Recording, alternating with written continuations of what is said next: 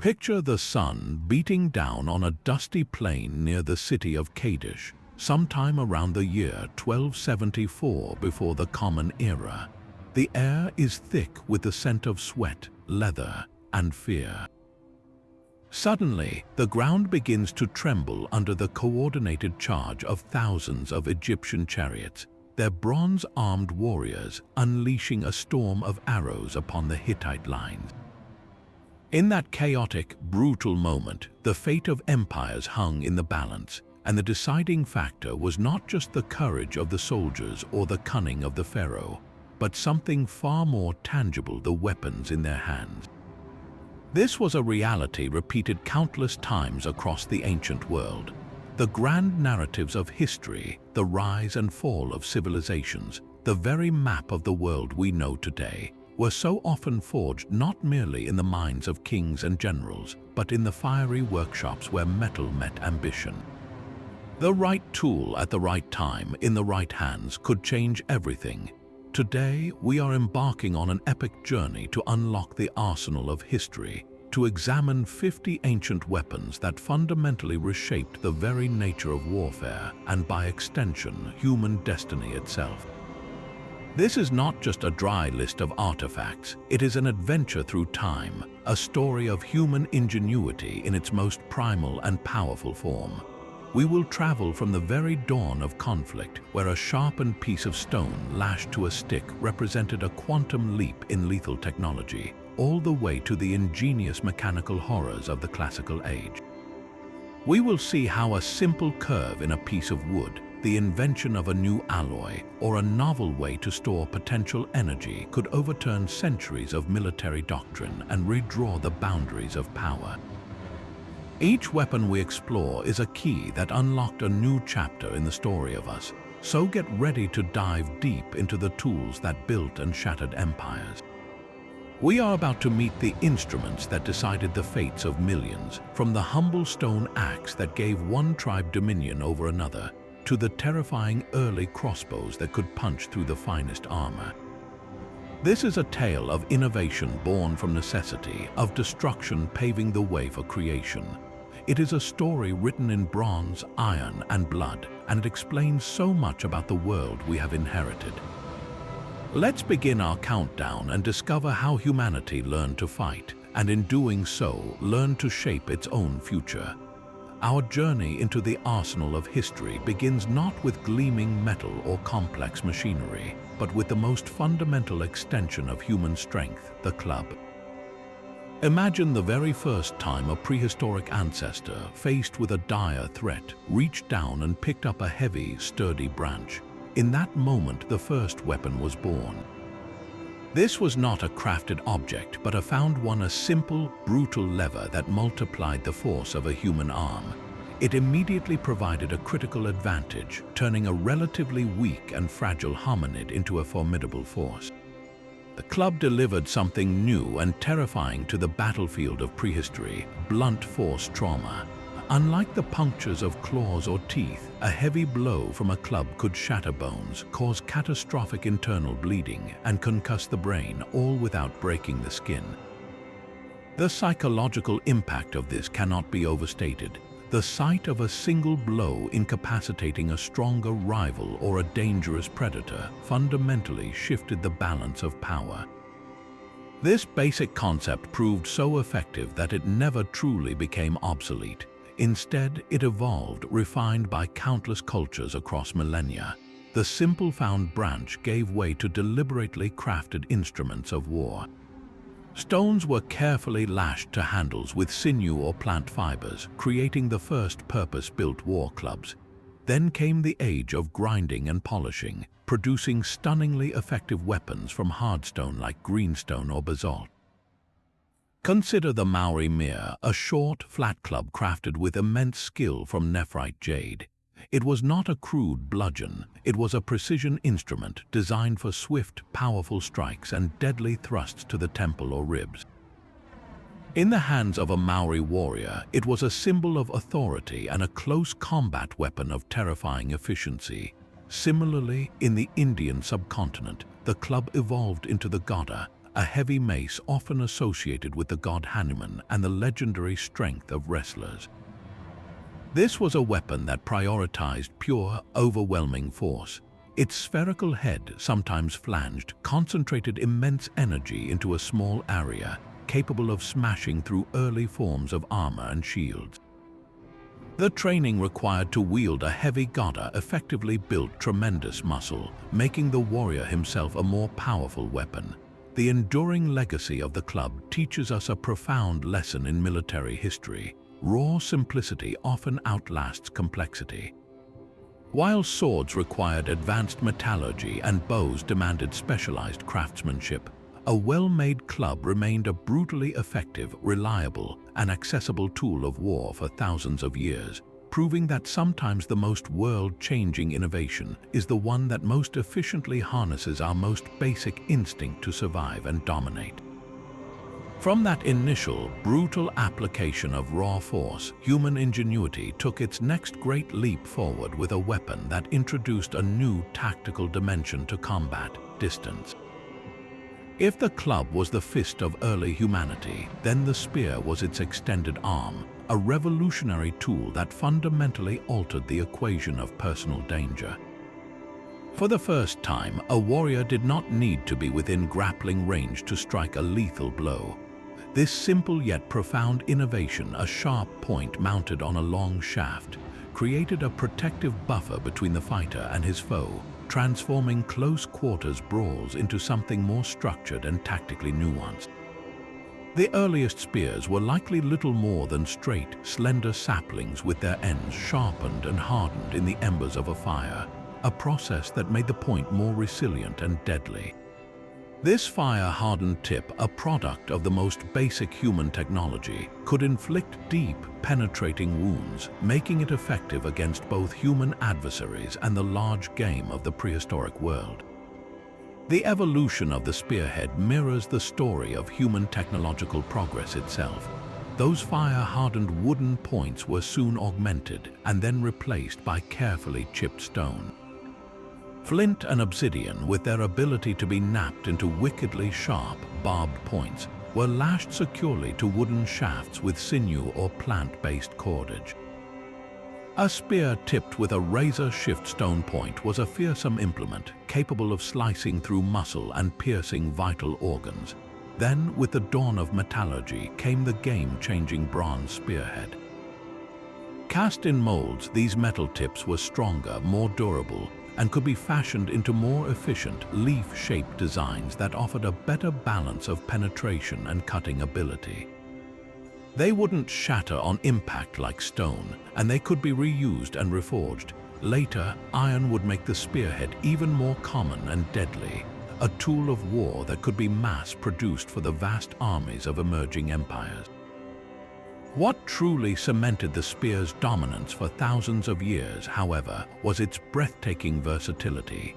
This single weapon could fulfill multiple roles on the battlefield.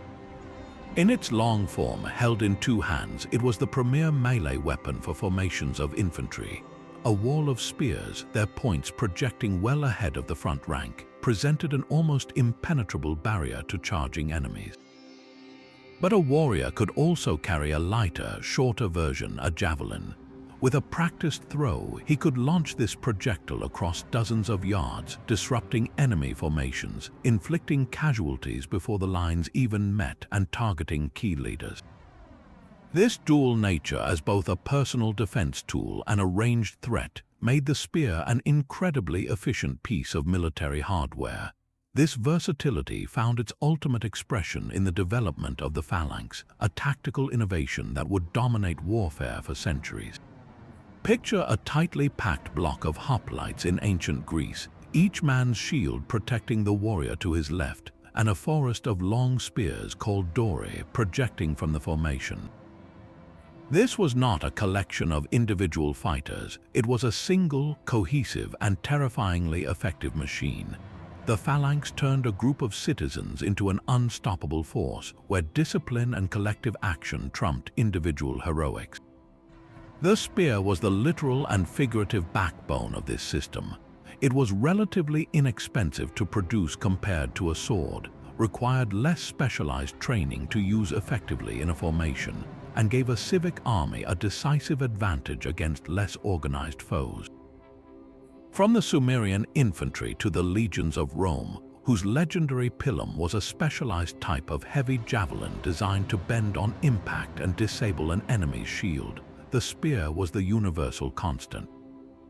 It was the essential tool that allowed for the first large-scale, organized warfare, enabling the rise of the city-state, the kingdom, and ultimately the empire.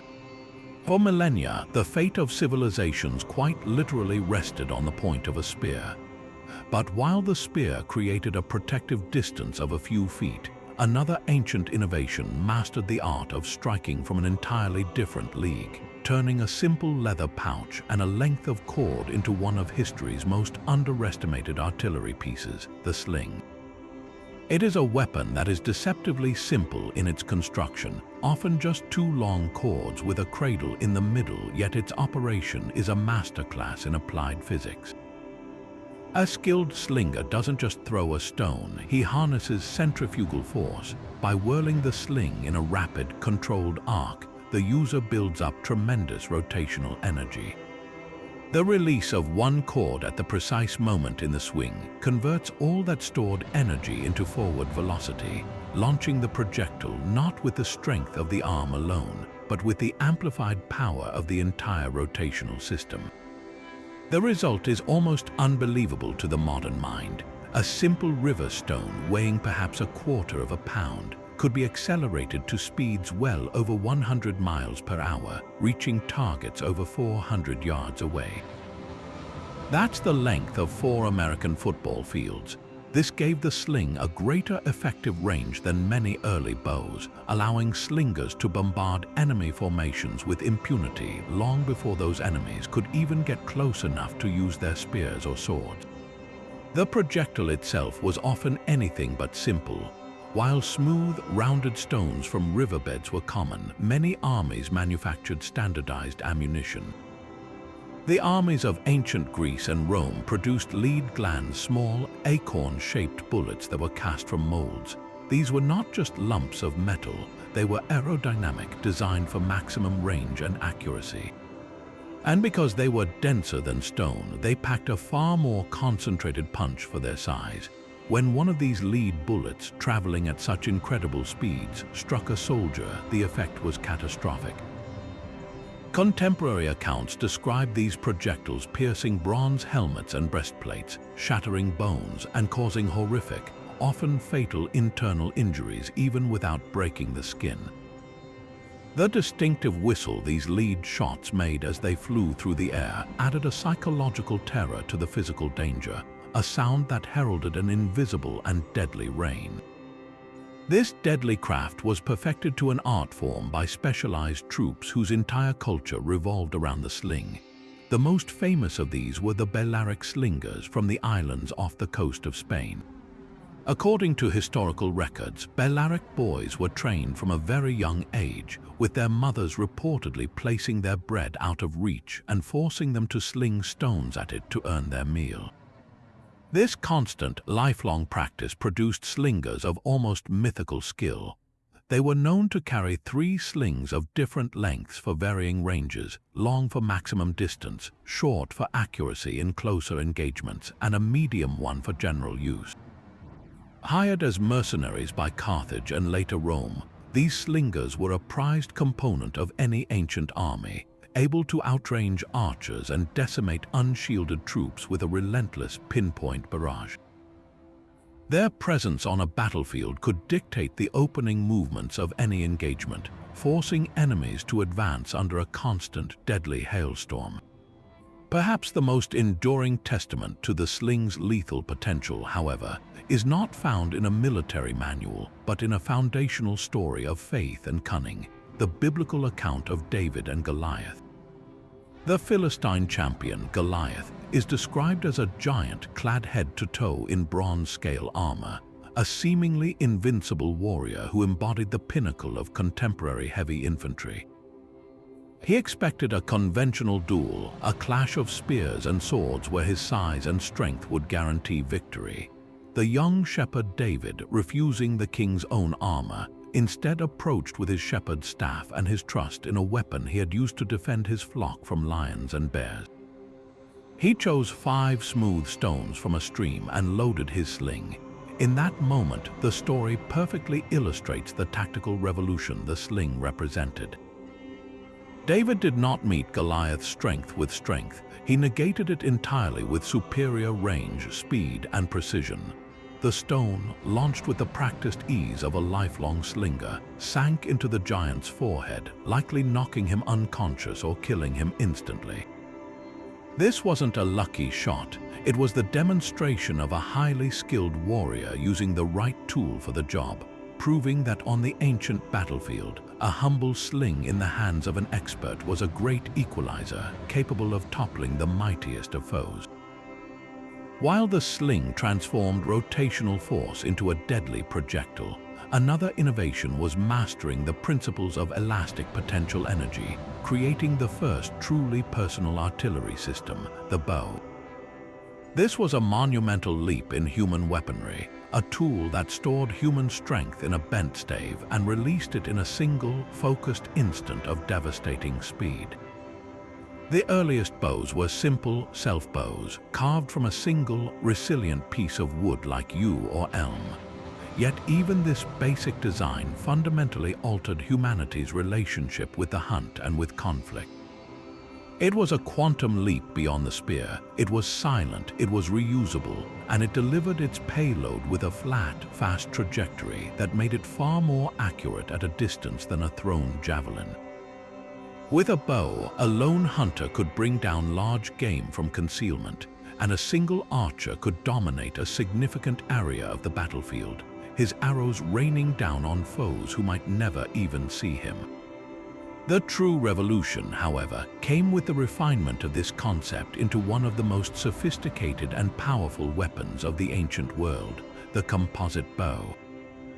This was not a simple piece of shaped wood. It was a masterpiece of material engineering, a laminated construction that harnessed the unique properties of multiple organic components. Artisans would meticulously glue together a core of wood with strips of animal horn on the belly, the side facing the archer, and layers of sinew from animal tendons on the back. Why these specific materials? Each one played a critical role under stress. Horn is excellent in compression, so when the bow is drawn, the belly compresses without cracking. Sinew, on the other hand, possesses incredible tensile strength, stretching and then snapping back with immense force when the string is released. The wooden core acted as the foundation, holding everything together. The process of making such a bow was a long and delicate one, often taking a year or more as the glue cured and the materials settled, but the result was a weapon of unparalleled performance. Compared to a simple self-bow of the same length, a composite bow was dramatically more powerful.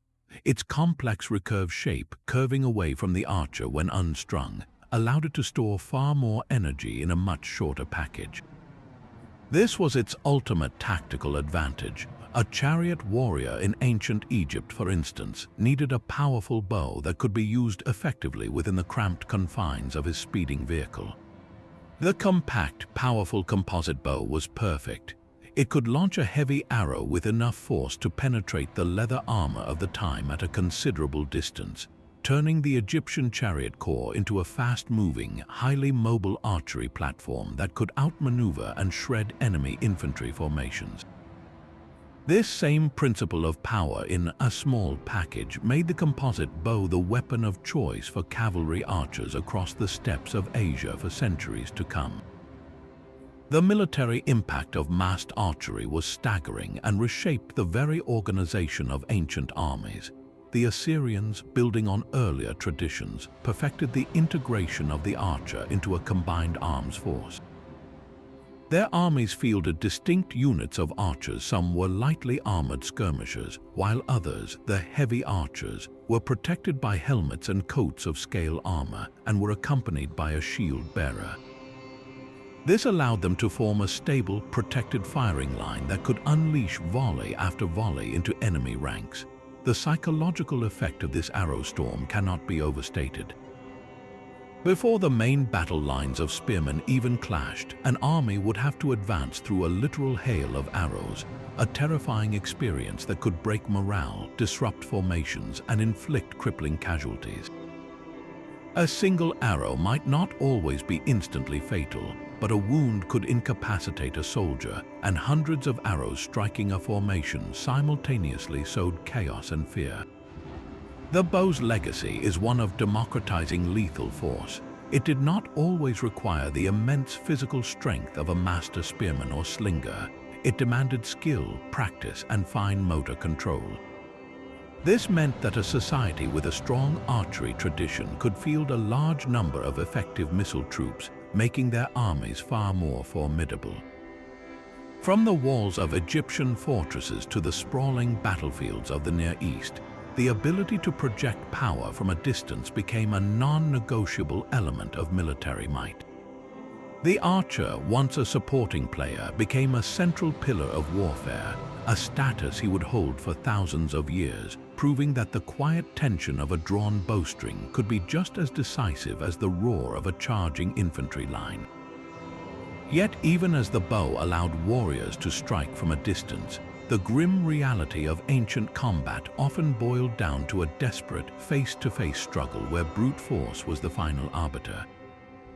In these chaotic, close-quarter melees where the press of bodies made spear work difficult, another tool reigned supreme, the axe. This was an instrument with a profound dual identity, serving as one of humanity's most vital tools for millennia before it was ever purposefully turned against another person. The same basic design that could fell a tree, split wood for a fire, or butcher an animal proved devastatingly effective at felling a human opponent.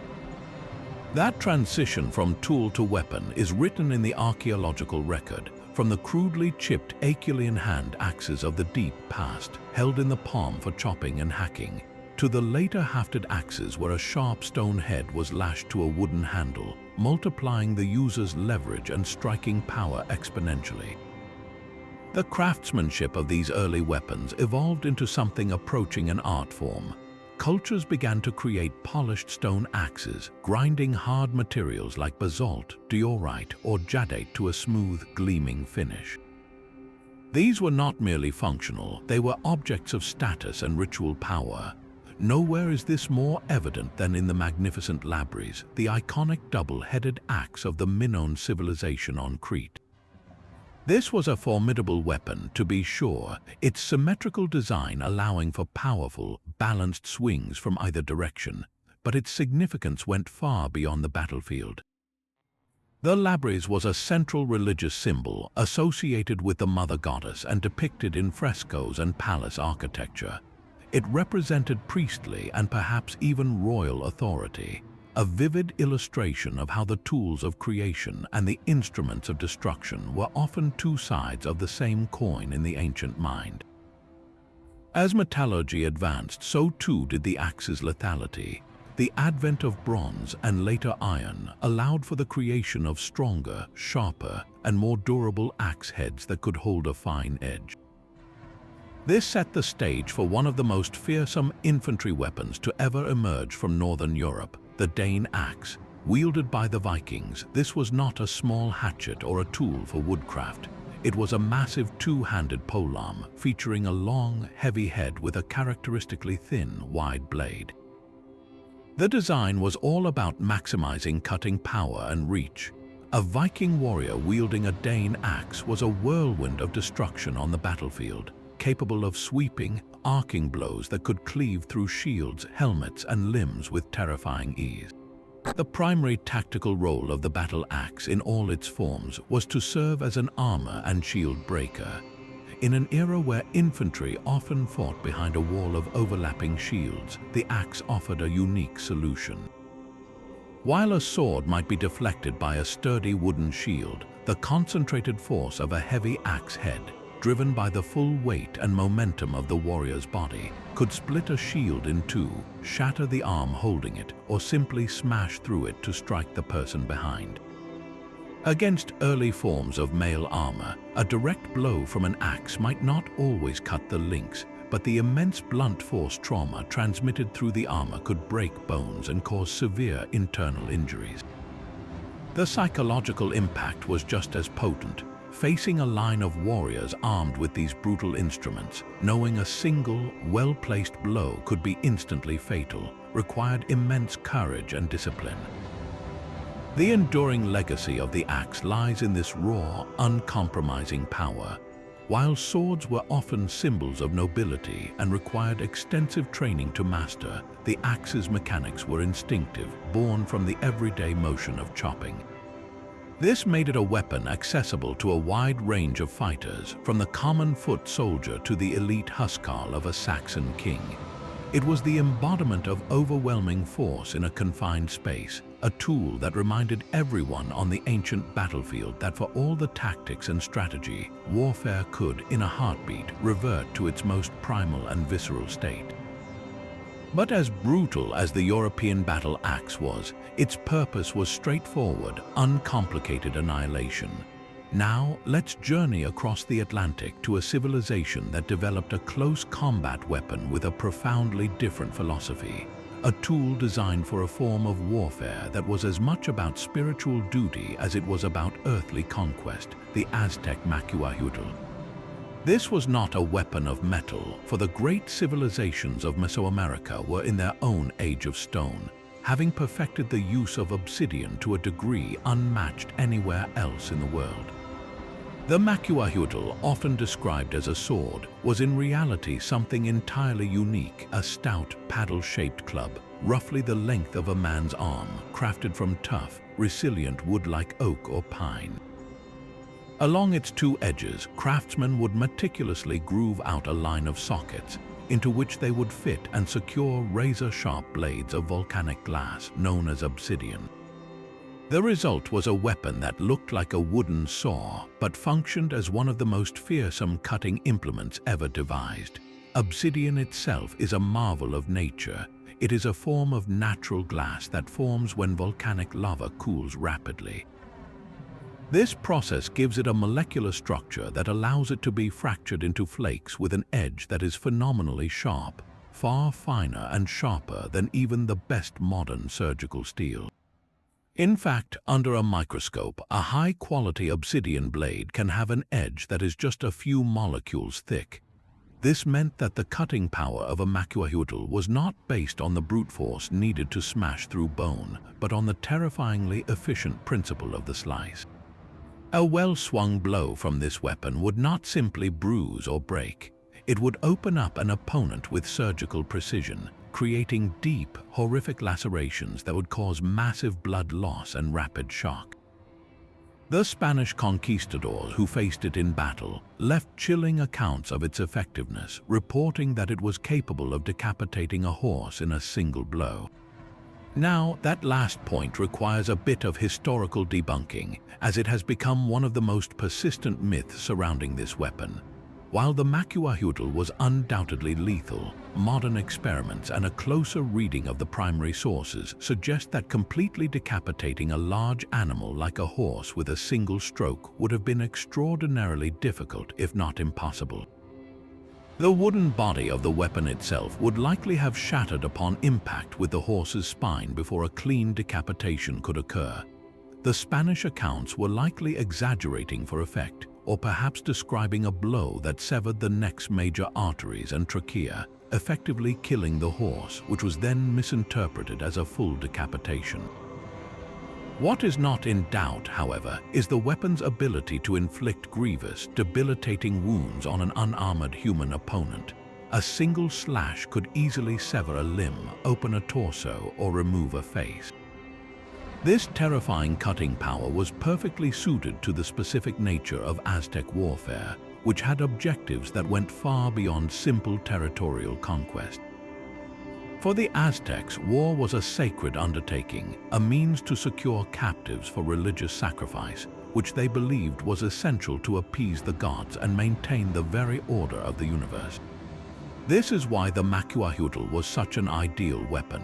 Its design allowed a skilled warrior to disable and capture an enemy rather than simply kill him outright. A warrior could use the flat of the weapon to bludgeon an opponent unconscious, or deliver a carefully controlled slash to the legs or arms to hobble a foe, making capture possible. This flowery war, a series of ritualized battles arranged with neighboring city-states, was essentially a hunting ground for securing live offerings for the temples of Tenochtitlan. In this context, the macuahuitl was not just a tool of death, it was an instrument of religious and political power, a key that unlocked the manpower needed to sustain the spiritual cycle of life and death that their entire worldview was built upon. It stands as a stark reminder that the purpose of a weapon is not always universal, but is deeply shaped by the culture that forges it, serving gods as readily as it serves kings. Now, let's turn our attention to a weapon that perfectly encapsulates the blend of brutal practicality and divine symbolism in the ancient world. A blade that is instantly recognizable as an icon of Egyptian power, the khopesh. This was not a sword in the traditional straight, double-edged sense that would become common in other parts of the world. Instead, the khopesh possesses a unique and fearsome silhouette, often described as a sickle sword. Its defining feature is a hefty, curved blade that sweeps forward in a graceful but deadly arc, reminiscent of an agricultural sickle, but scaled up and reinforced for the grim work of war. Its origins provide a fascinating glimpse into the evolution of weaponry, as it likely developed not from earlier swords, but from the epsilon axe, a type of battle axe used in the Near East. Early versions even had a curved axe-like head, but over time the design was elongated, and the cutting edge was moved from the inside of the curve to the outside, transforming it from a hacking tool into a specialized slashing weapon. This distinctive curved shape was not just for show. It granted the khopesh a set of tactical advantages that made it devastatingly effective on the battlefields of the Bronze Age. The primary strength of the khopesh lay in its ability to hook and pull.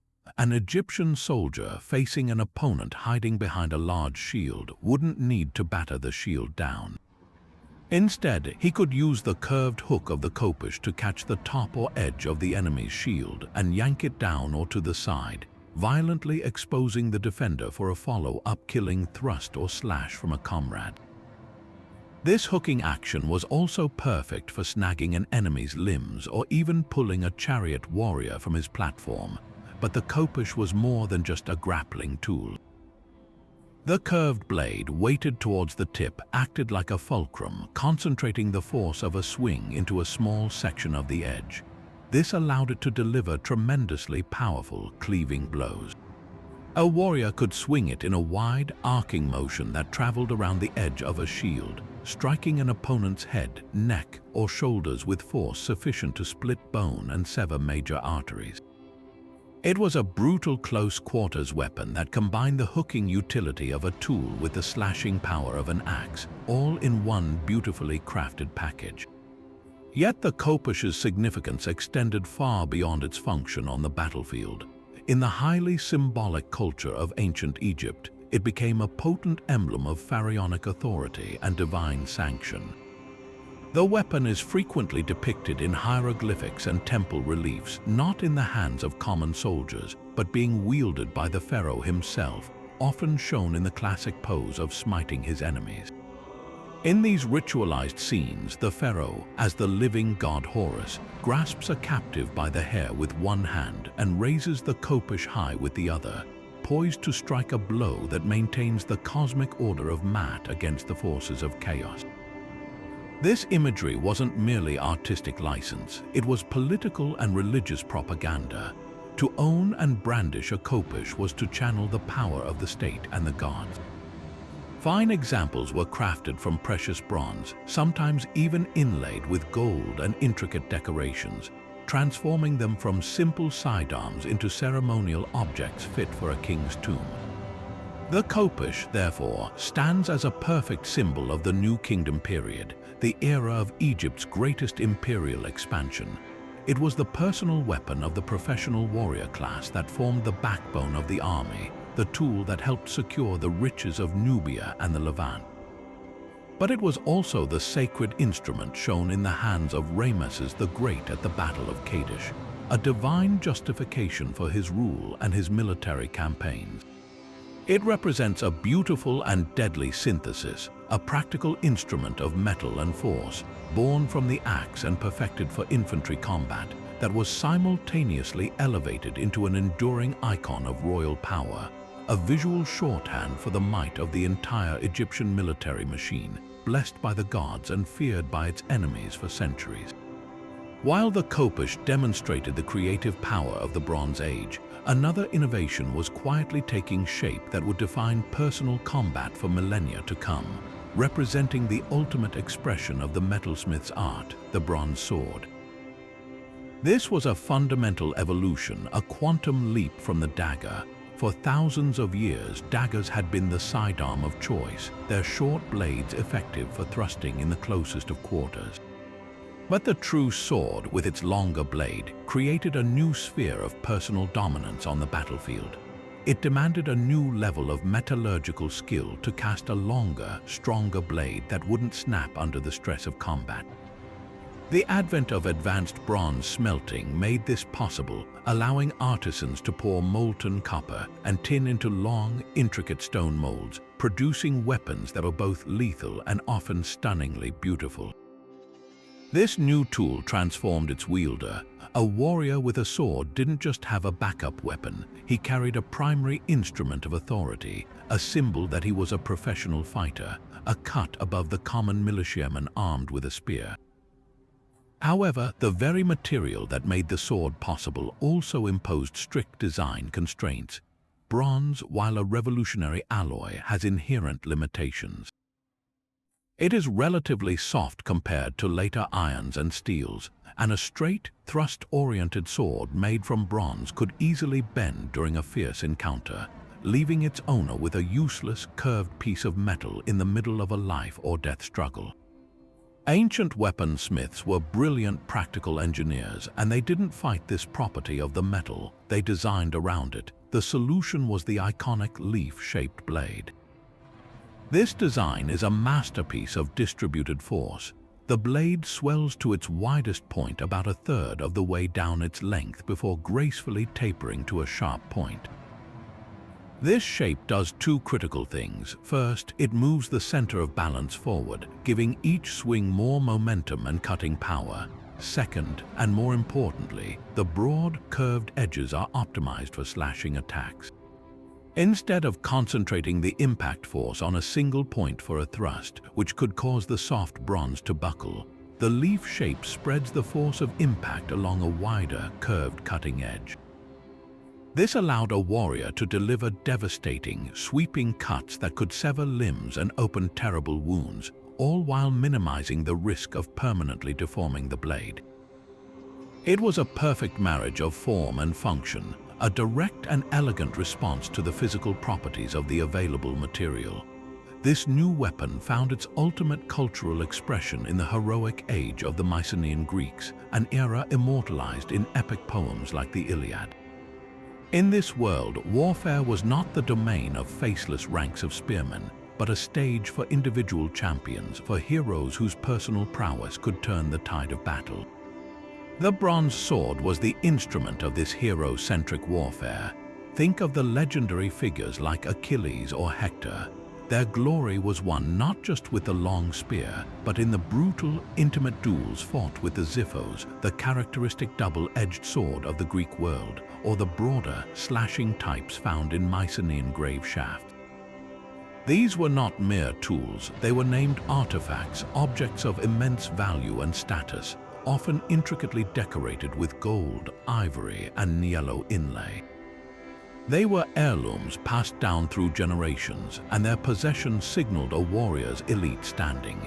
The ability to wield such a weapon effectively required immense skill, training, and physical strength, setting the aristocratic warrior hero apart from the common soldier. The sword became an extension of his identity, a symbol of his honor, his social rank, and his terrifying effectiveness in single combat. This elevation of the individual warrior had a profound impact on the very nature of warfare and society.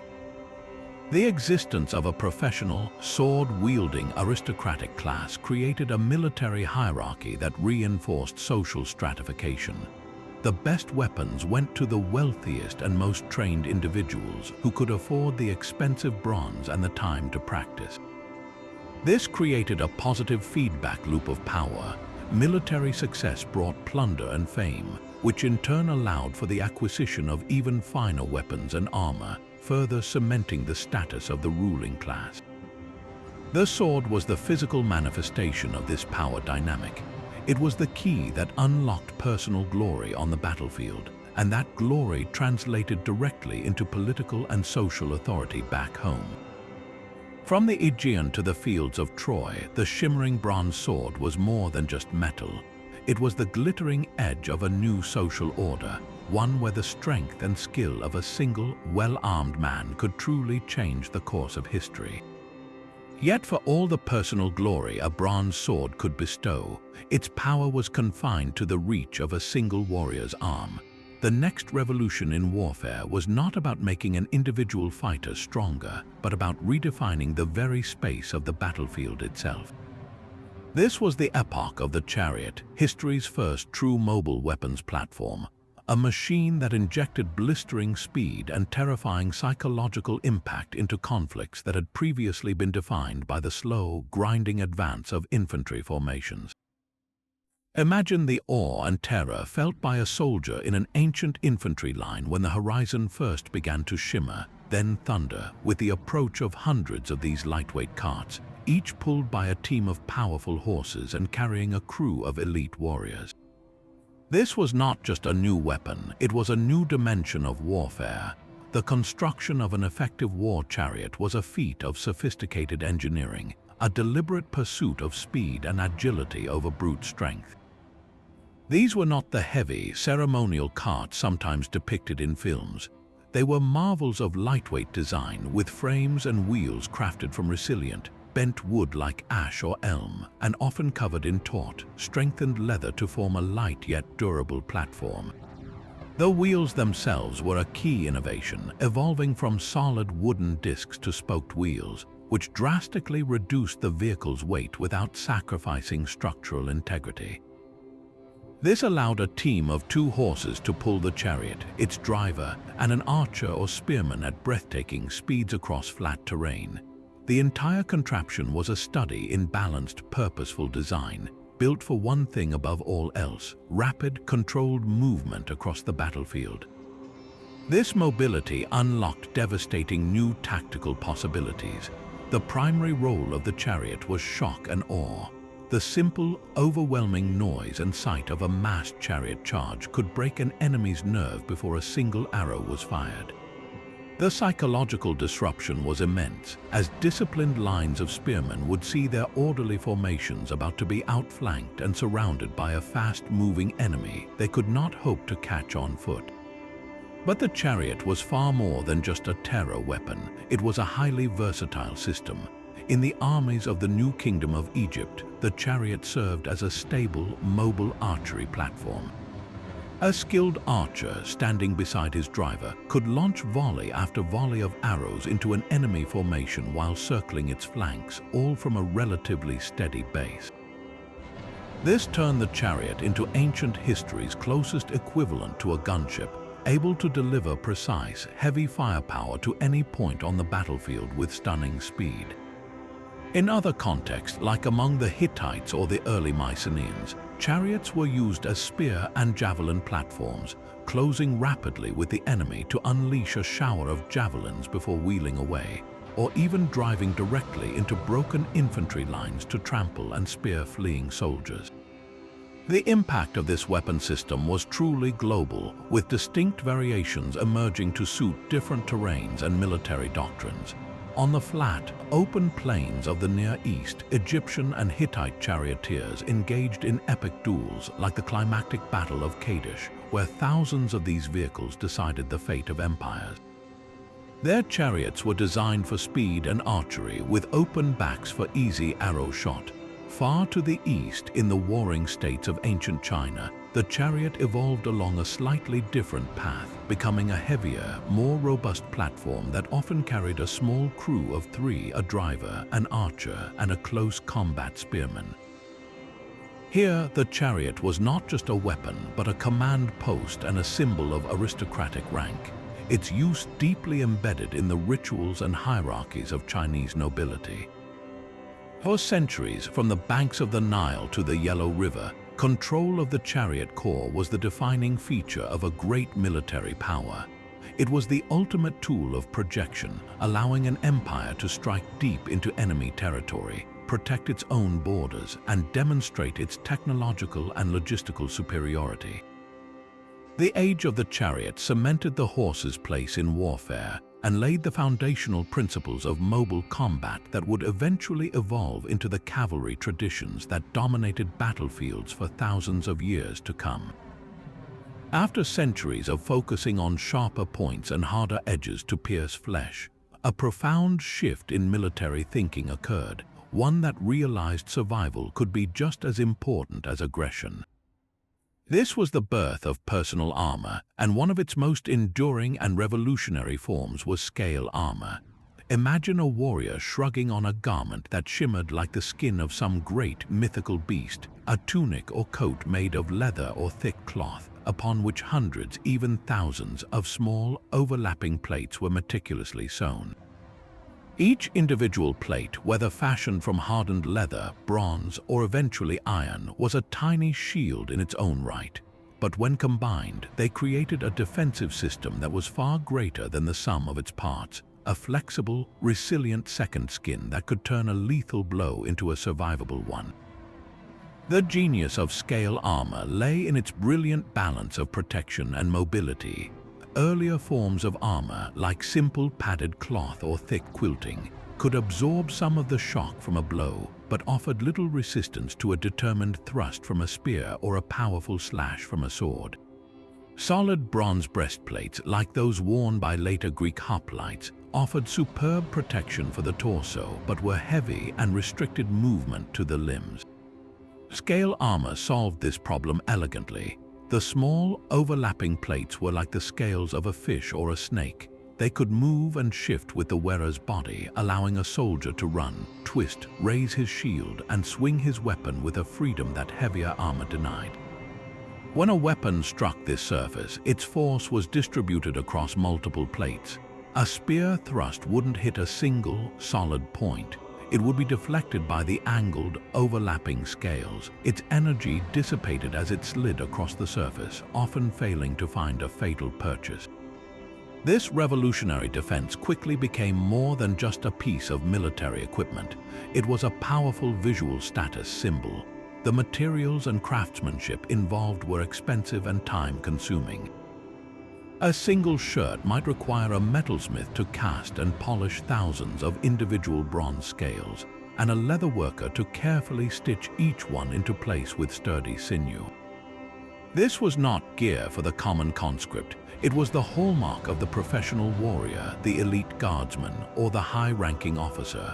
On a sun-baked battlefield, a unit of Assyrian heavy archers or Egyptian guards, their scale corselets gleaming in the light, presented an image of immense wealth, discipline, and invincibility. Their very appearance signaled that they were part of a professional, well-supplied army, a cut above the irregular militia they often faced. To wear scale armor was to announce that you were valuable, a resource worth protecting, and it instilled a powerful confidence in the wearer and a corresponding dread in his enemies. The concept proved so effective that it was adapted across continents and cultures, each putting their own unique spin on the design. The Assyrians perfected its use for their standing army, depicting their soldiers in intricate stone reliefs wearing long coats of scale armor that reached down to their knees, providing protection for the vital thighs as they marched and fought. In ancient China, during the Warring States period, scales made of lacquered leather or bronze were woven together to form formidable protection for the burgeoning infantry armies that clashed in epic numbers. Perhaps the most iconic evolution of this idea came from the Romans, who developed lorica squamata, a standardized version of scale armor used alongside their more famous segmented plate armor. For a legionary, this flexible, reliable defense was a key component of his ability to campaign for years across diverse and hostile territories. The enduring legacy of scale armor is a testament to its perfect fusion of form and function. It recognized that a soldier who could move and survive to fight another day was infinitely more valuable than a static, heavily armored target, a principle that would continue to echo through the entire history of military technology. The shimmering age of bronze, for all its artistry and heroism, was ultimately built on a precarious foundation. The metals that made it possible, copper and crucially tin, were not found everywhere. Tin, in particular, was incredibly rare, with sources often located in far-flung, difficult-to-reach regions. This scarcity meant that the production of bronze weapons was inherently limited, a bottleneck that kept military power concentrated in the hands of those who controlled the trade routes and the metal itself. But a technological revolution was brewing, one that would shatter the bronze-bound aristocratic monopoly on warfare and arm the common man with a metal that was not only superior but astonishingly common: iron. This was not a mere incremental improvement. It was a paradigm shift that reshaped societies and battlefields from the ground up. The fundamental advantage of iron lay in its material properties. While bronze is a relatively soft alloy that can bend under the stress of a powerful thrust, a properly worked iron sword is harder, tougher, and can hold a much sharper, more resilient edge. This breakthrough didn't happen overnight. Early iron, often sourced from meteorites, was rare and difficult to work. But once ancient metalworkers mastered the process of smelting iron ore in high-temperature furnaces, and then carburizing it, hammering the red-hot metal to introduce carbon and create a primitive form of steel, the potential was unlocked. This new material allowed for the creation of longer, narrower, and stronger blades. The old leaf-shaped design of the bronze sword, optimized for slashing to avoid bending, was no longer necessary. Smiths could now forge straight, rigid swords with a reinforced central ridge, designed as much for powerful, armor-piercing thrusts as for devastating cuts. A warrior could now confidently drive his sword point first into an opponent's shield or armor, trusting that the blade would not permanently deform, giving him a versatile and brutally reliable tool for close combat. This shift in material science had a truly revolutionary social and military consequence: the democratization of warfare. Because iron ore is one of the most abundant metals on Earth, it was vastly cheaper and more accessible than bronze. A kingdom no longer needed to rely on precarious long-distance trade to arm its soldiers. It could use the resources within its own borders. This economic reality broke the aristocratic stranglehold on high-quality weaponry. Suddenly, it became feasible to equip thousands of infantrymen with strong, effective iron swords. The individual hero, the champion with his exquisite and expensive bronze panoply, began to be eclipsed by the collective power of the common citizen soldier, the hoplite or the legionary, whose strength lay in his discipline and his place within a larger formation. Nowhere is this transition more powerfully embodied than in the legendary gladius hispaniensis, the Spanish sword that became the iconic weapon of the Roman legionary. The Romans, ever pragmatic, encountered a version of this sword during their campaigns in the Iberian Peninsula and immediately recognized its superior design. Adopted and refined, the gladius was a masterwork of Iron Age smithing. A short, double-edged weapon with a lethal tapered point, its design was perfectly suited to the Roman way of war. In the tight, disciplined formations of the legion, where space was at a premium, the gladius was not meant for sweeping, heroic swings. Instead, it was a tool of brutal efficiency. A legionary would use his large shield, the scutum, to deflect an enemy's attack, creating an opening. Then, with a short, powerful thrust, he would drive the sharp point of his gladius into his opponent's groin, abdomen, or throat. This was not glamorous combat, it was mechanical and devastatingly effective.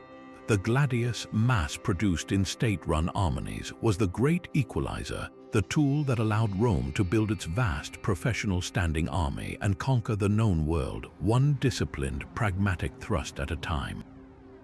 The age of iron had arrived, and with it, the rise of the infantryman as the true arbiter of imperial destiny. This shift in strategy, from the sweeping slashes of heroic combat to the grim precision of the formation, finds its perfect instrument in the weapon we now explore. The gladius was far more than just a piece of military kit. It was the physical embodiment of the Roman military mindset, a philosophy where collective efficiency and practical results trumped individual glory every single time. Its design was a direct response to the tactical needs of the legionary, a soldier whose primary role was not to be a solo duelist, but a single, disciplined cog in the most effective war machine the ancient world had ever seen. The classic gladius, such as the mace type used during the early empire, typically featured a blade spanning between 18 and 24 inches. It was a short sword, but its compactness was its greatest strength. Forged from high-quality iron that was repeatedly heated, hammered, and folded to create a resilient, almost steely core, the blade was both strong and surprisingly lightweight. The classic design incorporated a slight waist, narrowing before flaring towards a vicious, triangular point. This shape concentrated the weapon's purpose into that lethal tip, making it clear that this was a tool designed first and foremost for piercing, not for cutting. This brings us to the core of its tactical use, a doctrine that was drilled into every legionary from his first day of training: stab, do not slash. While a wild, swinging slash might look dramatic, it is often ineffective against armored opponents, can leave the attacker off balance, and most critically in a packed formation, risks injuring the comrade standing shoulder to shoulder with you. The Roman method was brutally systematic. A legionary's entire defensive posture was built around his large, curved scutum shield. This was not a small buckler for parrying. It was a massive body shield weighing around 20 pounds that could cover a man from chin to shin. In battle, the legion would advance, their shields locked together in a protective wall, a testudo or tortoise formation that could advance imperviously through a hail of arrows and javelins. When the lines clashed, the legionary would not break this defensive integrity. Instead, he would use the sheer size of his scutum to deflect an enemy's spear, thrust or absorb the blow from a barbarian longsword. In the moment the enemy's weapon was occupied, the Roman soldier would make a small, controlled, and devastatingly efficient movement. He would not swing his arm back for a mighty blow. He would simply angle his gladius around the side of his shield, or even over the top of it, and execute a short, powerful thrust into his opponent's torso or face.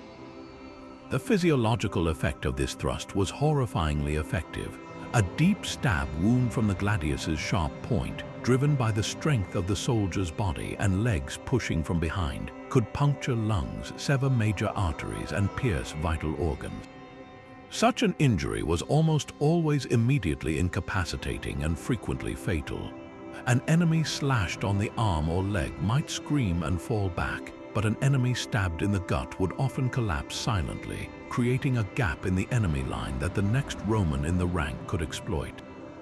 This methodical, almost mechanical style of fighting was psychologically devastating to opponents accustomed to the chaotic, individualistic skirmishing of tribal warfare. They faced not a line of individual warriors, but a single, relentless entity that advanced, stabbed, and moved forward over the bodies of the fallen with terrifying, impersonal discipline. The gladius was the instrument that made this possible, a tool that turned the act of killing into a repeatable, efficient process. It was the key that unlocked the tactical potential of the maniple, the flexible subunit of the legion that allowed the Romans to respond and adapt on the battlefield, reinforcing success and isolating failure with a cool, calculated precision that their foes simply could not match. But for all the lethal efficiency of the gladius in close quarters, its reach was limited to the space just beyond the Roman shield wall. How did the legionary create that crucial opening to deliver his deadly thrust? The answer lies in a brilliant piece of specialized engineering that acted as the perfect prelude to the main event, the pilum. This was not a simple javelin for skirmishing. It was a purpose-built, armor-piercing missile weapon designed with a single, devastating tactical goal in mind. Its construction was a marvel of intentional complexity. A pilum featured a long, heavy wooden shaft, but its business end was what set it apart. Mounted atop this shaft was a narrow iron shank, often around 2 feet in length, which culminated in a small, hardened pyramidal tip. The genius, however, was in the properties of the metal itself. The pyramidal tip was tempered to be hard and sharp, capable of punching through a wooden shield or even thin armor. But the long, slender iron shank behind it was deliberately left soft and untempered. This seemingly flawed design was in fact its greatest strength. When a legionary hurled his pilum with the full weight of his body behind the throw, it would streak towards the enemy line with tremendous kinetic energy. Upon impact, the hardened tip would do its job, penetrating a shield, but then the physics took over. The sudden, violent stop would cause the soft, untempered iron shank to bend and warp under its own weight and momentum. This bending served 2 critical, battle-winning functions. First, and most famously, it made the pilum impossible to throw back. An enemy soldier couldn't simply pluck this now useless, bent piece of metal from his shield and hurl it back at the Romans. This simple feature negated the enemy's ability to reuse the legion's own ammunition against them, a common problem in ancient warfare. The second, and arguably more important, effect was the immediate and profound disruption it caused to the enemy formation. Imagine a warrior in a Gallic or Germanic shield wall. A pilum slams into his shield, its tip punching through the wood. The initial impact is jarring, but the real problem follows instantly. The heavy, now bent shank would droop downward, drastically altering the shield's balance and making it incredibly awkward and heavy to hold. Many descriptions suggest the pilum's shank was thin enough that it would sometimes pass completely through the shield, the bent metal effectively hooking onto the back and pulling the shield downward.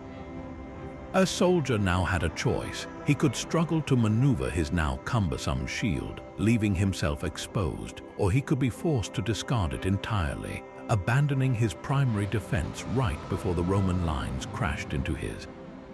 Either outcome was a victory for Rome. A line of soldiers suddenly burdened with unbalanced shields or left completely unprotected was a line on the verge of breaking. This calculated disruption was the entire point. The volley of pila was not meant to kill every enemy soldier. It was meant to sow chaos, weaken their defensive posture, and create the very gaps the legionaries needed.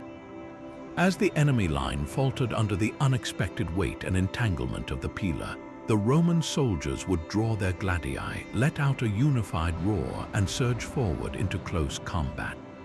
The enemy, still reeling from the missile attack, would find themselves disorganized and vulnerable, perfectly set up for the systematic, stabbing work of the short swords.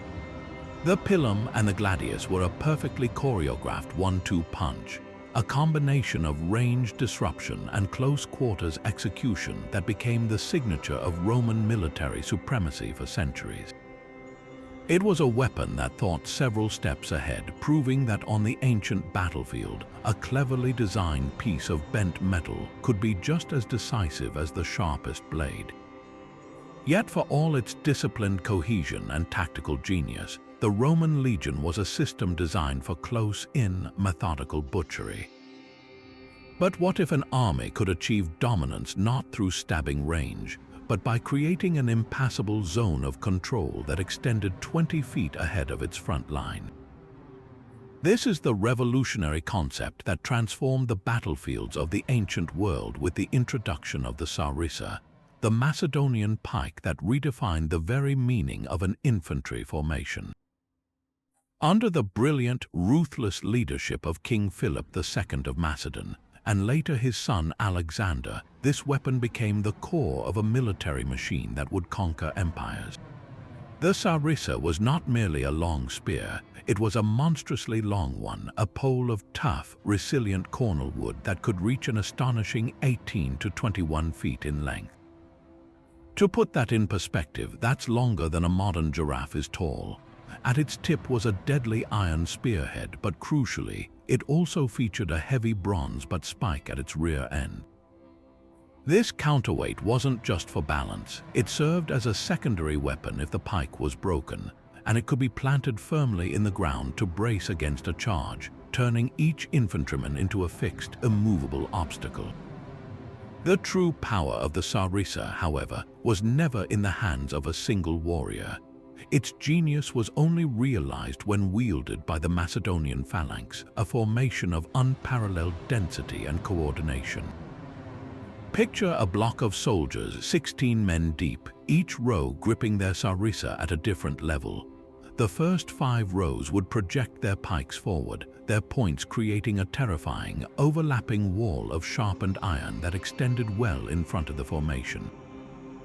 The men in the rear ranks would hold their pikes angled upwards, both to provide weight and to help deflect incoming arrows and javelins. From the perspective of an opposing soldier, this did not look like a line of men. It looked like a single, creeping, metallic porcupine, a hedgehog of death that seemed to offer no point of entry. A Persian soldier, for instance, armed with a shorter spear and sword, would find himself spitted on the Macedonian pike points long before he could ever get close enough to use his own weapons. The sarissa wall was a defensive system of such overwhelming offensive power that it could effectively neutralize even the most numerically superior infantry force, pinning them in place and grinding them down through sheer, unreachable reach. This ability to fix an enemy in place was the linchpin of Alexander the Great's entire tactical doctrine. The Macedonian army was a combined arms force where every component had a specific interlocking role. The phalanx, with its forest of sarissas, was the anvil.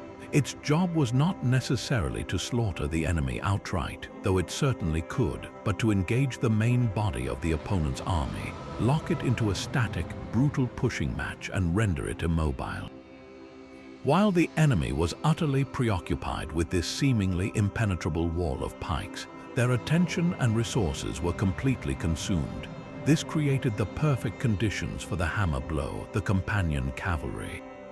Alexander's elite heavy horsemen, often led by the king himself, would wait for the critical moment.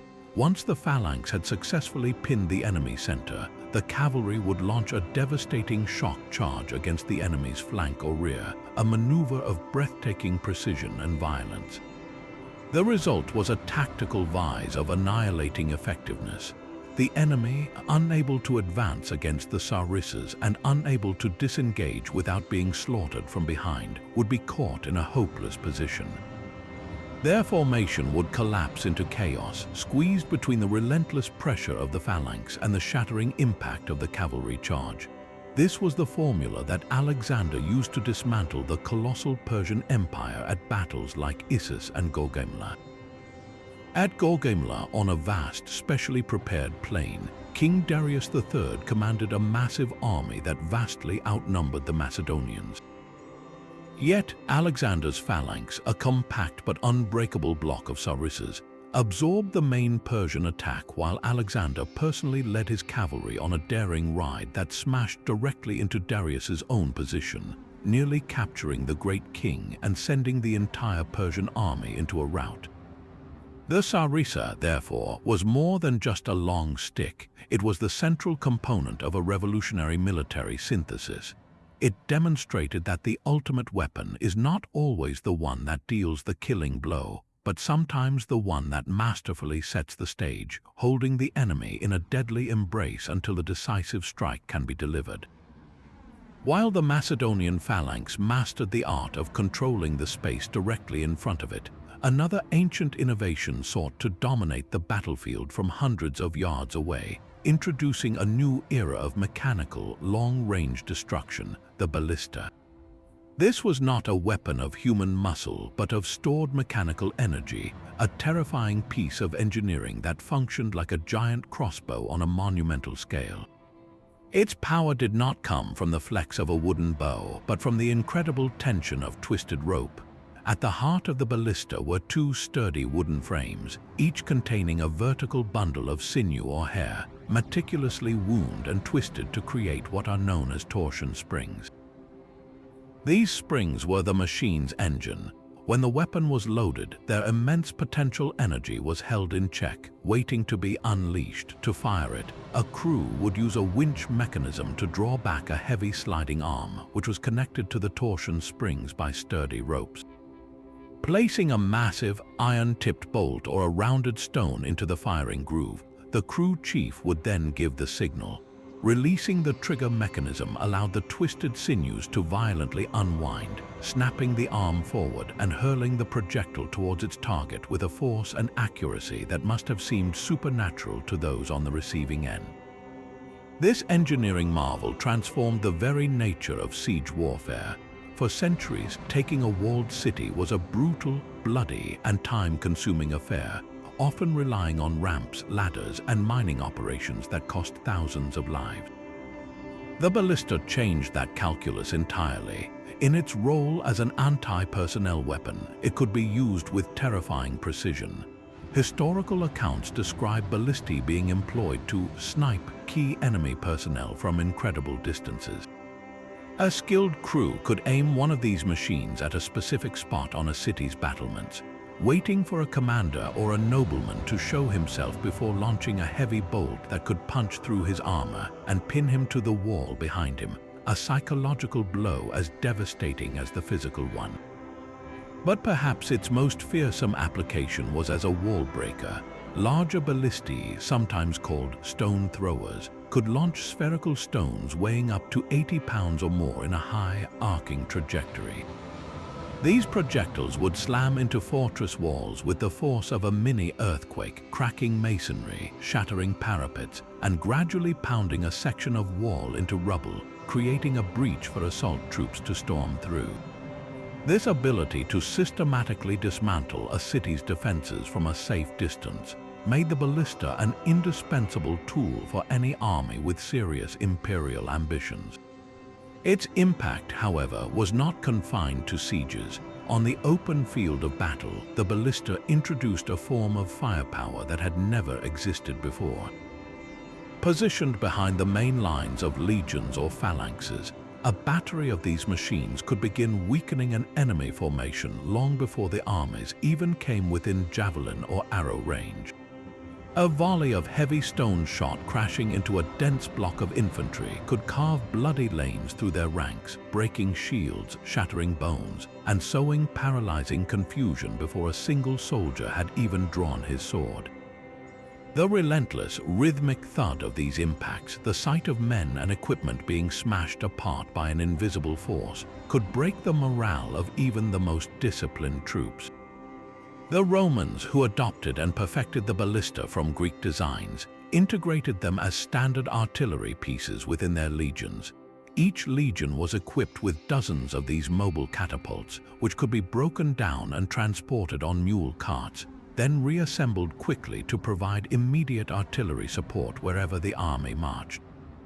This gave the Roman army a distinct technological advantage, allowing them to soften up enemy positions and disrupt cavalry charges before committing their infantry.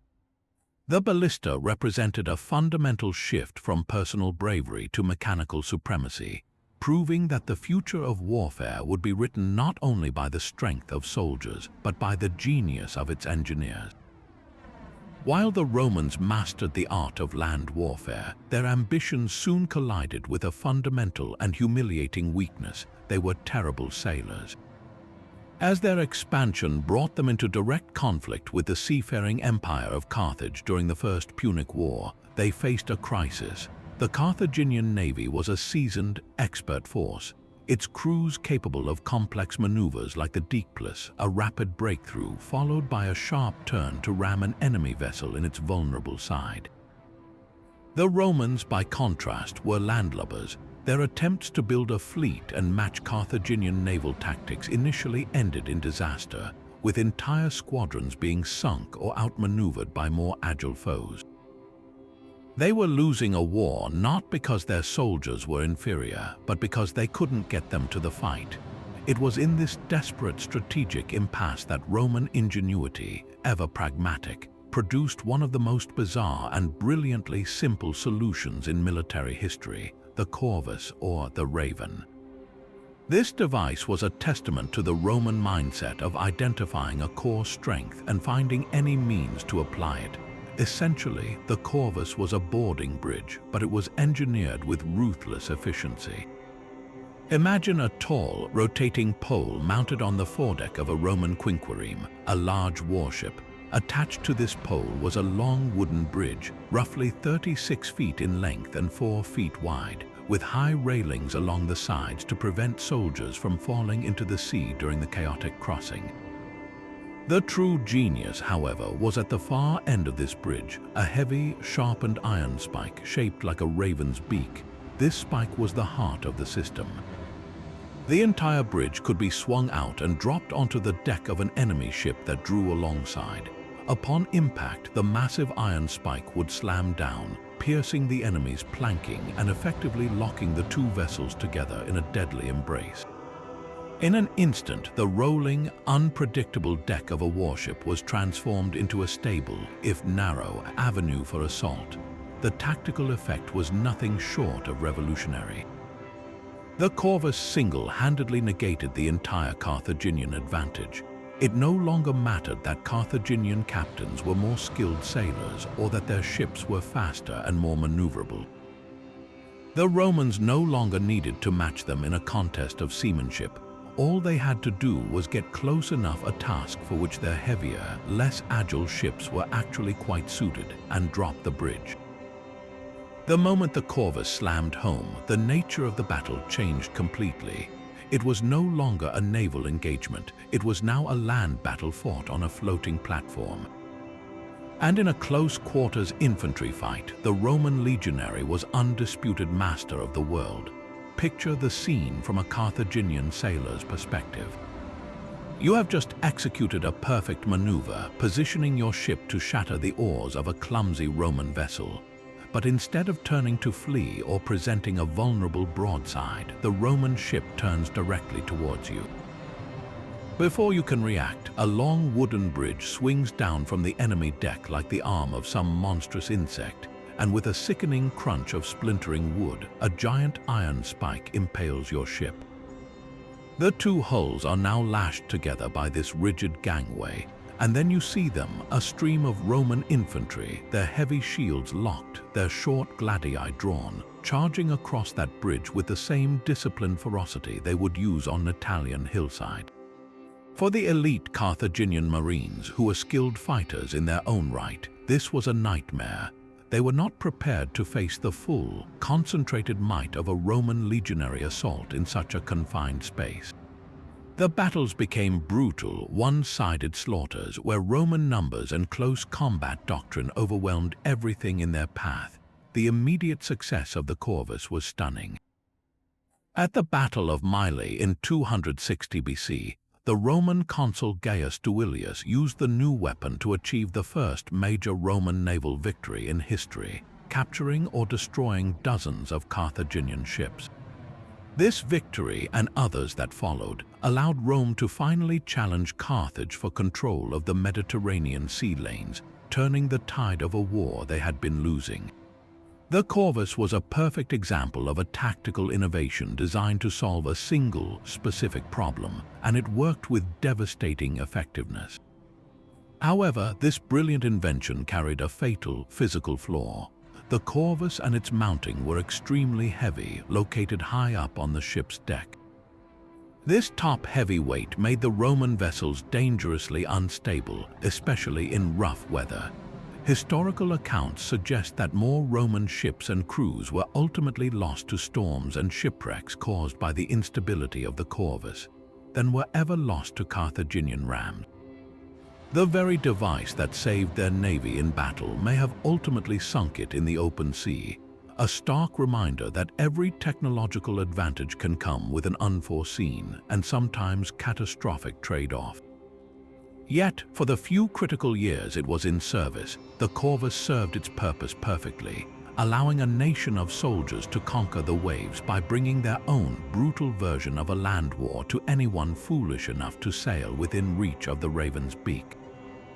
While the ballista and corvus represented mechanical genius, the next weapon on our list tapped into something far more primal and terrifying: the raw, uncontrollable power of fire itself, perfected into a state secret so potent it could decide the fate of empires. Enter Greek fire, the legendary incendiary weapon of the Byzantine Empire, a mysterious substance that became the stuff of nightmare for its adversaries and the savior of Christendom's eastern bulwark on more than one occasion. Imagine a liquid flame, a viscous, sticky concoction that was not merely set ablaze, but seemed to be fire in liquid form. When deployed, it would gush forth in a torrential stream, clinging to whatever it touched: wooden hulls, sails, and most horrifyingly, the men themselves. Its most infamous property, the one that sealed its terrifying reputation, was its apparent defiance of nature. Water would not quench it. In fact, many contemporary accounts insist that water only made the fire rage more fiercely, causing it to flare up and spread across the surface of the sea, turning the very waves into a sheet of flame. The exact formula for Greek fire remains one of history's most enduring and frustrating secrets, a piece of state knowledge so valuable that it was likely known only to a handful of individuals, perhaps even confined to the Byzantine imperial family itself. What we can piece together from historical descriptions and educated guesses suggests it was a primitive form of napalm, a petroleum-based mixture. The Byzantines had access to natural oil seeps in the region, and it's believed they combined this crude naphtha with other flammable ingredients like pine resin to make it sticky, and possibly sulfur or quicklime to create a chemical reaction that made it ignite upon contact with water or air. The mixture was then pressurized in heated bronze tanks aboard their warships, ready to be unleashed through a fiendish delivery system, the siphon. This was not a simple pot of fire to be thrown by hand. It was a true flamethrower. An operator, protected by a large, heat-resistant shield, would aim a bronze tube, its nozzle often crafted into the shape of a lion's or dragon's head, at an enemy vessel. Using a pump mechanism, he would then eject the pressurized liquid, which was ignited as it left the tube either by a permanent, shielded flame at the tip or by the heated metal itself. The effect was a continuous, roaring jet of fire that could be swept back and forth, arcing over dozens of yards to drench an enemy ship in an inescapable, hellish inferno.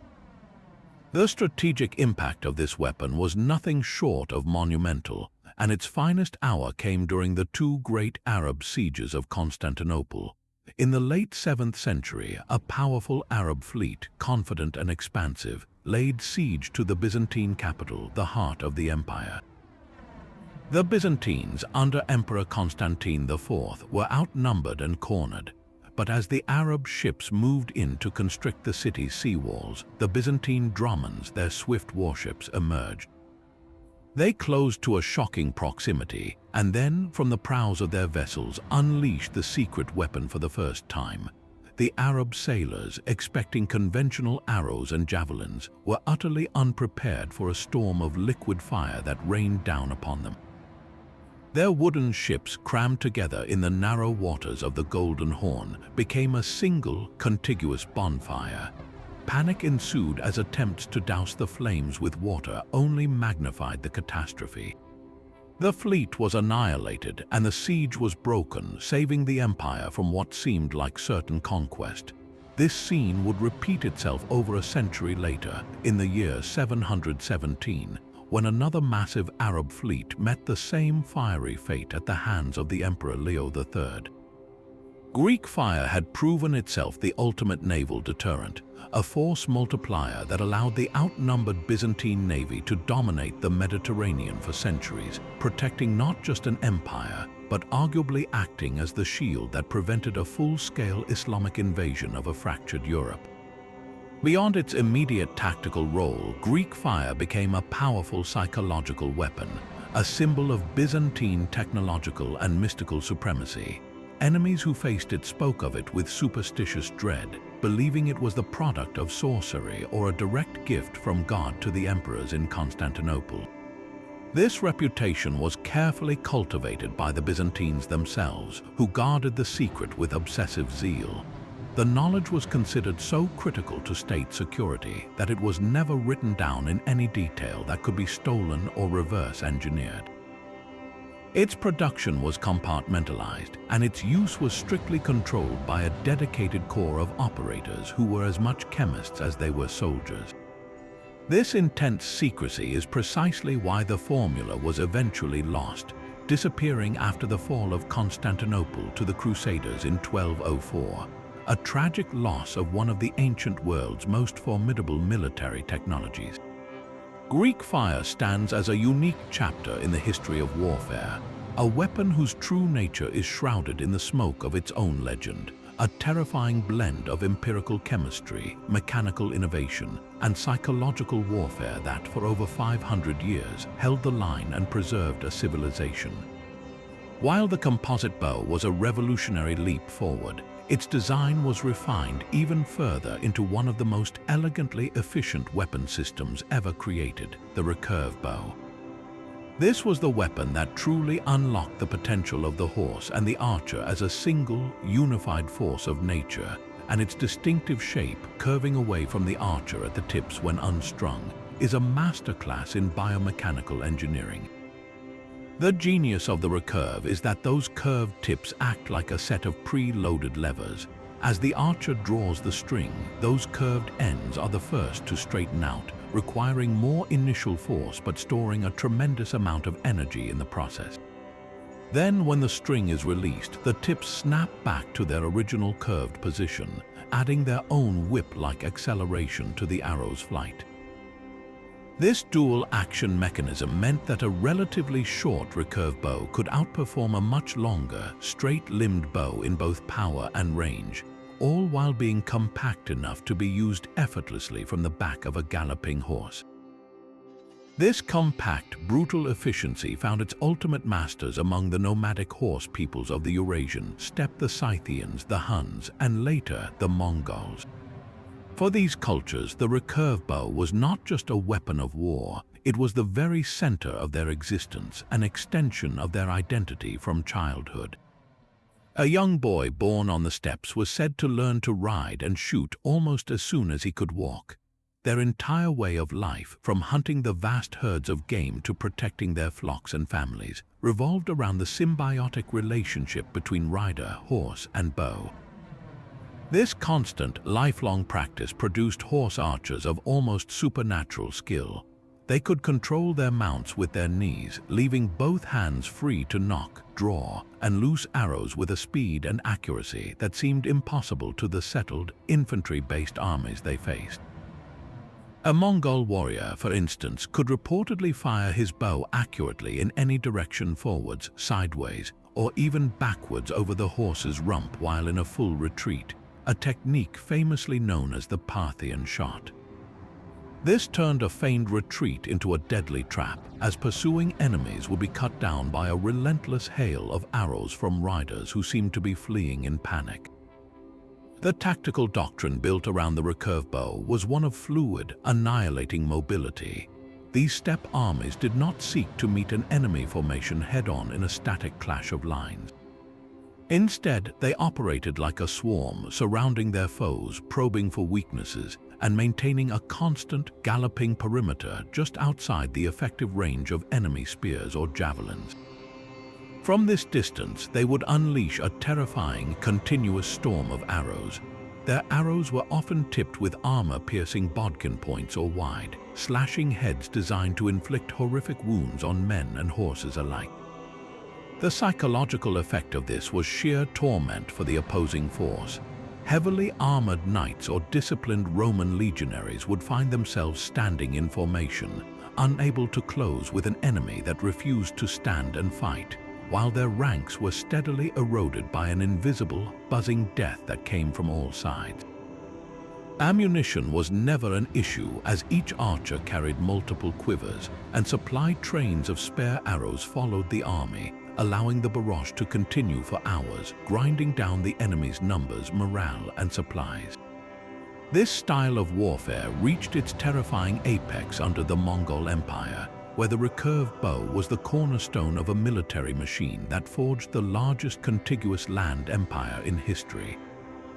A Mongol trooper typically carried two bows, a longer one for maximum range and a shorter one for use on horseback at closer quarters, as well as several types of arrows for different purposes. Their discipline and coordination were as formidable as their archery.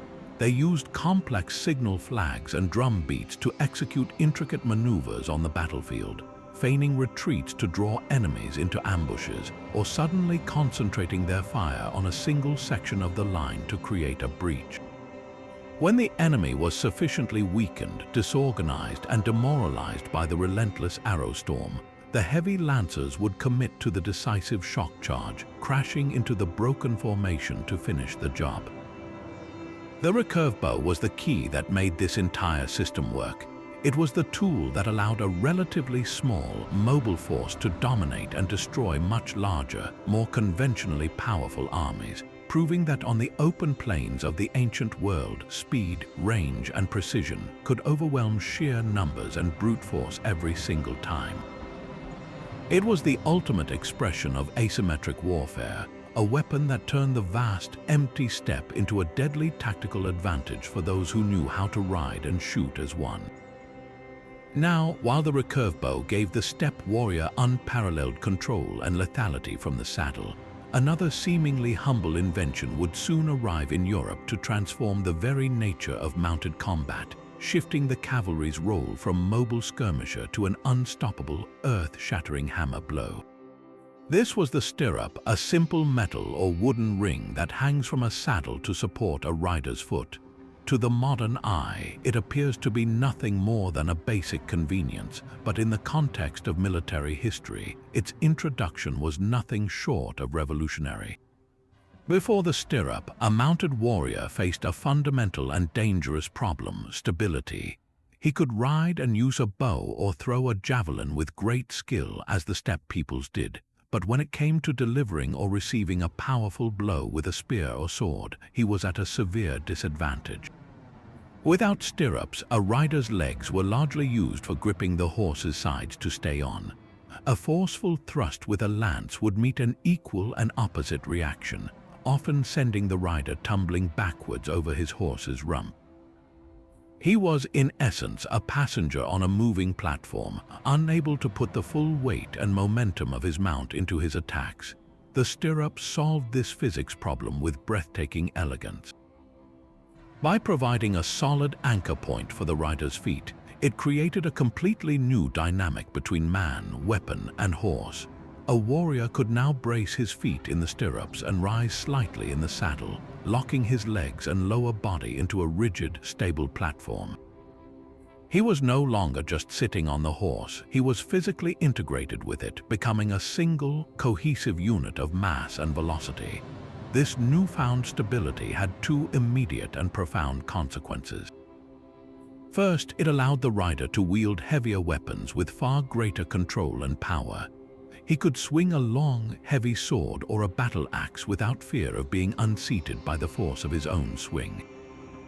Second, and most importantly, it unlocked the full, terrifying potential of the couched lance charge. This technique transformed the lance from a thrusting spear into a guided missile.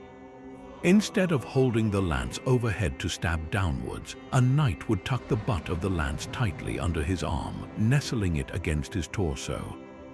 With his feet firmly planted in the stirrups, his legs braced, and his body acting as a rigid support, the entire combined mass of the rider and his charging warhorse was channeled directly into the lance's sharpened tip. The impact was no longer just the strength of a man's arm. It was the multiplied force of a 1,000-pound animal moving at a full gallop. The kinetic energy released in such a collision was catastrophic, capable of punching through the stoutest shield, shattering chainmail armor, and unhorsing an opponent with a single concussive blow. This turned a squadron of knights into a living battering ram, a shock force that could obliterate an enemy infantry line in a single, thundering pass. The societal and military repercussions of this technological leap were immense and fundamentally reshaped the landscape of medieval Europe. The ability to field effective heavy cavalry required more than just stirrups. It demanded a colossal investment. A knight needed a specially bred and trained warhorse, a massive animal known as a destrier, expensive plate armor, and a team of squires and attendants. This was not an expense a common farmer could ever hope to bear.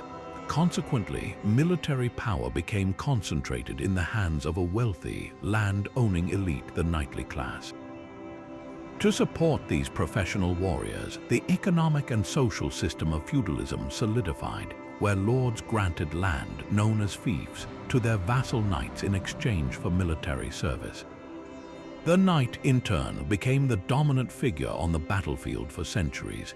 His status and political power directly derived from his effectiveness as a stirrup-enabled shock trooper.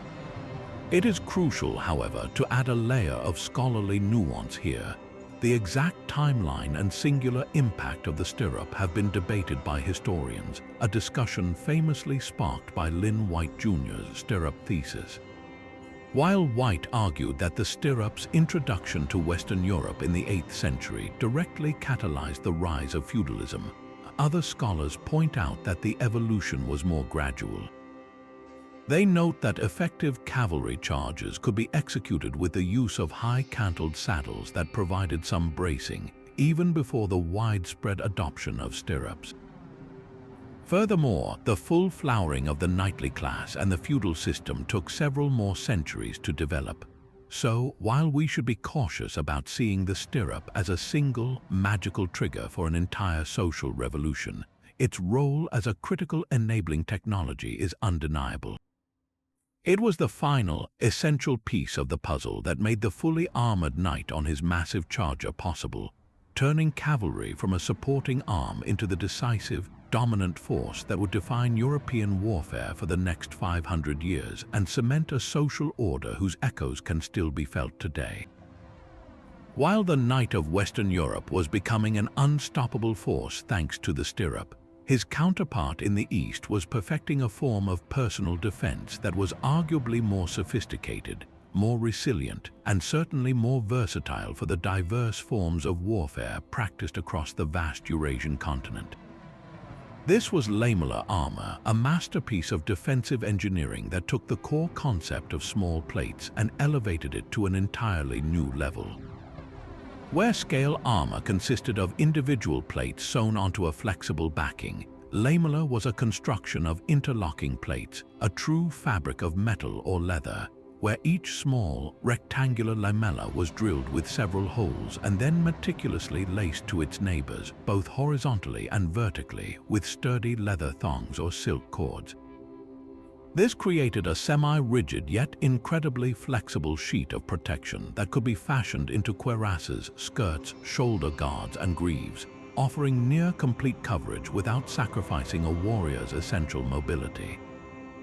The true genius of lamellar construction lies in how it manages the physics of a violent impact. When a weapon strikes a solid plate, the force is concentrated on a single point, which can dent the metal inward, potentially breaking the warrior's ribs or causing severe internal injuries even if the armor isn't penetrated. In a lamellar system, the force of a blow is not absorbed by one plate alone. Instead, it is dynamically distributed across a wide section of the armor. The intricate lacing allows the individual lamellae to shift and move against one another, effectively dissipating the kinetic energy across the entire network of plates. A powerful sword slash might cut through a few of the leather laces, but it would be unlikely to sever enough to compromise the entire section. And the layered, overlapping nature of the plates meant that even with some laces broken, the armor largely held its form. This made it exceptionally resistant to both cutting and blunt force trauma, forming a defensive layer that could bend and give without breaking. Much like a modern car's chassis is designed to crumple to absorb a crash's energy, thereby protecting the occupant inside. This revolutionary design saw service across an astonishingly wide geographical and cultural range, a testament to its fundamental effectiveness. The Roman Empire, ever the magpie of military technology, adopted a form of lamella known as lorica lamina for some of their cavalry and auxiliary units, recognizing its superior flexibility for a mounted warrior who needed to twist and bend in the saddle. But it was in the East where lamella truly found its spiritual home. The Byzantine cataphracts, the empire's super-heavy cavalry, were often encased in head-to-toe lamella, their armor shimmering in the sun as they formed an almost invulnerable iron wall on the battlefield. Across the steppes, the nomadic horsemen like the Avars, Magyars, and later the Mongols favored lamella for the same reasons. It was resilient, relatively easy to repair in the field by replacing individual damaged plates, and provided excellent protection for a warrior whose life depended on mobility. The lacing patterns themselves became a form of identification and artistry, with different cultures developing their own distinct styles that could be recognized from a distance. Perhaps the most iconic association of lamella armor, however, is with the samurai of Japan. Here, the armor, known as yoroi, evolved into a breathtaking fusion of supreme functionality and profound artistic expression. Early samurai armor was heavily influenced by continental Asian designs, but the Japanese refined it into something unique. A classic Dumaru or Hara 8 torso armor was a complex assemblage of hundreds of lacquered iron or leather lamellae, laced together with vibrant silk or leather cords in brilliant colors. The lacing, or odoshi, was not merely functional. Its color and pattern denoted clan affiliation, rank, and personal taste, turning a protective garment into a heraldic banner. The individual plates were often meticulously finished, with edges burnished to a dark luster or decorated with intricate family moncrests in gold leaf.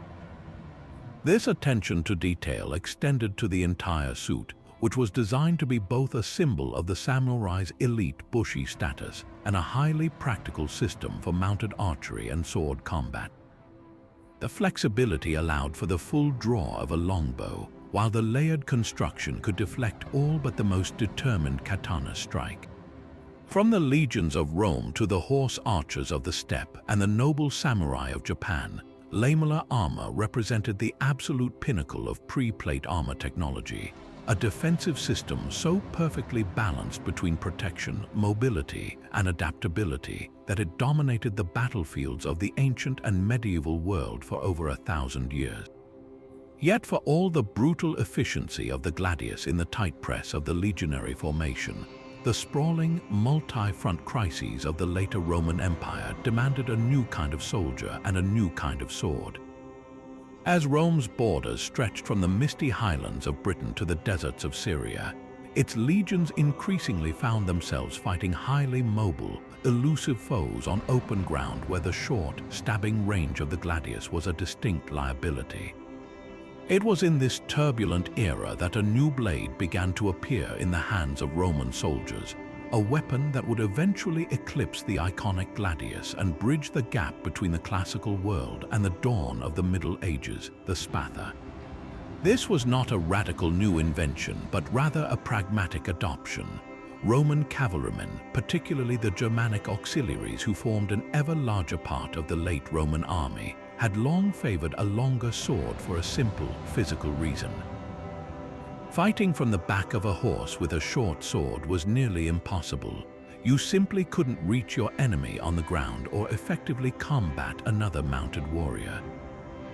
The spatha, with its blade typically extending between 28 and 33 inches, nearly a foot longer than the average gladius, solved this problem elegantly, granting a rider the reach he desperately needed.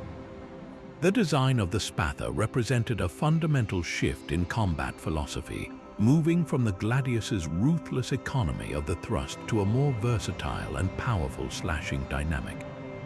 Its longer, narrower blade, often with parallel edges and a rounded tip, was perfectly balanced for delivering sweeping, cutting blows from a mounted or a more open infantry position.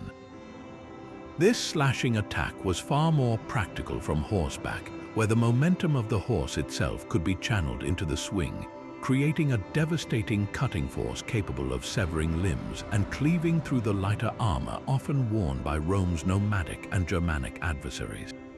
The spatha's grip was also longer, frequently accommodating a full hand and a half hold, which provided greater leverage and control for these powerful, arcing strikes. While it could still be used for thrusting in a close quarters melee, its primary identity was that of a cutter, a tool for dominating the expanded personal space around a soldier who could no longer always rely on the protective lockstep of a shield wall. This adoption of the spatha was far more than a simple change in equipment. It was a visible symptom of a profound transformation within the Roman military itself. The classic legionary, the heavy infantryman who had conquered the Mediterranean world, was gradually being eclipsed by the growing importance of cavalry. The old system of fixed legions was proving too slow and inflexible to respond to the fast-moving raids of tribes like the Goths, Huns, and Sassanid Persians. In response, Rome began to field more mobile field armies, the comitatenses, which placed a much greater strategic emphasis on cavalry units. As these horsemen became more central to Roman defense, their preferred weapon, the spatha, naturally gained prominence. Furthermore, the army itself was changing, filled with increasing numbers of Germanic foederati, or allies, who brought their own martial traditions and weapon preferences with them into Roman service. The spatha was, in essence, their native sword, and its widespread issue to Roman troops, both mounted and, increasingly, foot soldiers, signaled a fundamental Germanicization of the Roman way of war. The state-sponsored arms factories, the fabrici, began mass-producing the spatha, standardizing a design that had its origins beyond the Rhine, a clear acknowledgement that the empire was adapting to survive by embracing the tools and tactics of the very peoples it was trying to control. The legacy of the spatha did not end with the fall of the Western Roman Empire. In many ways, it was just beginning. As the structures of the empire crumbled, the spatha did not disappear. Instead, it was carried forward by the very Germanic tribes who had first introduced it to the Romans, becoming the foundational template for the iconic swords of the early medieval period. The Merovingian Franks, for instance, developed their own pattern-welded blades based directly on the spatha form, and from this lineage emerged the seminal Viking sword. When you look at a Viking Age sword with its long, straight, double-edged blade and its simple crossguard, you are essentially looking at the direct descendant of the late Roman spatha. This evolutionary line continues unbroken into the High Middle Ages. The knightly arming sword, the primary weapon of the mounted nobleman for centuries, is the spatha's ultimate inheritor. Its design, optimized for use from horseback with a shield, its balance favoring both cut and thrust, is a direct continuation of the principles that made the spatha so successful for the late Roman cavalry. In this way, the spatha represents a crucial, tangible link between the classical and medieval worlds. It is the weapon that passed from the hands of a Germanic auxiliary in Roman pay to a Frankish warrior serving Clovis, to a Viking raider, and finally to a Norman knight at the Battle of Hastings, physically connecting the legions of antiquity to the chivalric orders of the New Age and proving that the tools of war are often the most enduring carriers of cultural and technological change. But as the Roman legionary evolved, so too did his need to project power into that deadly space just beyond the reach of his pilum.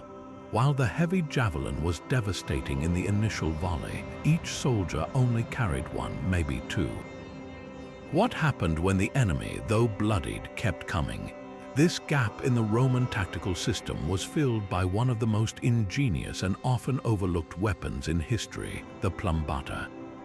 Imagine a cross between a dart and a small javelin, a slender wooden shaft about the length of a man's forearm, but weighted at the front with a lead lump, from which it gets its name plumbata, meaning lead-weighted. At its business end was a small, hardened iron tip, and at the other, feathers or leather strips to stabilize its flight. It was a compact, unassuming object, but in the hands of a late Roman infantryman, it became a weapon of relentless, suppressive fire. The true innovation of the plumbata wasn't just its design, but how it was carried and deployed. Unlike the pilum, which was too large to carry in numbers, a soldier could easily carry 4 or 5 of these lead-weighted darts tucked behind his shield, held in a special clip, or simply shoved into his belt. This turned every single infantryman into a walking, personal artillery piece. He didn't need a dedicated team or a complex machine. He carried his own multi-shot missile system right alongside his sword and shield. When the enemy was advancing, but still perhaps 50 or 60 yards away, a distance too far for an effective charge but perfect for aerial bombardment, the order would be given. Instead of a single, unified volley, the plumbata allowed for a continuous, rolling shower of projectiles. Soldiers in the rear ranks, whose spears and pila couldn't yet reach the foe, could now contribute directly to the fight. They would arcing their throws high over the heads of their comrades in the front lines, sending these heavy darts raining down on the enemy formation in a chaotic, unpredictable hail. The effect of this was a form of psychological and physical torment that perfectly complemented the Roman way of war. A plumbata was not designed to be a precision weapon. Its brilliance lay in its area denial. Thrown in a high arc, it gained significant kinetic energy from its lead weight, descending on the enemy at a steep angle. This made it particularly dangerous to troops who relied on large shields held in front of them. A shield is excellent protection against attacks coming from straight ahead, but it offers very little cover from something plunging directly down from above. A plumbata falling from the sky could punch through a helmet, pierce a shoulder, or slam into an unprotected foot, causing debilitating injuries and spreading confusion at a critical moment. The constant, thudding impact of these darts, the shouts of pain as men were unexpectedly wounded from an unseen threat, would disrupt the enemy's advance, break their cohesion, and shatter their morale just before the main Roman lines made contact. It was a tool of systematic disruption, designed to soften up the enemy and create the very disorder that the legions excelled at exploiting. This seemingly simple weapon represents a fascinating shift in late Roman military pragmatism. As the empire faced increasingly diverse and numerous foes, it could no longer always rely on meeting them in a single, decisive set-piece battle. The plumbata gave its soldiers a sustainable, multi-shot capability that extended their tactical reach and allowed them to inflict casualties over a longer period of engagement. It was a democratization of firepower, putting a versatile missile weapon into the hands of every man in the unit. While it never achieved the iconic status of the gladius or the pilum, the plumbata was a testament to the Roman army's endless capacity for adaptation. It was a clever, efficient, and brutally effective solution to the age-old problem of how to hit an enemy who is just out of reach, proving that sometimes the most impactful innovations are not the grandest but the most practical. However, the true genius of the Roman military machine was not just its ability to create powerful weapons, but its relentless drive to make them more mobile, more responsive, and more integrated into the fluid chaos of an open battle. While the large, static ballistae were masters of the siege, the legions needed something that could keep pace with their lightning-fast marches and deploy in minutes to support a maneuvering battle line. The answer to this demand was the caraballista, a brilliant piece of engineering that effectively put an artillery piece on wheels. This was a smaller, more compact version of the classic torsion engine, mounted directly onto a sturdy, two-wheeled cart drawn by a single mule or horse. The entire contraption was a marvel of military pragmatism, designed to be broken down for transport and then rapidly reassembled by its dedicated crew, turning any patch of ground into an instant artillery position. This transformed the ballista from a slow, strategic weapon into a tactical asset that could directly influence the ebb and flow of a live engagement. The tactical advantages offered by this mobile platform were nothing short of revolutionary for a Roman commander. A legion on the march was no longer a purely infantry force. It was now accompanied by its own organic, highly mobile fire support. As the legion deployed from its marching column into its battle formation, the caraballisti could be swiftly positioned on the flanks or on a slight elevation just behind the main line. From this vantage point, they began their work. Their primary role was anti-personnel, and they performed it with brutal efficiency. While the enemy was still forming up, perhaps hundreds of yards away, the caraballisti would open fire, launching their heavy iron-tipped bolts in a flat, sizzling trajectory directly into the massed ranks of the opposing force. A single bolt from one of these machines possessed terrifying kinetic energy, capable of piercing through multiple soldiers in a single, gruesome pass, carving bloody lanes through shield walls and disrupting the enemy's cohesion before the first legionary had even thrown his pilum. This constant, precise bombardment could break up a forming cavalry charge, silence enemy skirmishers, and target enemy commanders, sowing chaos and demoralization at a critical time. This capability gave Roman generals an unprecedented level of tactical flexibility. They could use the caraballisti to proactively shape the battlefield, forcing the enemy to react to their moves rather than the other way around. For instance, a commander could use a concentrated barrage from his mobile artillery to soften up a specific section of the enemy line, deliberately creating a weak point that his legionaries could then exploit with a focused infantry assault. Alternatively, the caraballisti served as a powerful defensive bulwark. Positioned to protect the legion's vulnerable flanks, they could unleash a storm of bolts at any enemy unit attempting to outmaneuver the Roman formation, acting as a force multiplier that allowed a single legion to hold its ground against a numerically superior foe. The psychological impact cannot be overstated. Facing the Romans now meant advancing under a relentless and accurate hail of massive projectiles that seemed to come from nowhere and could strike anyone at any moment. The caraballista, in essence, extended the lethal reach of the Roman legion far beyond the throw of a javelin, allowing it to dominate the crucial space between opposing armies and assert control over the entire battlefield from the very first moments of a fight. And now we turn our attention to a weapon born not from imperial forges but from the rugged Carpathian mountains, a blade so brutally effective and psychologically unnerving that it literally reshaped the armor of the Roman legionary from the outside in. This was the Falx, the iconic arm of the Dacian people, a tribe that fiercely resisted Roman conquest under their formidable king Decebellus.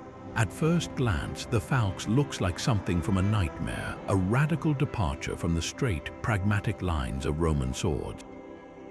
It existed in two primary forms, a single-handed version that could be used with a shield, and a far more formidable two-handed variant.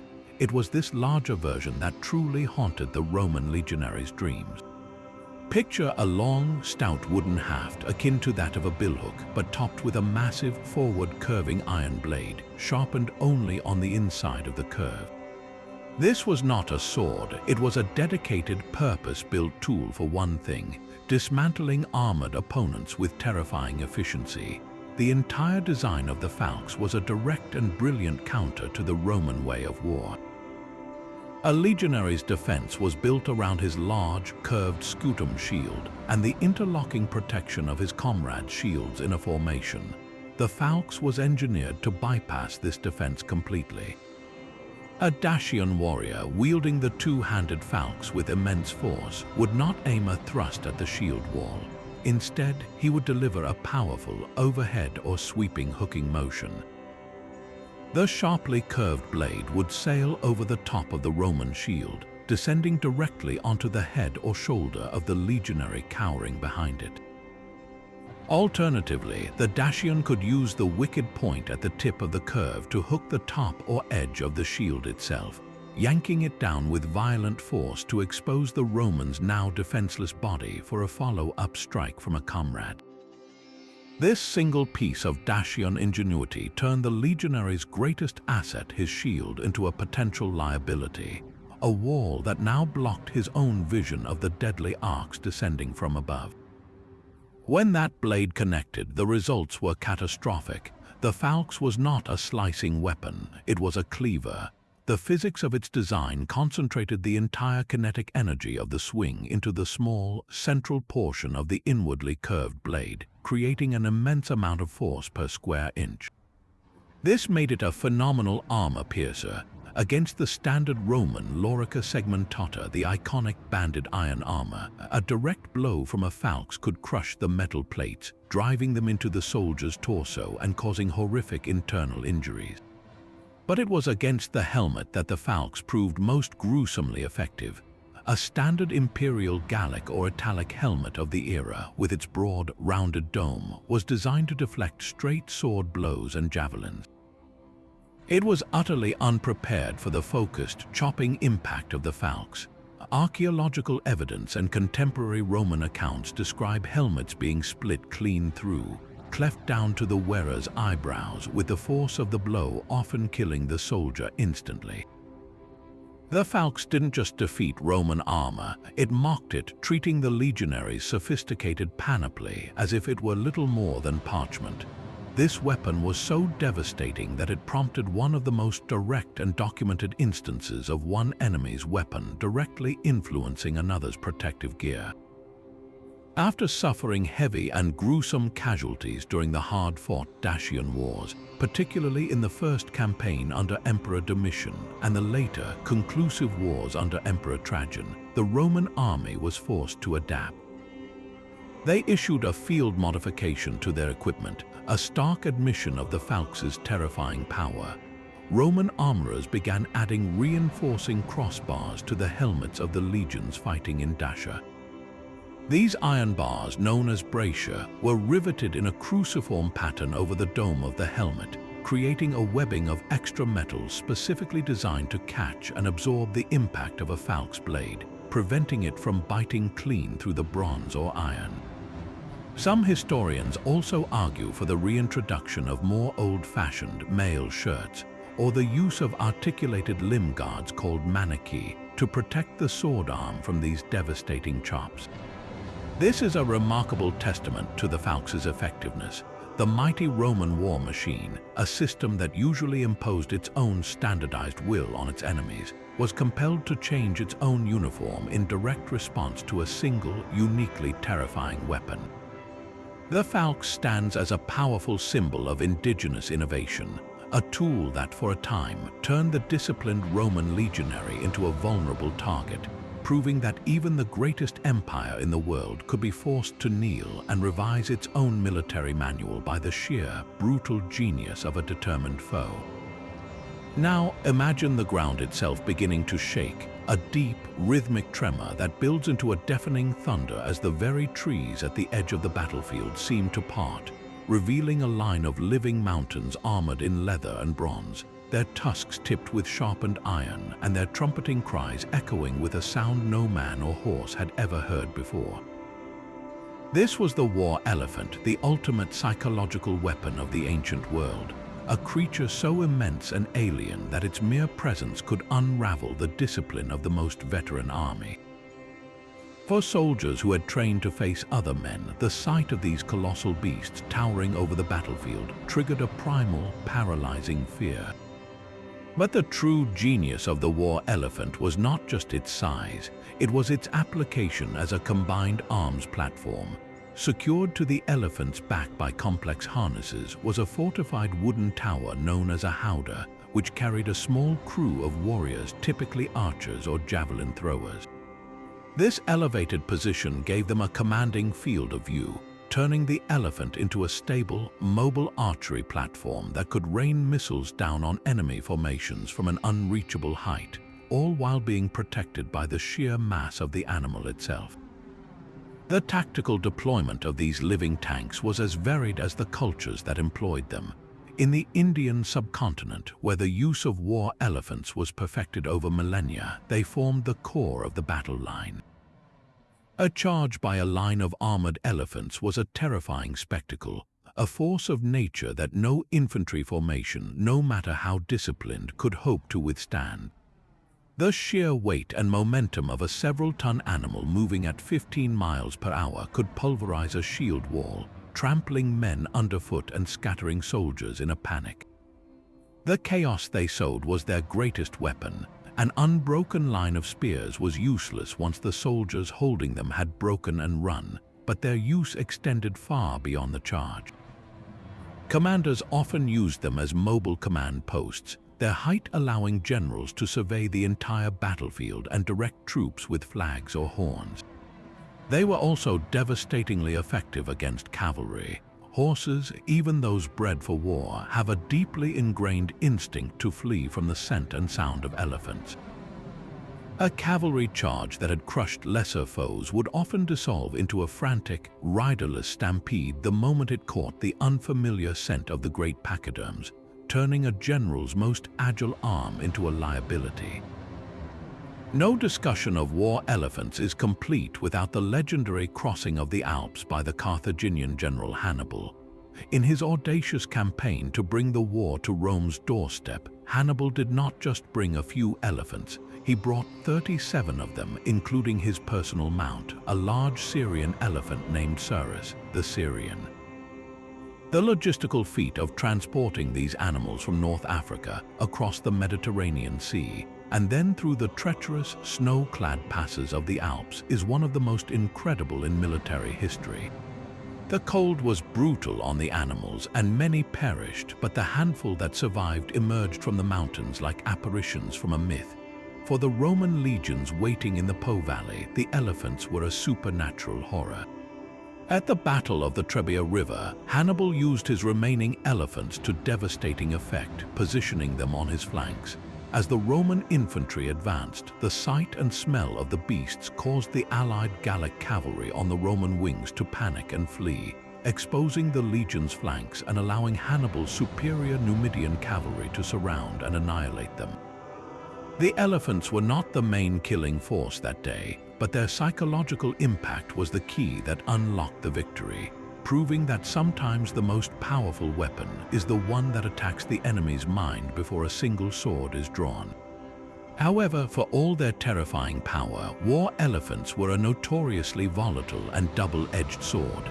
An elephant in the frenzy of battle was a force of pure, undirected chaos, and if wounded, panicked, or if its mahout, the driver who controlled it with verbal commands and a specialized goad, was killed, it could just as easily turn on its own army. The smell of blood, the pain of wounds, or simply the overwhelming noise of combat could send an elephant into a blind rage, trampling through friendly lines with as much destructive fury as it had the enemy's. Recognizing this inherent unpredictability, armies developed sophisticated counter-elephant tactics. The Romans, after their brutal lessons at the hands of Hannibal and later against the Hellenistic kingdoms, became particularly adept at this. They learned that while a frontal assault was suicide, elephants were vulnerable to targeted missile fire. Legionaries were trained to aim their pila and arrows at the elephant's eyes, drivers, and the softer flesh of their underbellies. They would also create corridors in their formations, luring the charging beasts into these lanes where they could be surrounded by skirmishers and attacked from the flanks and rear without breaking the main infantry line. Perhaps the most effective counter, however, was the use of fire. Pigs were sometimes doused in pitch, set ablaze, and driven towards enemy elephant lines. The sight and sound of the squealing, burning animals was often enough to panic the highly intelligent elephants into a stampede that would wreck their own army's formation from within.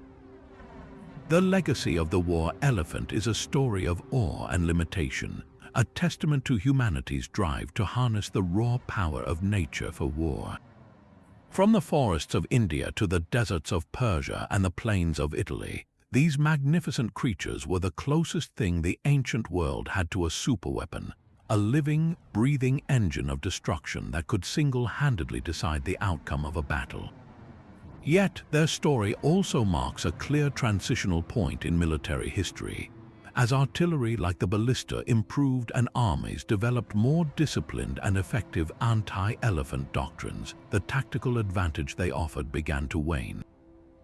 They were phenomenally expensive to feed and maintain, required specialized handlers, and their vulnerability to coordinated counterattacks made them a risky investment. The war elephant's era of dominance gradually closed, but its memory endures as one of the most breathtaking and terrifying spectacles ever unleashed on the ancient battlefield.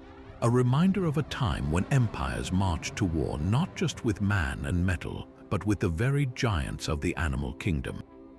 But if the war elephant was the ultimate expression of brute force harnessed, the next evolution in ancient warfare was a synthesis of man, metal, and horse refined into a single, unstoppable instrument of shock and awe, the cataphract.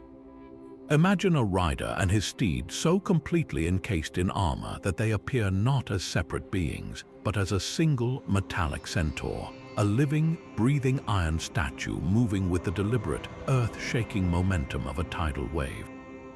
This was the ultimate heavy cavalry of the ancient world, a weapon system perfected by the Parthians and Sassanids of Persia, and later adopted and refined by the Byzantine Empire. The cataphract was more than just a soldier on a horse.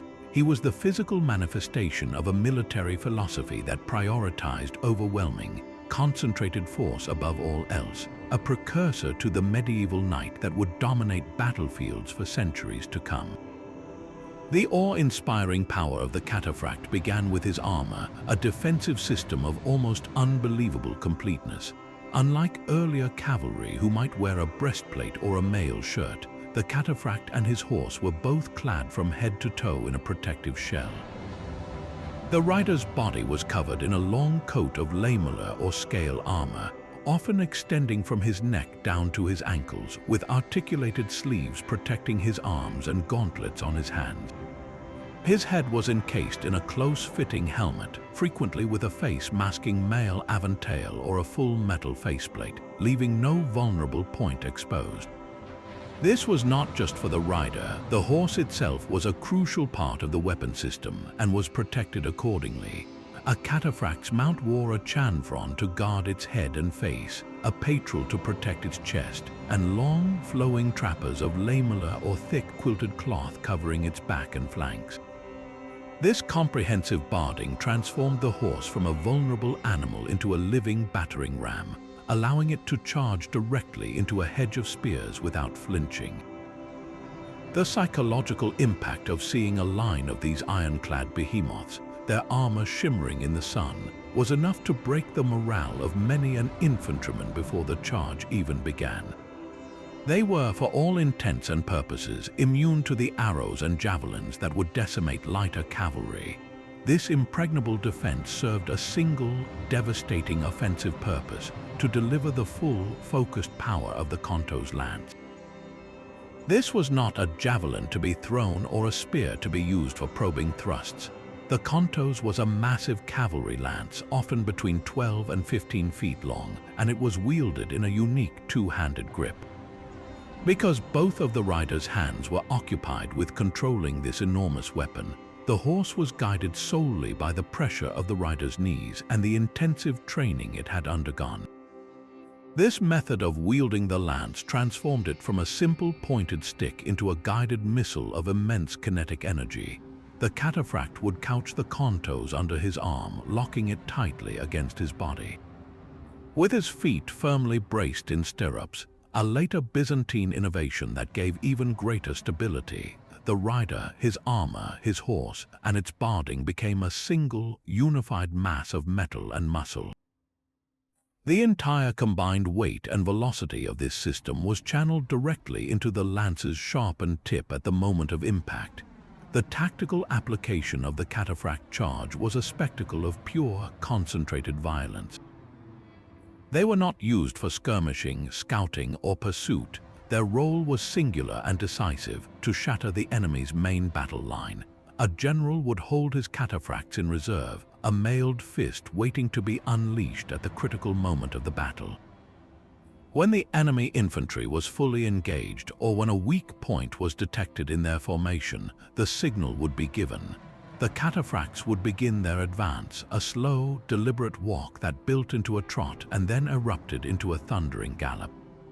They moved in a dense, wedge-shaped formation, designed to punch through enemy ranks like an arrowhead. The sight of this wall of steel and horseflesh bearing down, the sound of the hooves like continuous thunder, and the glint of a forest of Conto's lances was often enough to make entire regiments break and run. For those who stood their ground, the result was apocalyptic. The point of the Contos would strike with the force of a modern anti-tank round, piercing through shields, armor, and bodies, often transfixing 2 or 3 men in a single gruesome pass. The charge would not stop. The cataphracts would drive straight through the formation, using the momentum to reach the enemy's rear, scattering commanders, archers, and supply trains, and leaving a corridor of carnage in their wake that the supporting infantry could then exploit. This awesome power found its most famous and infamous demonstration at the Battle of Carrhae in 53 BC, where a Parthian force under General Shauna, heavily outnumbered, faced the Roman legions of Marcus Licinius Crassus. The Romans, confident in the discipline of their legions, formed their classic defensive squares, expecting the Parthians to waste themselves in futile charges. But Shauna was a master of combined arms. He first used his horse archers to envelop the Roman square and subject it to a relentless, day-long barrage of arrows. The Romans, densely packed and unable to respond effectively, were slowly bled white. Then, at the perfect moment, Shauna committed his cataphracts. The heavily armored lancers charged into the weary, arrow-riddled Roman line. The legionaries, their formations already loosened by the need to avoid arrows, were utterly incapable of withstanding the shock. The Contos' lances tore through their ranks, and the cataphracts, supported by the continuing arrow fire, rode down the scattered Romans with impunity. It was a total tactical masterpiece, and the cataphract was the hammer that delivered the final, crushing blow, proving that even the legendary Roman infantry could be utterly annihilated by a perfectly executed application of focused, heavy cavalry power. The legacy of the cataphract, therefore, is the legacy of the ultimate shock troop, a weapon that bridged the gap between the ancient world and the dawn of the age of chivalry, demonstrating that sometimes the most effective strategy is to simply build an unstoppable force and point it directly at the enemy's heart. While the sword and spear were the points of the Greek phalanx, its true heart and soul, the very object that gave the hoplite his name, was the hoplon. This was not a small, light buckler for parrying. It was a massive, deeply dished round shield, typically about 3 feet in diameter and constructed from a heavy wooden core, often faced with a thin but resilient layer of bronze. The weight, often exceeding 15 pounds, was a burden borne with pride, for the hoplon was far more than just a piece of defensive equipment. It was a symbol of the citizen soldier's role in the polis, his literal and figurative stake in the community's survival. To abandon one's hoplon in battle was the ultimate disgrace, a crime punishable by exile or death, because it represented a betrayal not just of one's own safety, but of the entire formation's integrity. Its defining feature, and the source of its unique tactical application, was its revolutionary double grip system. Unlike a shield held in the center by a single strap, the hoplon had an armband known as the porpax, through which the hoplite would slide his left arm up to the elbow, and a hand grip, the antilabe, near the shield's rim for his hand to grasp. This distributed the immense weight along the entire forearm, providing greater control and stability, but it also locked the shield into a fixed position. You didn't just carry a hoplon, you wore it. This unyielding design was perfectly tailored for the brutal, shoving match that decided so many hoplite battles, the orthismos, a word that translates literally to the push. Modern depictions of ancient Greek warfare often show a graceful skirmish of individual spear thrusts, but the reality of the orthismos was far more primal and visceral. Imagine 2 phalanxes colliding with a crash of bronze and wood. After the initial volley of spears, the battle would frequently devolve into a massive, collective shoving contest, a test of raw strength, weight, and cohesion where the goal was to physically overthrow the enemy's formation. In this horrific press of bodies, the hoplon became an offensive weapon. A hoplite would not simply hold his shield defensively in front of himself. He would plant his feet, lean his entire body weight into the concave surface of his hoplon, and push forward against the back of the man in front of him, each rank adding its collective force to the shove. The hoplon's bronze face could also be used to punch forward violently, striking the enemy's shield or helmet to create a momentary breach in the wall. This was less a battle of skilled fencing and more a grueling, suffocating scrum where the strongest, most disciplined line would eventually bulldoze the other off the battlefield. The hoplon's ultimate purpose, however, was realized not in individual valor but in its function as the fundamental building block of the phalanx itself. A single hoplon was impressive, but a line of them was nigh impenetrable. When the phalanx advanced, each hoplite would position his shield to cover the left half of his own body, and crucially, the unprotected right side of the comrade to his left. This created an interlocking wall of bronze and wood, a continuous barrier that presented a near-solid front to the enemy. The success of the entire formation depended on this simple, sacred pact of mutual protection. Your life depended on the man to your right holding his shield steady, and his life depended on you doing the same for the man to your left. This created an incredible, almost unbreakable bond of trust and discipline among the citizen soldiers. The psychological impact of facing this advancing wall was immense. An enemy would not see individual warriors. They would face a single, shimmering, metallic entity moving in lockstep, a unified will made manifest in bronze from which a forest of spear points projected. The hoplon was the physical embodiment of the Greek ideal of the citizen army, where the fate of the city-state rested not on the shoulders of a few heroes, but on the collective strength and unwavering courage of every single man standing shoulder to shoulder in the line.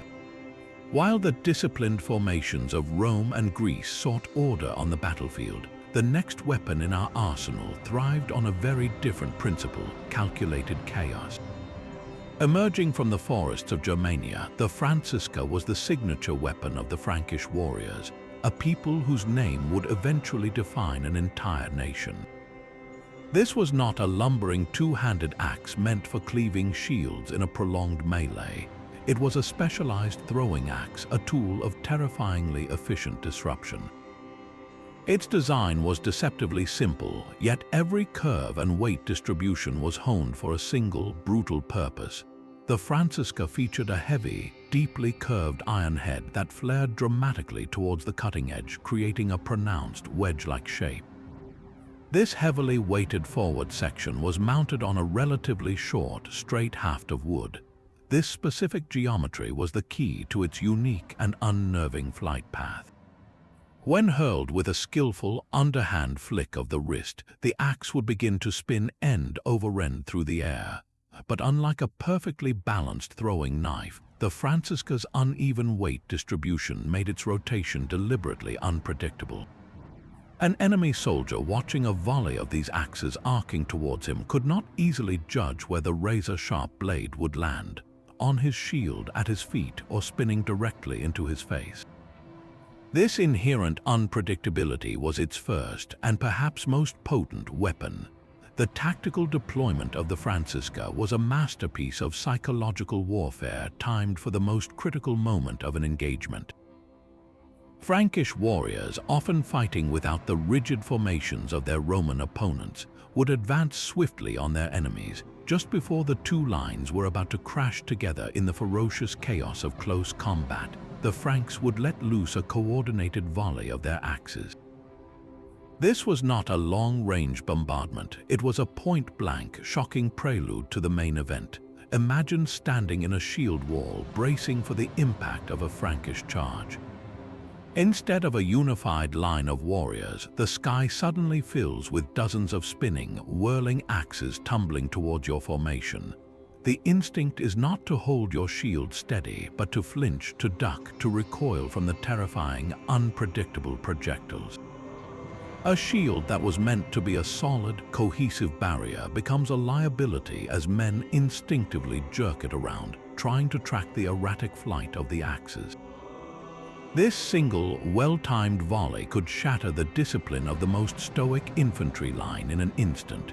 The physical destruction wrought by the Francisca was just as effective as the psychological terror. When one of these heavy, spinning axes struck a shield, it rarely simply bounced off. The immense kinetic energy and the wedge-shaped head often meant the axe would bite deep into the wood, sometimes embedding itself firmly. A warrior now found himself not only wounded or startled, but his primary defense was suddenly transformed into a clumsy, unbalanced weight, an awkward anchor dragging down his arm. He now had a critical choice to make in the seconds before the enemy was upon him: waste precious time and effort trying to wrestle the deeply buried axe from his shield, or be forced to discard the shield entirely, leaving himself utterly exposed for the impending Frankish charge. Either outcome was a victory for the Franks. A shield wall peppered with embedded Franciscas and soldiers struggling to free them was a formation already broken, its integrity compromised just as the Frankish warriors, having thrown their axes, drew their long swords and rushed forward with a deafening roar to exploit the very gaps and confusion they had just created. The Francisca, therefore, was more than a simple axe. It was a key that unlocked an enemy's defensive formation. A perfect example of how a simple, well-designed tool could turn the tide of battle by attacking an opponent's order, courage, and cohesion before a single sword was ever crossed. Just as the Francisca sowed chaos in the enemy's shield wall moments before impact, another Frankish innovation perfected the art of rendering that shield not just a burden, but a deadly trap. Enter the angon, a weapon that took the disruptive genius of the Roman pilum and added a uniquely barbaric twist for the battlefields of the migration period. At first glance, it looked like a heavy spear, but a closer inspection revealed a hybrid design of terrifying effectiveness. Its most distinctive feature was a long, slender iron shank, very much like the pilums, which could extend for 2 or 3 feet. But where the pilum ended in a simple pyramidal point, the angon culminated in a vicious, barbed head. These barbs, often resembling the tangled roots of a tree or the hooks of a monstrous fishing spear, were the key to its gruesome function. This was not a weapon meant to be thrown and forgotten. It was a harpoon designed to latch on and create a lasting, debilitating problem for its target. The tactical deployment of the angon mirrored that of its cousin, the Francisca, but with a more permanent and gruesome result. A Frankish warrior would hurl his angon at an advancing enemy line, aiming not necessarily to kill with the initial impact, but to incapacitate a soldier's primary defense. When the angon struck a shield, the barbed head would punch through the wood or leather and then catch, firmly embedding itself. The enemy soldier now faced a nightmare scenario. The long, thin iron shank, now bent and wobbling from the impact, made the shield impossibly awkward and heavy to maneuver. But the true horror was that this shank was often long enough that, even after penetrating the shield, several inches of sharp iron would still be projecting from the front. In the tight press of a shield wall, as the soldier struggled with his newly anchored shield, the wobbling, protruding shank became a lethal hazard to the man standing directly behind him or to his own body as he tried to move. He was effectively pinned in place, holding a shield that was no longer a protection but a fatal liability. This is where the angon revealed its brilliant dual-purpose design. If the thrown weapon failed to find a mark, or if the battle closed to hand combat, the Frankish warrior had not sacrificed his primary armament. The angon was a perfectly capable thrusting spear. The barbed head, while difficult to remove from a shield, was devastating when driven into an opponent's body.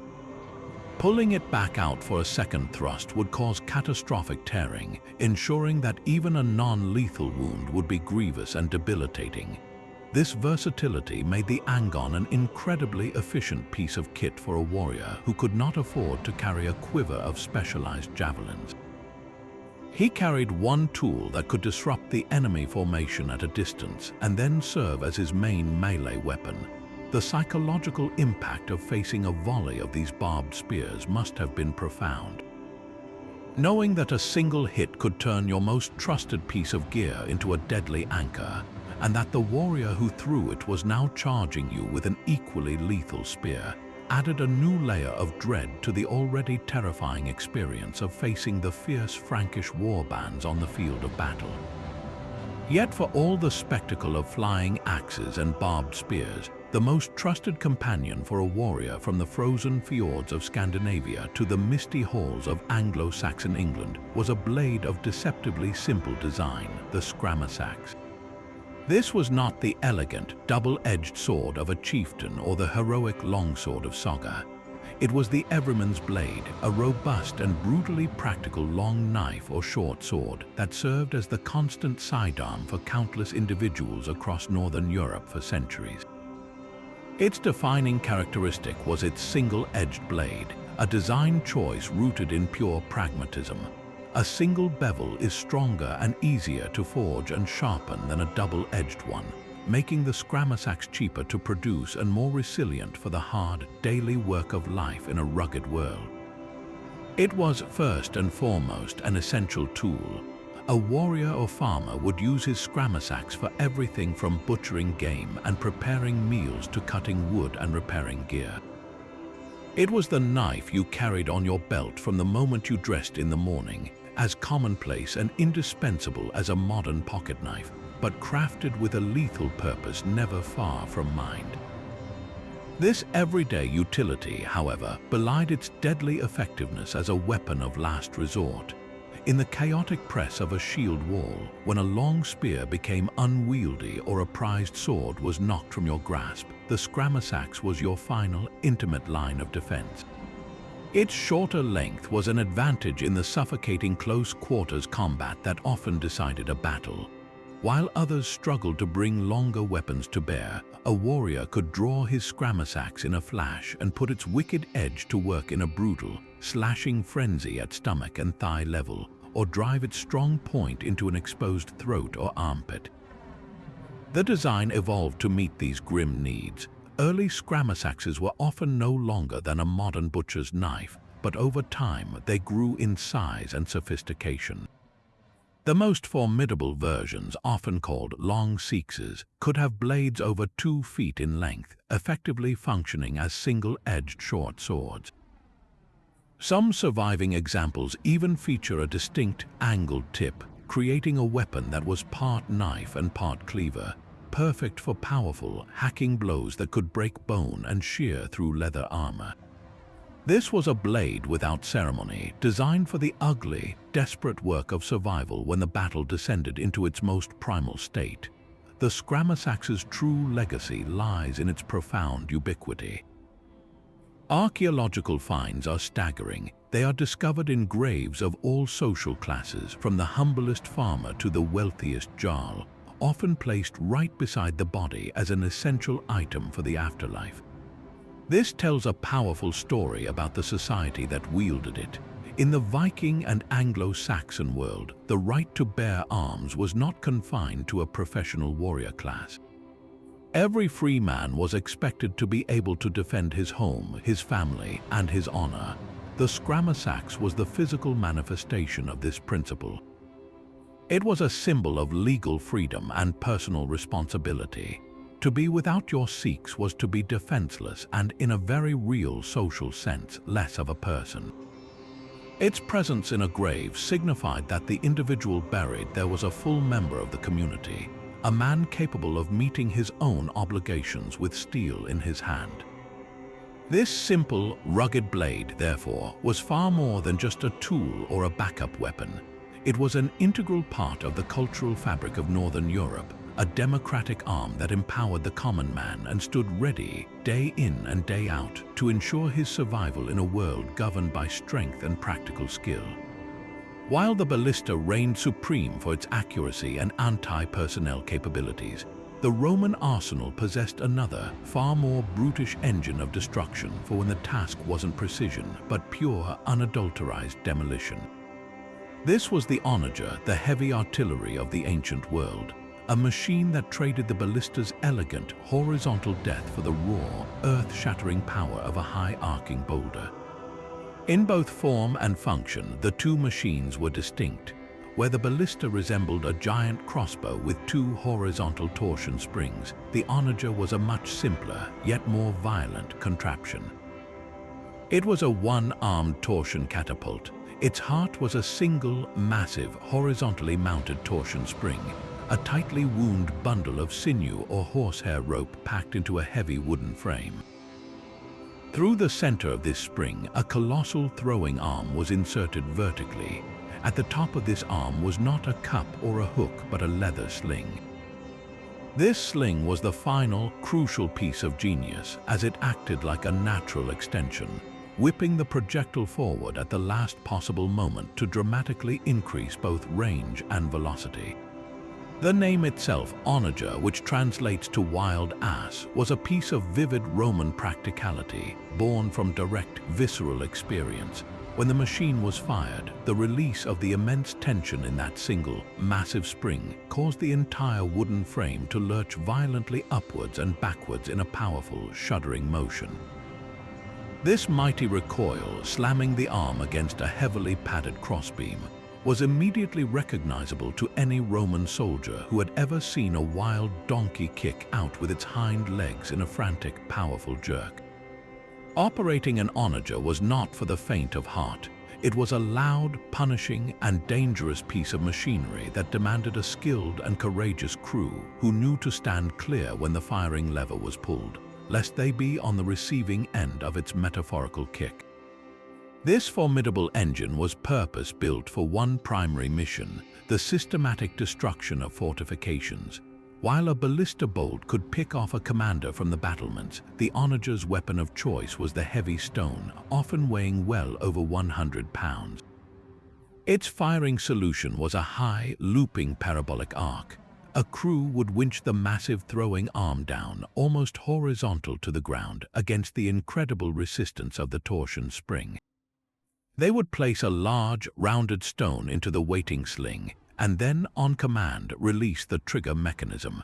The arm would slam forward with unbelievable force, and at the peak of its travel, one end of the sling would automatically release, launching the stone in a soaring, graceful arc over the walls of a besieged city or fortress.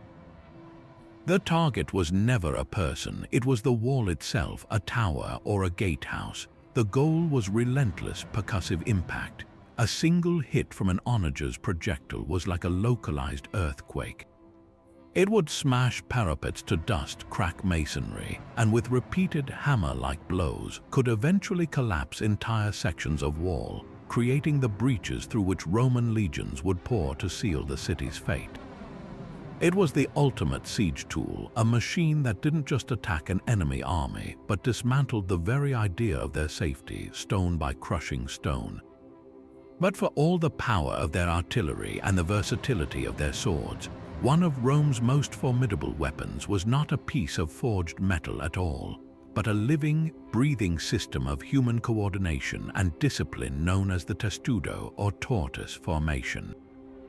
This was the ultimate expression of the legionary's training and trust in his comrades, a tactical innovation that transformed a vulnerable body of men into a single, mobile, and nearly impregnable fortress. The process of forming a testudo was a precise, drilled maneuver that showcased the Roman military machine at its most efficient. On command, the legionaries in the front and side ranks would turn to face outward, planting their large, curved scute to form a solid wall. Simultaneously, the soldiers in the center and rear ranks would raise their shields overhead, holding them flat and overlapping like the scales of a fish or, as the name implies, the shell of a tortoise. The key to its strength was this interlocking nature. Each shield was designed to slot perfectly with its neighbor, creating a continuous barrier of wood and leather that left no gaps for enemy projectiles to find their mark. From a distance, it was a bizarre and awe-inspiring sight. a square of legionaries seeming to disappear, replaced by a slow-moving, monolithic box of painted shields, from which only the muffled sounds of marching feet and shouted commands could be heard. The primary and most famous use of the testudo was as a life-saving tactic during siege operations. Imagine the approach to a heavily defended city wall. The air is thick with a deadly rain of arrows, javelins, and stones hurled by the determined defenders above. For an infantry force without protection, this approach would be a slaughterhouse. But for a Roman cohort advancing in a testudo, it was a manageable, if tense, maneuver. Under this protective canopy, the legionaries could march right up to the very base of the enemy's walls, largely immune to the missiles raining down upon them. The overlapping shields were remarkably effective at deflecting and absorbing the impact of all but the heaviest rocks. This allowed the Romans to bring up battering rams to the gates or scale the walls with ladders without suffering catastrophic casualties during the most vulnerable phase of the assault. The psychological impact on the defenders was equally significant. To see an enemy advance relentlessly through what should have been a lethal barrage, emerging at your doorstep unscathed and in perfect order, was a demoralizing testament to Roman invincibility and discipline. However, the testudo was far more than just a siege tool. It was a versatile formation that could be adapted to the open battlefield with devastating effect. The historian Livy describes its use against cavalry, where the formation presented a unified, impenetrable front to charging horses. But its most brilliant adaptation was as an anti-fortification weapon in its own right. In a stunning display of engineering and collective effort, a large testudo could become a human siege ramp. There are accounts of legionaries forming their tortoise not on level ground, but on a slope, with each rank standing a step higher than the one in front. The soldiers in the rear ranks would then pass filled sacks and bundles of earth forward over their heads, using the solid platform of the raised shields as a conveyor belt. This material would be dumped at the front, gradually building a ramp right up to the top of the enemy's wall, all while the men constructing it remained protected from above. This was the testudo not as a shield, but as a dynamic, living tool of assault, a breathtaking example of how Roman discipline could literally reshape the battlefield itself. The true power of the testudo, therefore, was not in the physical properties of the scutum, but in what it represented, the ultimate weaponization of unit cohesion. This formation was impossible for less disciplined armies to replicate. It required every single soldier to maintain his position and hold his shield exactly as instructed.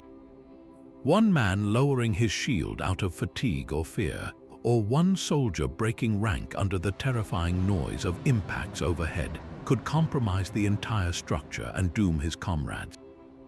The testudo was built on an unshakable pact of mutual trust. The man in the center trusted the men on the flanks with his life, and the man holding his shield overhead trusted that the men around him were doing the same, creating a collective defense that was far greater than the sum of its individual parts. It was the physical embodiment of the Roman military ideal, where the individual was subsumed into the whole, and the whole became an entity that could advance, build, and conquer in the face of any obstacle. In the testudo, the Roman legion did not just carry a weapon. For a time, they became the weapon, a slow, methodical, and utterly relentless force of nature that no hail of arrows could stop and no wall could permanently contain. But for all the tactical genius of the testudo on land, Rome's ultimate victory over its greatest rival was forged not on the dusty soil of Italy, but on the unpredictable, wind-whipped waves of the Mediterranean. To achieve this, they needed to master a weapon that was not a handheld tool, but a floating fortress, the quinquereme. This vessel was the capital warship of its era, the battleship of the Hellenistic age, and the decisive instrument in the brutal Punic Wars. The name itself is a source of some intrigue. Quinquereme comes from the Latin quinque remus, meaning 5 oars. This has led to a common misconception of a ship with 5 towering, stacked banks of oars, a fantastical and unstable image. The reality, born from both historical analysis and practical shipbuilding, is far more nuanced and clever. The 5 almost certainly refers not to 5 vertical tiers, but to the number of rowers operating within a single, multi-level oar system. The most widely accepted theory describes a vessel with 3 levels of oars, where the top 2 levels each had 2 rowers per large oar, and the bottom level had a single rower per oar, making a total of 5 rowers in a single vertical section. This arrangement created a ship that was both powerfully driven and more stable than a theoretical 5-story galley, a perfect balance of raw power and seaworthy handling. The quinquireme's true advantage was its capacity. It was a massive vessel by ancient standards, often stretching over 150 feet in length. This substantial hull was not just for show, it was a versatile weapons platform designed to deliver overwhelming force. Unlike the lighter triremes that preceded it, which relied primarily on speed and the bronze ram to sink enemies, the quinquireme was built for a different kind of combat. Its decks were wide and sturdy enough to carry a large contingent of marine infantry, sometimes up to 120 legionaries. It also had the strength to mount heavy artillery, such as ballistae and smaller catapults, on its deck and forecastle. This transformed the quinquireme from a simple naval vessel into a floating siege engine. It could now engage in standoff bombardments, hurling stones and bolts at enemy ships to disable them before closing in. And once it did close, its real purpose was revealed. The primary tactic was not just to ram, but to use that immense size and power to draw alongside an enemy vessel, where its large marine complement could board and overwhelm the enemy crew in a brutal infantry action fought on a floating battlefield. This shift in naval doctrine found its ultimate proving ground in the epic struggle between Rome and Carthage. The First Punic War was at its heart a naval war, and initially the Carthaginians were the undisputed masters of the sea. Their fleets, crewed by experienced Phoenician sailors, were adept at the complex deep-plus maneuver, sailing through enemy lines, shearing off their oars, and then swiftly turning to ram the immobilized vessel in its vulnerable side. The Romans, recognizing they could not outsail their opponents, decided to outfight them. They used the quinquireme as the template for their new fleet, but they injected it with a dose of their own infantry-based genius.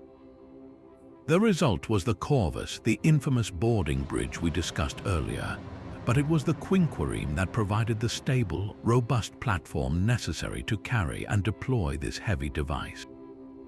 A lighter trireme would have been dangerously unbalanced by the weight of the corvus and the mass of legionaries waiting to use it. The Roman quinquireme, however, was strong enough to bear the load, turning every naval encounter into an opportunity for the legions to do what they did best: fight hand to hand. The climactic Battle of Mylae in 260 BC was the quinquireme's triumph and a testament to Roman adaptability. The Carthaginian admiral, confident in his superior seamanship, expected to outmaneuver the novice Roman fleet. But as his agile ships closed in for the kill, they were met not with evasive maneuvers but with a determined advance. The Roman quinquiremes, heavier and slower, did not try to avoid the Carthaginian rams. They accepted the approach and dropped the corvus. The moment the spiked bridge slammed down, locking the vessels together, the nature of the battle changed instantly. It was no longer a contest of sailing skill, but a series of isolated infantry battles where the Roman legionaries held an overwhelming advantage. The Carthaginians, bewildered and overwhelmed, saw dozens of their best ships captured and boarded. The quinquireme, in Roman hands, had neutralized centuries of naval tradition and tactical finesse, proving that sometimes the greatest weapon is not the most elegant, but the one that most effectively imposes your own strength upon the enemy. For the rest of the Punic Wars, the quinquireme remained the backbone of both fleets, its decks witnessing the ferocious clashes that would decide whether Rome or Carthage would rule the known world. But now, let's travel westward to the sun-baked, rugged highlands of the Iberian Peninsula. where another civilization forged a blade so uniquely terrifying and effective that it earned the fearful respect of their most formidable enemies, the Roman legions. This was the falcotta, the iconic sword of the Iberian Celts, a weapon that was not merely a tool for killing, but a masterpiece of metallurgical art and biomechanical design. At first glance, its silhouette is unmistakable and instantly communicates its purpose. The falcotta features a single-edged blade that curves forward dramatically, much like the Greek kopis or the Nepalese kukri, but it possesses a character and a balance all its own.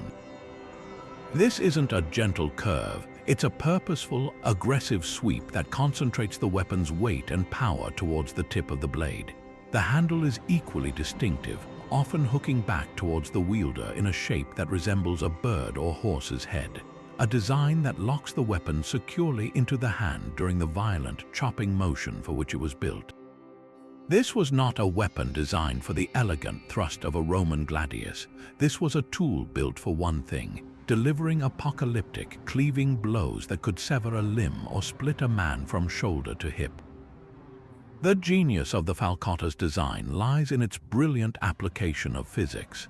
A straight sword distributes its weight relatively evenly along the blade, which is ideal for balanced cuts and thrusts.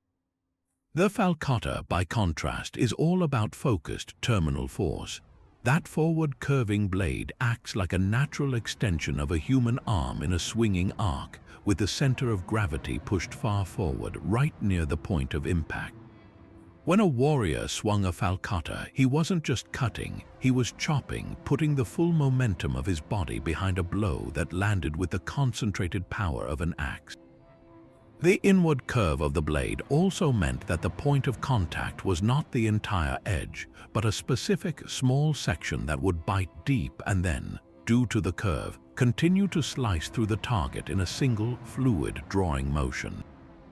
This combination of a heavy chop and a subsequent slice made it phenomenally effective against the primary defenses of the era.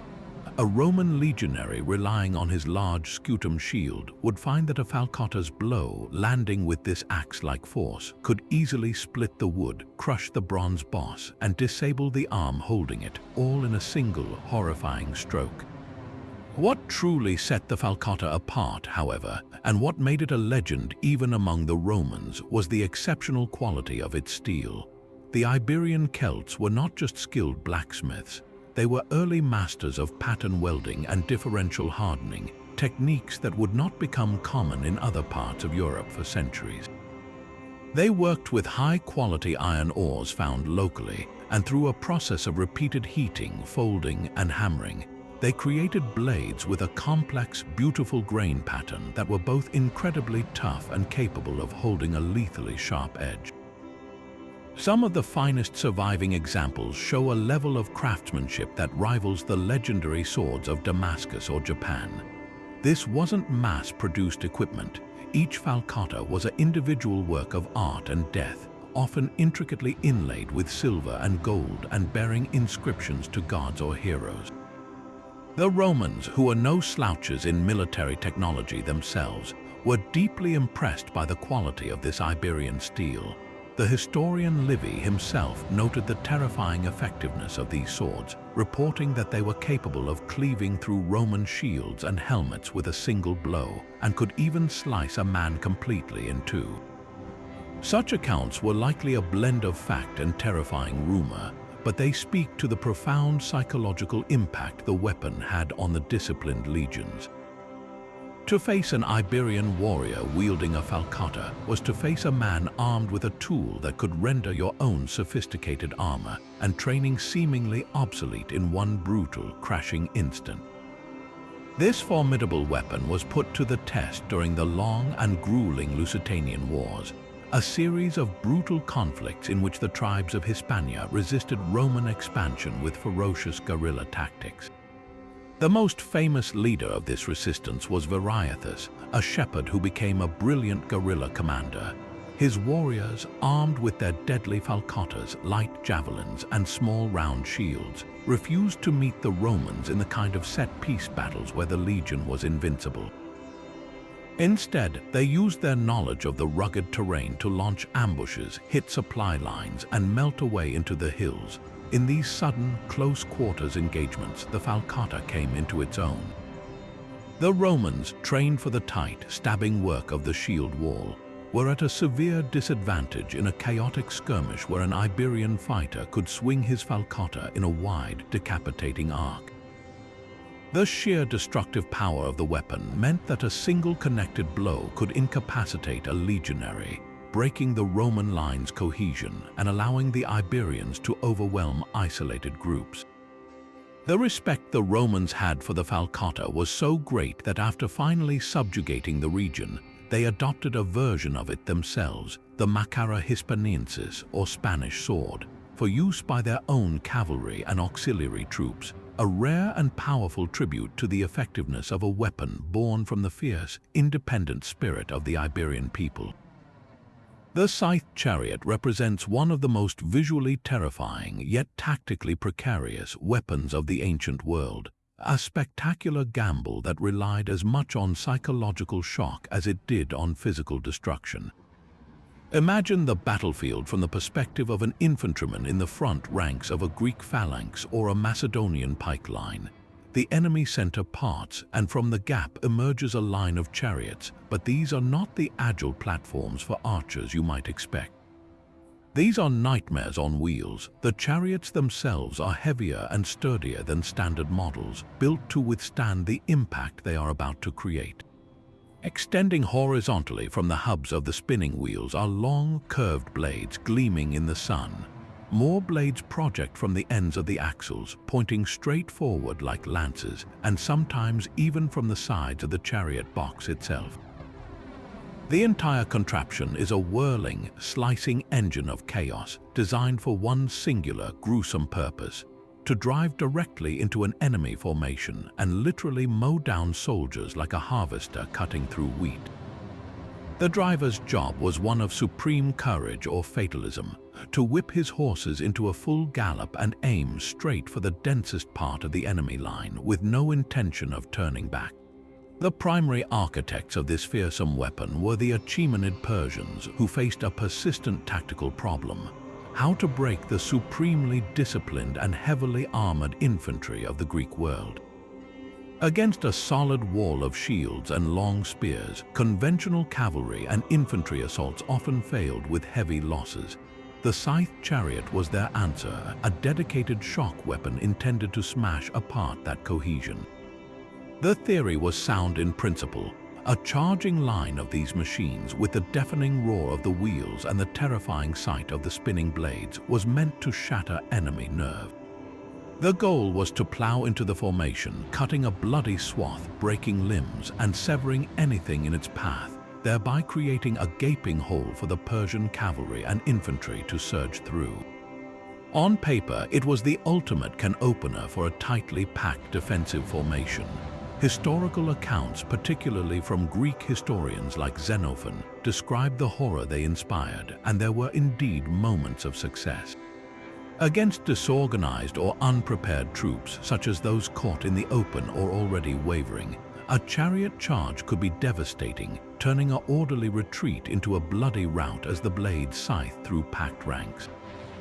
However, the tragic flaw of the scythed chariot was its profound vulnerability to any foe who kept their composure. A well-drilled, disciplined army knew exactly how to neutralize this seemingly unstoppable weapon, and the method was brilliantly simple: they would just get out of the way. Greek and Macedonian soldiers were trained to respond to a chariot charge not by standing firm, but by opening their ranks. As the chariots thundered towards them, the infantry would quickly part, creating wide, inviting lanes. The charioteer, committed to his headlong dash, would find himself hurtling harmlessly through these temporary corridors, the deadly blades whirring through empty air. Once the chariot had passed through the entire formation, its momentum spent and its surprise wasted, it was utterly defenseless. The drivers and accompanying fighters were now isolated in the rear of the enemy army, completely exposed. They were easy prey for the very soldiers who had let them pass, who would then close ranks and dispatch them with spears and javelins. The chariots themselves, difficult to turn quickly, could be tripped by throwing cloaks or javelins at the horse's legs, sending the entire deadly machine crashing down in a tangled heap of wood, metal, and flesh. This is precisely what happened on the most famous battlefields where scythed chariots were deployed. At the Battle of Cunaxa in 401 BC, they were used against Cyrus the Younger's Greek mercenaries with little effect. The professional soldiers simply opened their lines and jeered as the chariots passed through. At the decisive Battle of Gaugamela in 331 BC, Alexander the Great specifically prepared his troops for Darius III's scythed chariots. He ordered his Macedonian phalanx to open lanes on command, while light infantry and agile skirmishers positioned between the phalanx blocks were instructed to shower the chariots with javelins and arrows as they approached, killing the drivers and horses before they could even reach the main line. The few that did break through were effortlessly dealt with by the reserve troops in the rear.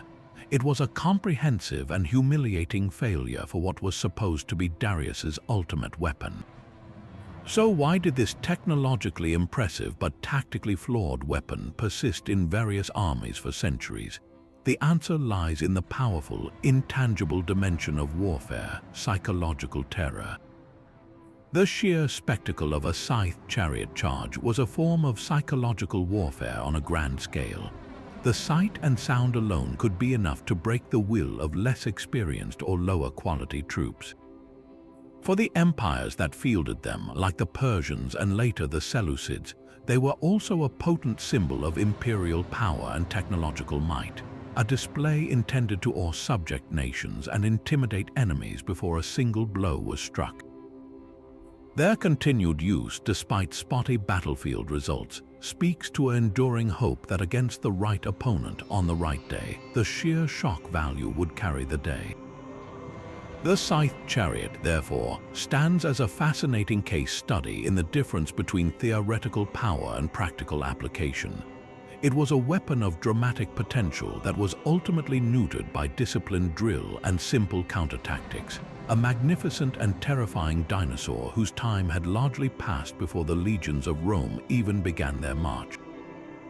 But for all the sophisticated machinery and massed formations of the great empires, sometimes the most brutally effective weapons were born from a culture's intimate understanding of their own terrain and the specific kind of fighting it demanded.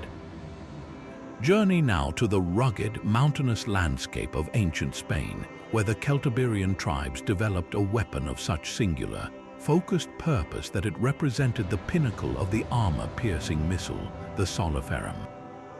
Its very name, derived from Latin and meaning entirely of iron, tells you almost everything you need to know. This was not a javelin with a wooden shaft and a separate metal head like the Roman pilum. The soliferum was crafted from a single, solid piece of iron, forged into a long, slender spike that could measure up to 6 feet in length. It was heavy, dense, and brutally simple, a weapon with no moving parts, no weak points, and one devastating job to do. The design of the soliferum was a direct response to the nature of warfare on the Iberian Peninsula, a land of ambushes and swift, violent skirmishes. In these close-quarters encounters, where a warrior might only get one chance to throw a projectile before the lines met, that projectile had to count. The soliferum was the guarantee. Its immense weight, all concentrated in a rigid iron shaft, gave it phenomenal kinetic energy and penetrative power. When a Celtiberian warrior hurled a soliferum, he wasn't just launching a javelin, he was throwing a dedicated shield breaker and man-piercer. The long, solid iron construction meant it would not bend or break upon impact like the pilum was designed to do. Instead, it would punch straight through its target with relentless, uncompromising force. A Roman legionary's scutum, effective against arrows and glancing sword blows, was often useless against a soliferum. The heavy iron spike would drive clean through the layers of wood and leather, often transfixing the shield to the arm of the unfortunate soldier holding it, or worse, passing straight through the shield and into his body. Against metal armor, the result was similarly gruesome.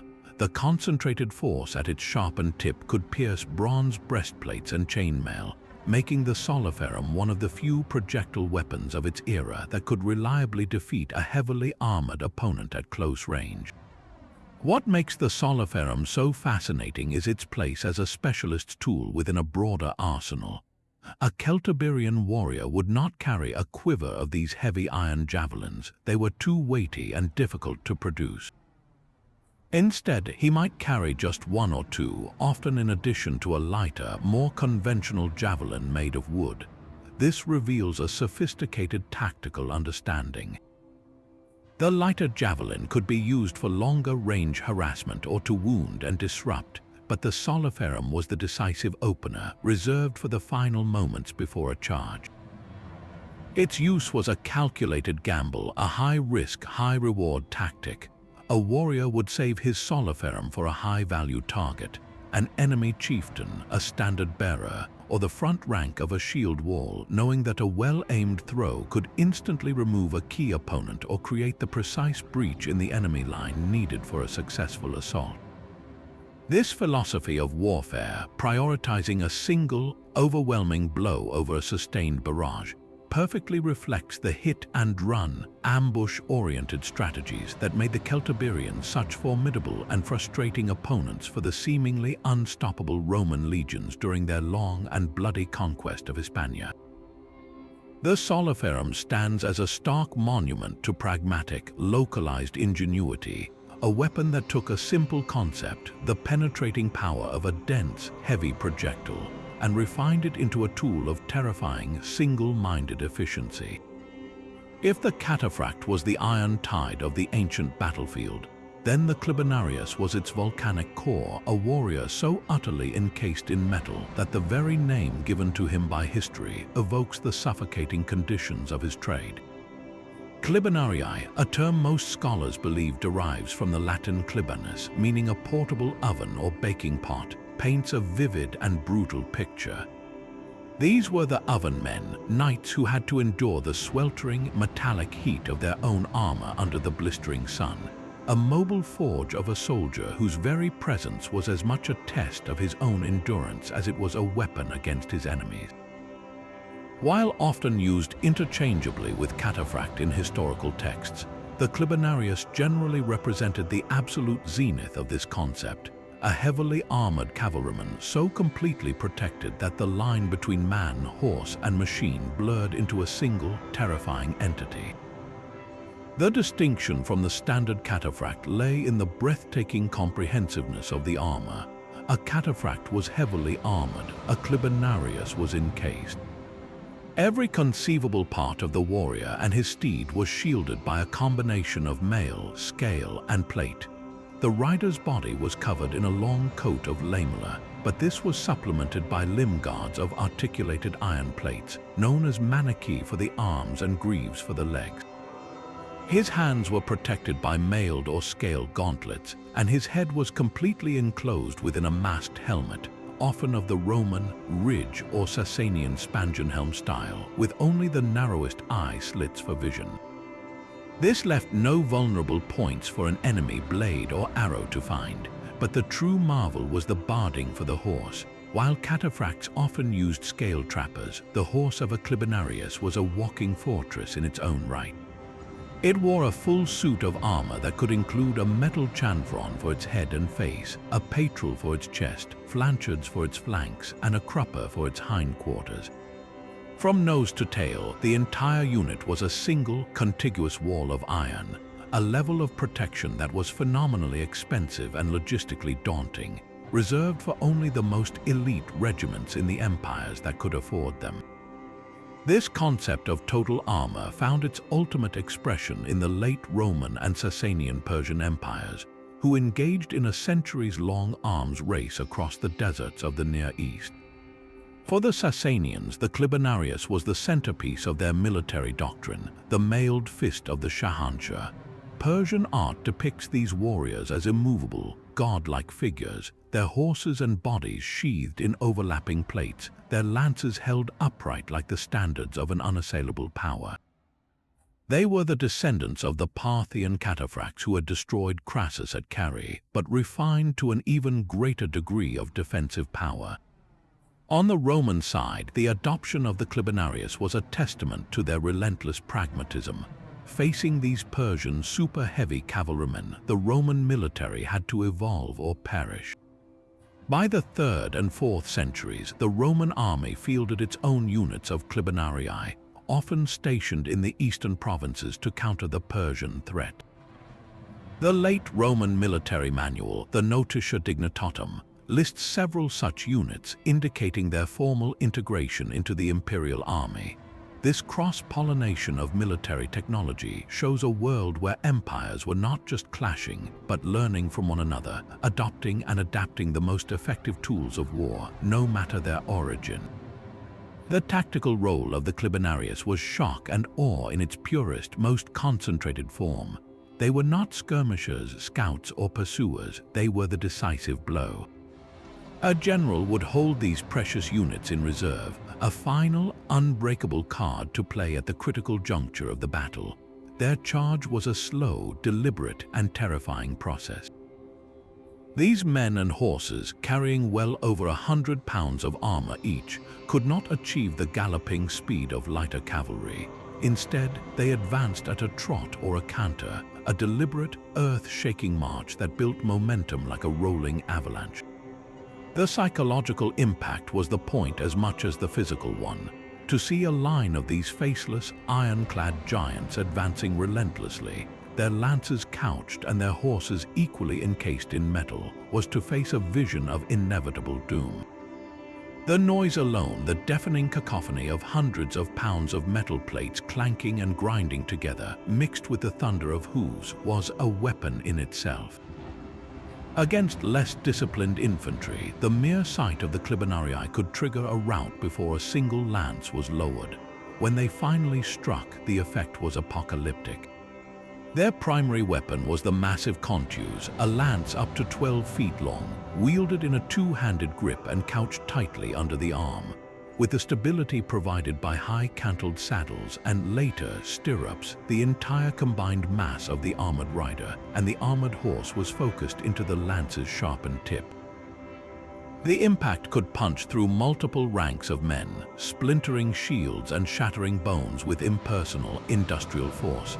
Their job was not to melee, but to obliterate a specific section of the enemy line, creating a rupture so profound that supporting troops, lighter cavalry and infantry, could pour through the gap and roll up the enemy formation from the inside. They were the ultimate can opener, designed to crack the toughest defensive shells that the ancient world could produce. Yet, for all their terrifying power, the clibanarii were a weapon with profound limitations, a masterpiece of military engineering that was as fragile logistically as it was strong on the battlefield. The sheer cost of equipping a single clibanarius was astronomical, requiring the resources of a large estate. This meant they were always few in number, a precious commodity that could not be risked carelessly or easily replaced. Their immense weight made them slow and vulnerable on rough or muddy ground, and their endurance in hot climates was notoriously poor, with the risk of heat stroke for both man and beast being a constant, grim reality behind the name oven men. Furthermore, while nearly invulnerable to arrows and swords, they were susceptible to more ingenious tactics. Disciplined infantry learned to open their ranks and let the heavy cavalry charge through, then attack the more vulnerable flanks and rear of the horses. Specialized weapons like weighted darts aimed at the horses' less protected legs or heavy axes swung at their tendons could bring the entire magnificent edifice crashing down. The clibanarius, therefore, represents the pinnacle of a specific evolutionary branch of warfare, the quest for ultimate protection and shock power. They were the final, glorious expression of the ancient heavy cavalry tradition, a bridge of iron and steel that connected the cataphracts of Persia to the knightly orders of medieval Europe, proving that the desire to become an unstoppable force on the battlefield is a dream as old as war itself. Yet, for all the intricate armor and the disciplined cohesion of the phalanx, the The true soul of the hoplite lay in the weapon he projected forward from that iconic shield wall, the dory.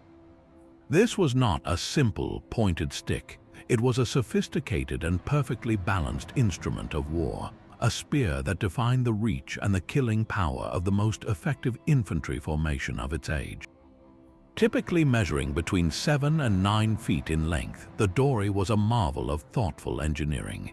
Its core was a sturdy shaft of ash or cornel wood, chosen for its unique combination of strength and resilience. It was tough enough to withstand the shock of impact, yet had a certain flex that prevented it from snapping easily in the ferocious pushing of the othismos.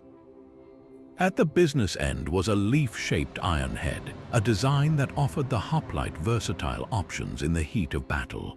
While the primary killing technique in the tight phalanx was the brutal, forward thrust aimed at an enemy's throat or groin, this blade was also sharpened along its edges, allowing for a powerful, slashing cut if the opportunity presented itself in the chaos.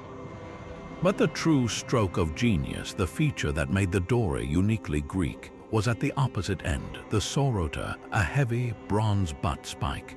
This was far more than a simple counterweight, though it did perfectly balance the spear, making it easier to hold steady for long periods. This bronze spike was a multi-purpose tool that gave the hoplite a critical edge in the grueling reality of phalanx combat.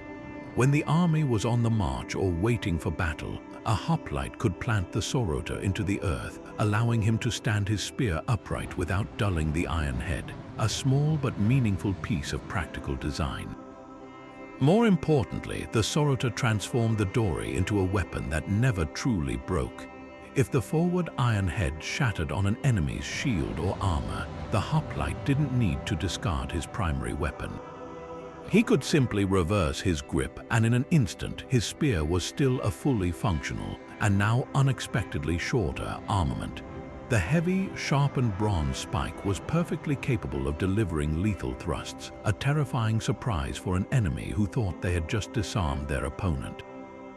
Perhaps the most grimly practical and often overlooked function of the sorota was its role as a tool for what modern soldiers would call mopping up.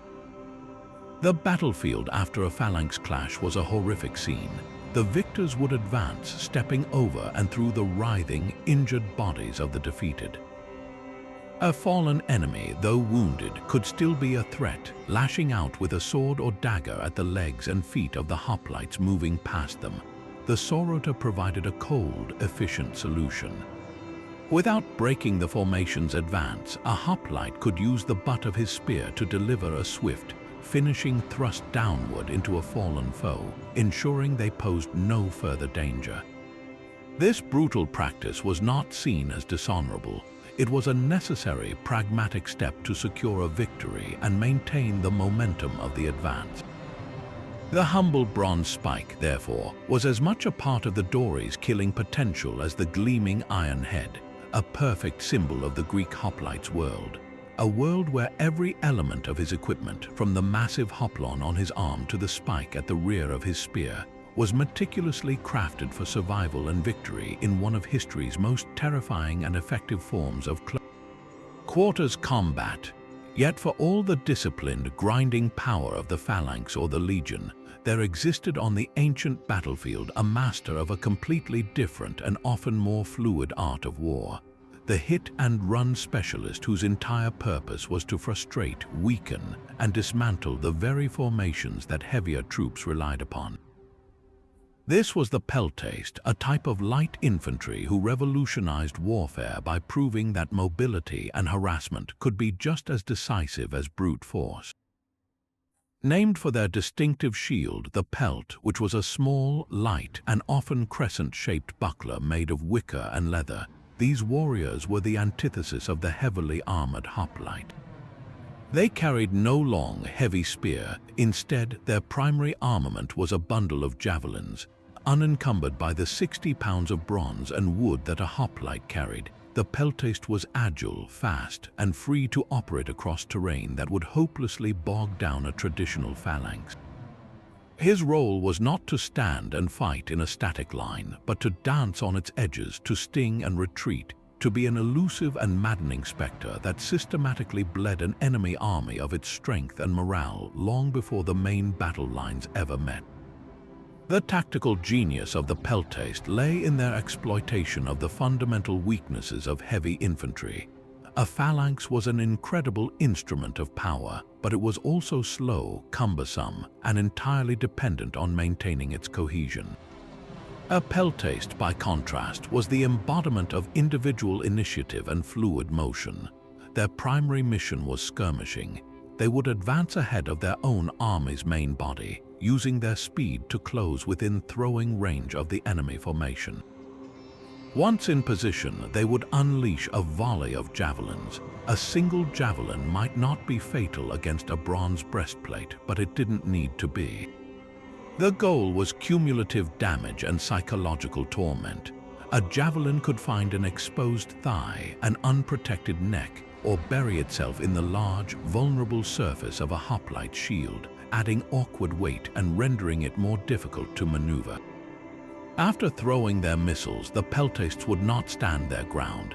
They would immediately turn and melt away, using their superior speed to retreat to a safe distance before the enraged hoplites could possibly hope to catch them.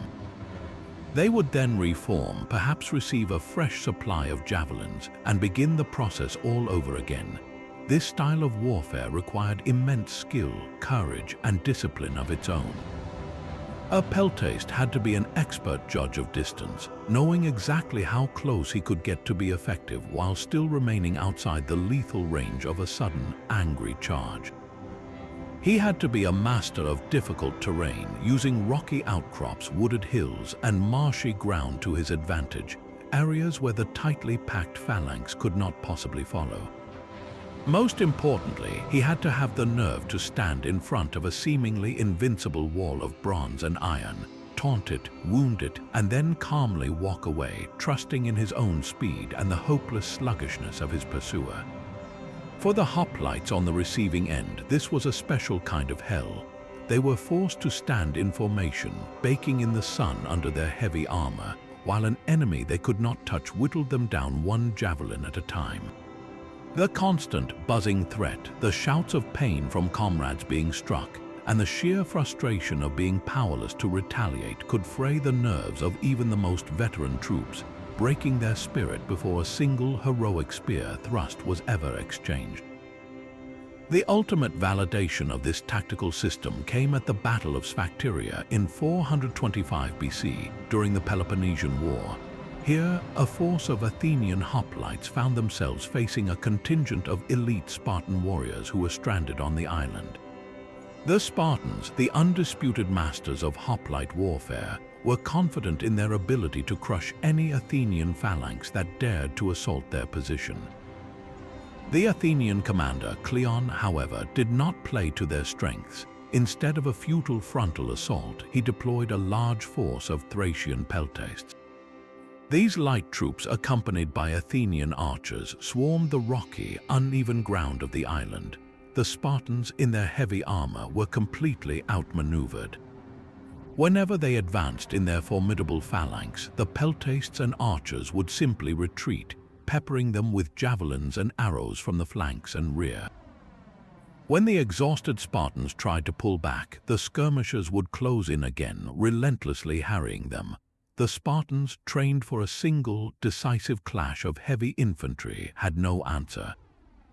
They were gradually worn down, suffering constant casualties without ever being able to bring their superior close combat skills to bear.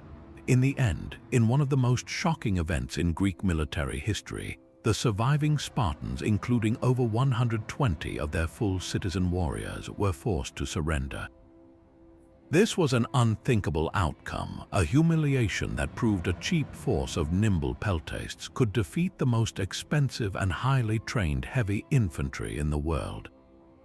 The lesson echoed across Greece. The age of the hoplites' absolute dominance was over, and a new, more complex and demanding style of warfare, where the light-foot soldier held the key to victory, had decisively begun.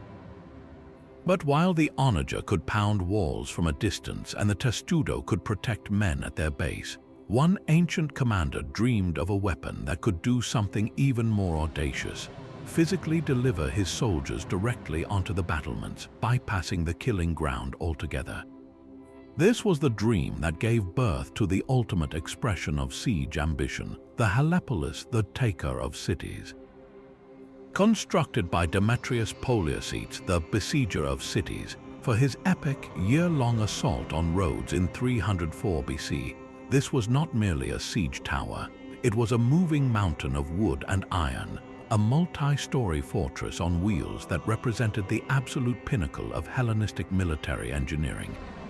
The statistics recorded by ancient historians are so staggering they border on the mythical, but they paint a picture of a machine of almost incomprehensible scale. The Helepolis is said to have stood nearly 130 feet tall. That's the height of a modern 13-story building, and its base was a square measuring roughly 70 feet on each side. This was not a simple wooden frame. It was a true building constructed from massive timber beams, its sides sheathed in iron plates to protect against fire, and its many stories filled with a terrifying array of offensive power. Getting this colossus to move was a logistical and physical challenge of Herculean proportions.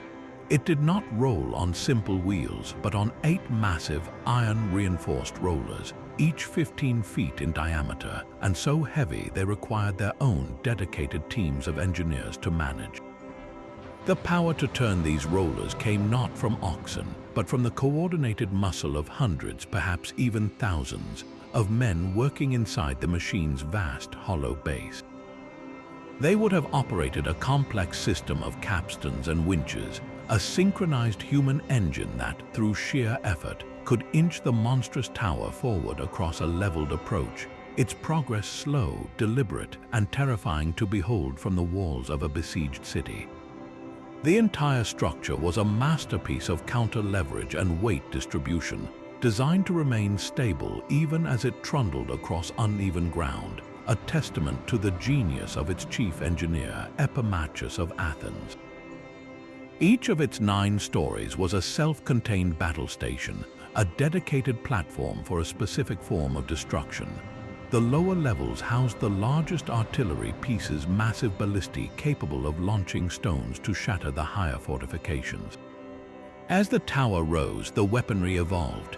Middle floors were equipped with smaller, faster-firing bolt throwers and catapults designed to clear the ramparts of enemy soldiers, while the upper tiers were packed with rapid-fire scorpions and platforms for archers, creating a suppressive curtain of missiles. The very top level was the assault deck, a protected platform housing the elite infantry who would, when the tower was finally pushed flush against the enemy wall, lower a boarding bridge and storm directly onto the battlements. The Helepolis was, in effect, a complete mobile siegeworks combining long-range bombardment, anti-personnel suppression, and direct assault capabilities into a single, terrifying package. The psychological impact of the Helepolis's approach on the defenders of Rhodes must have been a unique form of dread. This was not a hail of anonymous stones coming from outside the walls. This was a man-made mountain, a fortress belonging to their enemy that was slowly, inexorably walking toward them. Its sheer size would have blocked out the sun, casting a long, dark shadow over the city's defenses. The noise would have been a constant, grinding thunder mixed with the shouts of the crews and the thud of its own artillery firing from its armored flanks. For the Rhodians, seeing the Helepolis advance was to witness their own walls being rendered obsolete, as the enemy was literally building a hill to match their own, a hill that was immune to their arrows and moving under its own power. Yet, for all its terrifying grandeur, the Helepolis ultimately failed to take Rhodes. The defenders, displaying incredible ingenuity and resilience, launched sorties to destroy the siege works around the tower and built secondary inner walls behind any section of the main wall that was threatened. In a final, desperate and brilliant move, they managed to flood the ground in front of the Helepolis's path, creating a bog that the incredibly heavy machine could not traverse. Demetrius was forced to abandon the siege and his magnificent, useless weapon. The people of Rhodes, in a final act of triumph, famously melted down the abandoned bronze and iron from his siege engines to build the Colossus of Rhodes, one of the 7 wonders of the ancient world. The story of the Helepolis, therefore, is a profound lesson in the limits of technological supremacy. It was the most magnificent siege engine ever built, a literal and figurative high water mark of ancient military engineering. But it was ultimately defeated by determined defenders, difficult terrain, and the unpredictable realities of war, reminding us that the most impressive weapon is only as effective as the strategy that wields it. While the Helepolis represented a monumental, city-shattering scale of ambition, the next weapon on our list demonstrates a profound shift in focus from the colossal to the deeply personal, from the muscle of thousands to the stored energy of a single, brilliant mechanism. This is the gastrophetes, the ancient Greek belly bow, and it marks nothing less than the genesis of the crossbow, a moment where the principles of artillery were shrunk down to fit in the hands of one soldier. Its very name offers a perfect, literal description of its operation: gaster for stomach and feats for bow. This was not drawn with the sheer power of the arms and back like a traditional bow. It was cocked by bracing the curved end of its stock against the ground, leaning the body's full weight into it, and pressing the stomach or belly against a sliding wooden tiller to compress the powerful composite bow mounted on top. This ingenious use of body weight and leverage allowed a user to draw a bow that was far more powerful than any self-bow he could have pulled by hand, storing immense energy that was then held in check by a simple but revolutionary trigger mechanism. The internal mechanism of the gastrophetes was its true stroke of genius, a direct ancestor of every trigger that would follow. Once the bowstring was drawn fully back by the sliding tiller, it would click into place, held by a sturdy iron pawl that dropped down into a notch on the tiller, a latch known as the nut. This latch was connected to a simple lever trigger. When the shooter was ready, a gentle squeeze on this lever would lift the pawl, releasing the tiller and allowing the stored energy of the bow to snap it forward, launching the heavy arrow or bolt with tremendous force. This trigger system was the key that unlocked a new tactical possibility: the ability to keep a weapon fully drawn, aimed, and ready to fire for an extended period without any physical strain. An archer has to hold his draw, a tiring act that makes precise aiming difficult. A gastrophetes user, however, could take careful aim, wait for the perfect target to present itself, and fire with a calm, controlled motion. This transformed the act of shooting from an explosive feat of strength into a deliberate act of precision engineering. The impact of this new capability was immediate in the context for which it was likely invented: siege warfare. Historical sources attribute its development to engineers in Syracuse around the year 400 B.C., and it was almost certainly used in the defense of the city. From the walls of a fortress, the gastrophetes offered devastating advantages. A defender could rest the weapon on the parapet, take unhurried aim at an enemy officer or siege engineer hundreds of yards away, and release a bolt with enough force to punch through armor. It had a flatter trajectory and greater accuracy over distance than a thrown javelin, and it was far more powerful and compact than a handheld bow of equivalent strength. This gave a significant defensive edge, allowing a smaller garrison to project lethal force with precision and power, picking off key targets and disrupting siege operations from the safety of the walls. The gastrophetes was, in effect, the first handheld personal artillery, a weapon that democratized the kind of power previously reserved for large, crew-served machines like the ballista, shrinking it down to a tool that could be operated by a single, trained soldier. More than just a successful weapon in its own right, the gastrophetes stands as the crucial evolutionary link between the bow and the mature crossbow. It proved the core concept of a mechanically drawn and released bow was not only feasible but exceptionally effective. From this starting point, the design was relentlessly refined.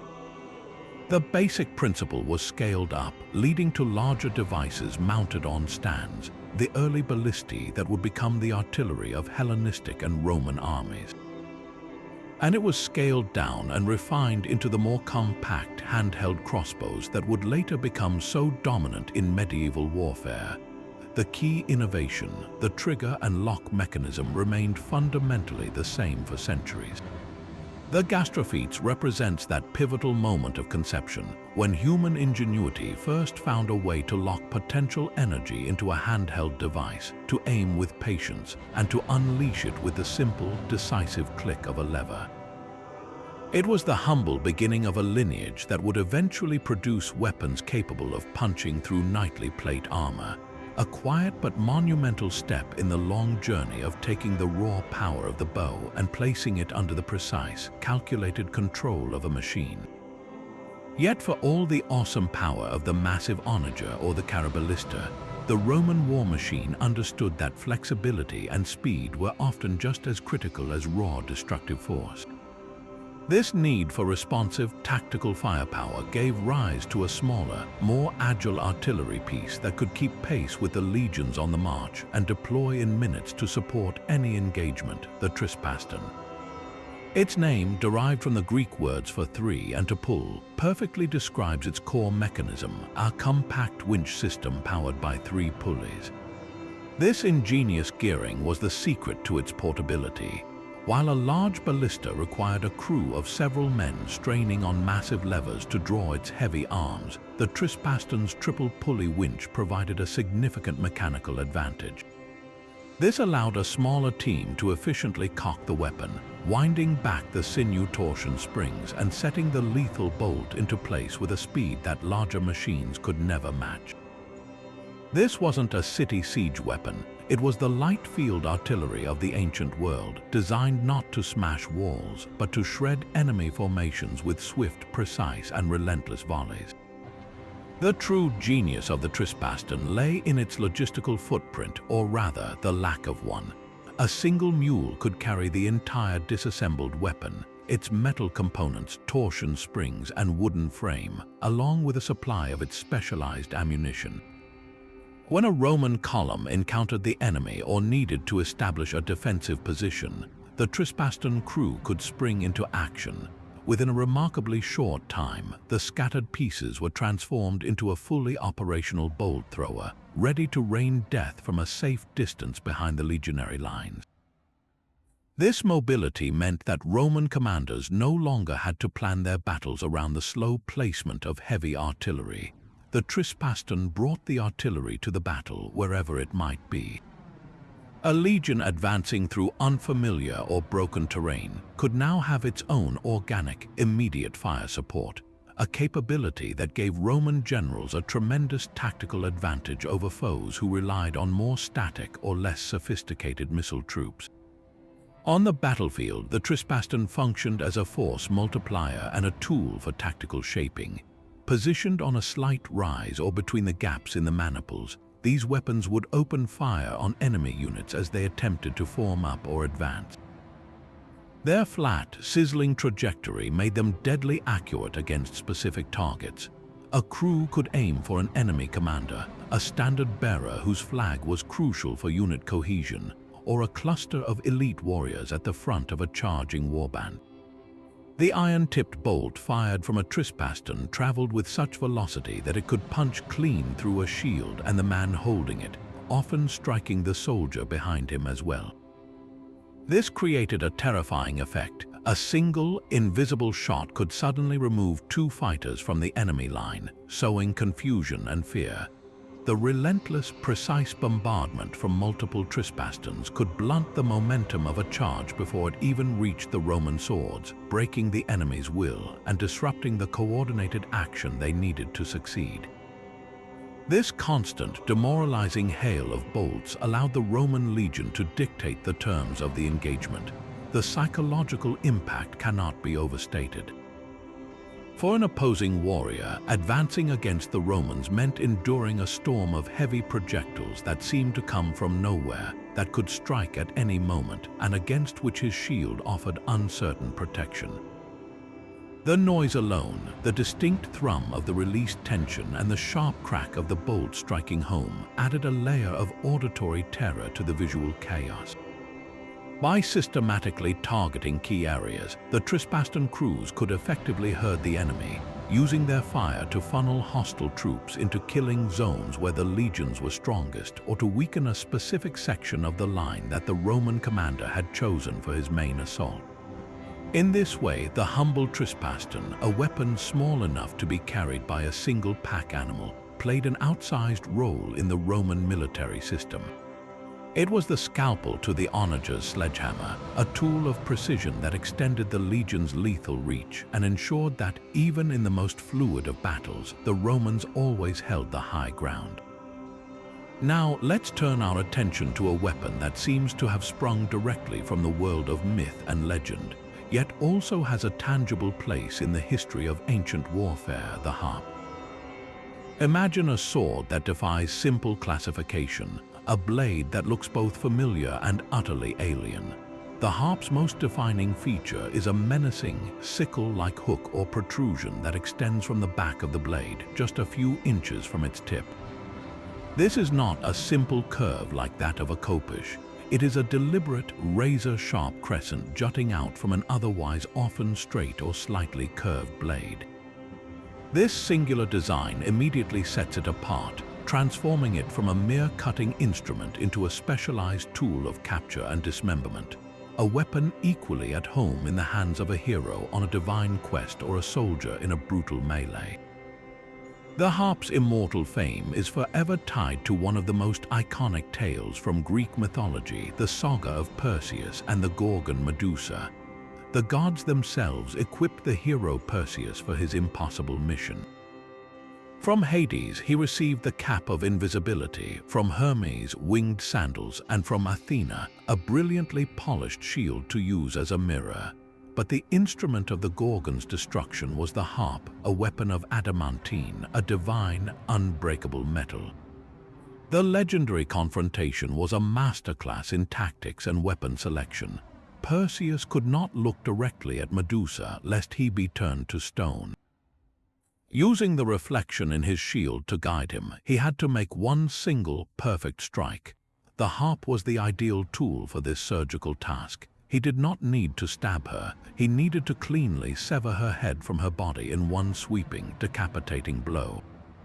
The design of the harp with its weighted hook tip would have been perfect for such a maneuver, allowing the blade to bite deep and then the hook to aid in a clean, pulling cut. In this myth, the harp is more than a sword. It is the divine scalpel used to excise a primordial terror, a weapon chosen by the gods because its unique properties made it the only one for the job. But the harp was not solely a creature of myth. Archaeological evidence and descriptions from writers like Pausanias confirm that versions of this weapon did exist in the real world, crafted from bronze and iron. Its potential practical use on the battlefield likely mirrored the tactical advantages of other hooking weapons, such as the Egyptian khopesh. A soldier facing a shielded opponent could use the harp's protruding hook to great effect. He could catch the top or edge of an enemy's shield and violently wrench it downward, creating a fatal opening for a thrust from the sword's point or a slash from its main edge. This hook could also be used to snag an opponent's weapon arm or leg, unbalancing him and making him vulnerable.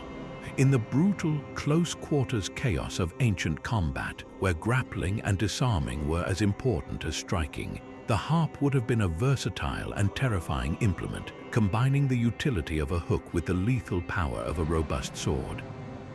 It was a weapon for a fighter who sought to control his enemy's movements before delivering the killing blow. Beyond its physical form and function, the harp held a profound symbolic power in the ancient imagination. It was consistently depicted as the weapon of champions, giants, and gods. In later myths, the Titan Cronus was said to have used a harp to castrate his father, Uranus, severing the old order to bring forth the new. This association with cosmic-scale severance and transformation elevated the harp from a simple tool of war to an instrument of fate. It became a symbol of heroic victory over the monstrous and the chaotic, a blade that could literally cut a hero's path through an impossible challenge. When an artist painted a hero wielding a harp or a poet described one in an epic, they were not just describing a sword, they were invoking a powerful archetype.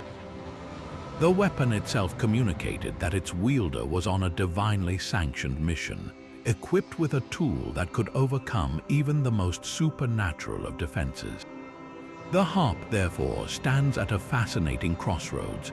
It is a rare example of a weapon whose legendary, symbolic stature is just as significant, if not more so, than its historical battlefield use.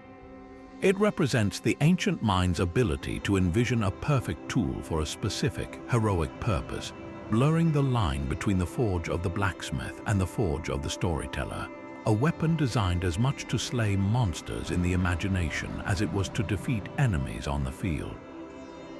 From the disciplined ranks of the legion and the mythical armories of heroes, we now journey to the vast, windswept steppes of Central Asia, to the world of the nomadic horse archer, where survival and warfare were two sides of the same coin. Here, a different kind of weapon reigned supreme, one that reflected a life of constant motion and brutal practicality, the sagaris. This was not the massive, two-handed Dane axe of the Vikings, nor the ceremonial labries of the Minoan. The sagaris was a weapon of pure, unadulterated function, a one-handed axe that was as much a vital tool for daily nomadic life as it was a terrifyingly efficient implement of war. Its silhouette is instantly recognizable and uniquely menacing. Picture a relatively short, stout haft perfect for easy use from horseback. At its business end, you find a head of brutal, asymmetrical elegance. On one side, a long, sharply curved blade sweeps forward, often tapering to a fine point. This is the cutting and hooking edge, designed to slice through leather armor and flesh with the fluid motion of a rider's swing. But the true genius of the sagaris lies on the opposite side. Instead of a simple flat surface, it features a narrow, often quadrangular or hammer-like protrusion known as a pole. This was not a counterweight, it was a dedicated, concentrated smashing tool, a miniature war hammer built directly into the axe. This dual-purpose design made the sagaris one of the most versatile and deadly close combat weapons ever carried from the saddle. The effectiveness of the sagaris in mounted combat was a direct result of this clever duality, allowing a warrior to adapt his attack to the situation in a split second. The sharp, curved blade was perfect for the classic slashing cavalry attack. A Scythian or Persian horseman could ride past an enemy infantryman and deliver a sweeping, drawing cut with the blade, its curve ensuring it would bite deep and slice cleanly. But the real tactical innovation was the hammer pole. In the chaotic press of a melee, where an enemy might be wearing a helmet or hiding behind a shield, a simple slash might not be enough. This is where the warrior would reverse his grip in an instant. A swift, overhand blow with the heavy, narrow pole could deliver a concussive, armor-piercing strike. The focused force of that small, dense point was devastating. It could dent and crush a bronze helmet, stunning the wearer or cracking the skull beneath. It could shatter the bones of a raised arm or smash through the wooden planks of a shield, rendering it useless. This meant an opponent facing a warrior with a sagaris had to defend against two completely different kinds of attack from the same weapon, a wide, slashing arc and a short, powerful, piercing blow, a dilemma that made the sagaris incredibly difficult to defend against in the fluid, fast-paced chaos of a cavalry skirmish. Beyond the battlefield, the sagaris was the ultimate multi-tool of the steppe nomad, an indispensable part of their daily existence that explains its enduring popularity across centuries and cultures. For a people whose lives revolved around herds, hunting, and constant travel, every item they carried had to justify its weight. The sagaris did this in spades. Its sharp blade could butcher game, strip bark, or cut rope and leather for repairs around the camp. The sturdy hammer pole could be used to drive tent pegs into the hard ground, crack open bones for marrow, or even stun an animal during a hunt. This seamless transition from camp tool to battle weapon, meant that every adult male in a nomadic society was, in effect, perpetually armed with a highly effective piece of military hardware. He didn't need to go to a central armory or don special gear. The sagaris on his belt was as natural a part of his dress as his trousers and boots, a constant companion ready for any task, whether it was preparing the evening meal or defending the tribe from a rival warband. This profound utility, combined with its fearsome combat performance, led to the sagaris being adopted and revered by some of the most powerful empires to interact with the steppe peoples. The Achaemenid Persians, whose vast empire frequently clashed with and incorporated nomadic tribes, were particularly taken with the weapon. It appears frequently in the magnificent stone reliefs at Persepolis, held proudly by the king's immortal guards, the elite warriors who protected the throne. For the Persians, a civilization that blended the traditions of the settled farmer and the nomadic horseman, the sagaris was a symbol of martial prowess and a tangible link to the formidable power of the steppe cavalry they both feared and emulated. Its presence in the hands of their most trusted soldiers is a powerful testament to its reputation. Even the Greeks, who generally favored the spear and sword, recognized the sagaris' deadliness. Herodotus and other historians described it as the preferred weapon of the Scythians, and Greek art often depicts Amazons, the mythical warrior women they associated with the lands north of the Black Sea, wielding the sagaris with deadly skill. In this way, the sagaris transcended its origins as a simple tool. It became an icon of a way of life, a symbol of the fierce, independent spirit of the steppe peoples, and a weapon so perfectly adapted to its environment and purpose that it was adopted by empires, feared by enemies, and immortalized in myth, a timeless testament to the idea that the most effective weapons are often those born from the relentless demands of survival itself. Now imagine the Roman legion on the march, a column of disciplined infantry, their sandaled feet eating up the miles. But integrated within this flowing river of men is a new kind of predator, a weapon that gave the Roman commander something no general had ever possessed before: organic, mobile, and immediate artillery support. This was the caraballista, and its impact was nothing short of a tactical revolution. By mounting a compact but powerful torsion catapult on a two-wheeled cart drawn by a single mule, the Romans effectively put a ballista on wheels. This seemingly simple act of making artillery keep pace with the infantry transformed the legion from a purely close combat force into a combined arms army, capable of projecting lethal power across the entire battlefield from the moment of deployment. The genius was in its logistics. The entire weapon could be broken down for transport and reassembled by its dedicated crew in a matter of minutes, turning any patch of ground into an instant artillery position. This meant that Roman firepower was no longer tethered to a siege line or a pre-selected defensive spot. It was now as fluid and responsive as the legion itself. This mobility unlocked a devastating new tactical doctrine: suppressive fire on the move, before the clash of infantry lines while the enemy was still forming up hundreds of yards away. The caraballisti would be swiftly positioned on the flanks or on slight elevations behind the Roman ranks.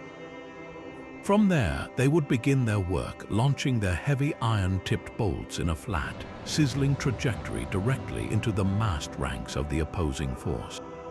A single bolt from one of these machines possessed terrifying kinetic energy, capable of piercing through multiple soldiers in a single, gruesome pass, carving bloody lanes through shield walls and disrupting the enemy's cohesion before the first legionary had even thrown his pilum. This constant, precise bombardment could break up a forming cavalry charge, silence enemy skirmishers, and target enemy commanders, sowing chaos and demoralization at a critical time. The psychological impact was a weapon in itself. Advancing against the Romans now meant walking into a storm of massive, invisible projectiles that could strike anyone at any moment, an experience that could shatter the nerve of even veteran troops. This capability gave Roman generals an unprecedented level of control over the battlefield's tempo. They could use the carabalisti to proactively shape the engagement, forcing the enemy to react to their moves. For instance, a commander could use a concentrated barrage from his mobile artillery to deliberately soften up a specific section of the enemy line, creating a weak point that his legionaries could then exploit with a focused infantry assault. The carabalisti could also execute a form of ancient fire and maneuver. While one unit of legionaries advanced, the artillery could lay down suppressive fire on the enemy positions directly opposing them, pinning them down and preventing them from effectively resisting the advance. In a retreat or a fighting withdrawal, the carabalisti were invaluable. They could be rapidly deployed to cover the retreating legions, launching volleys at pursuing forces to slow them down and inflict casualties, allowing the Roman infantry to disengage in good order rather than devolving into a disastrous rout. This concept of maintaining suppressive fire while advancing or retreating was centuries ahead of its time, a precursor to the combined arms tactics that would dominate modern warfare. While specific, named battles where the Carabalista single-handedly turned the tide are not always detailed in the historical record, its pervasive presence within the legionary structure suggests its influence was felt in countless engagements across the empire. Consider a hypothetical but historically plausible scenario during the campaigns against the Germanic tribes. A legion, ambushed in a forest clearing by a warband of fierce Cherusci warriors, would find its initial formations disrupted. In earlier times, this could have been a disaster, but with a section of carabalisti in the baggage train, the Romans had a rapid response solution. While the front-line triarii held the barbarians at bay with their long spears, the carabalista crews could unlimber their weapons and begin launching bolts into the flanks of the charging warband. The sudden, violent arrival of this artillery fire would disrupt the tribal charge, breaking its momentum and giving the Roman centurions precious time to reform their scattered maniples and counterattack. In set-piece battles against the Parthians, whose horse archers relied on mobility and ranged harassment, the carabalisti provided a stable, powerful counter. Their bolts had the range to threaten the Parthian cavalry, forcing them to keep their distance and disrupting the relentless arrow storms that had decimated Crassus's legions at Carrhae. This mobile firepower advantage was something few of Rome's enemies could effectively counter, as it directly negated the tactical strengths of both dispersed skirmishers and dense infantry formations, making the Roman legion a relentlessly adaptable and formidable opponent on any terrain.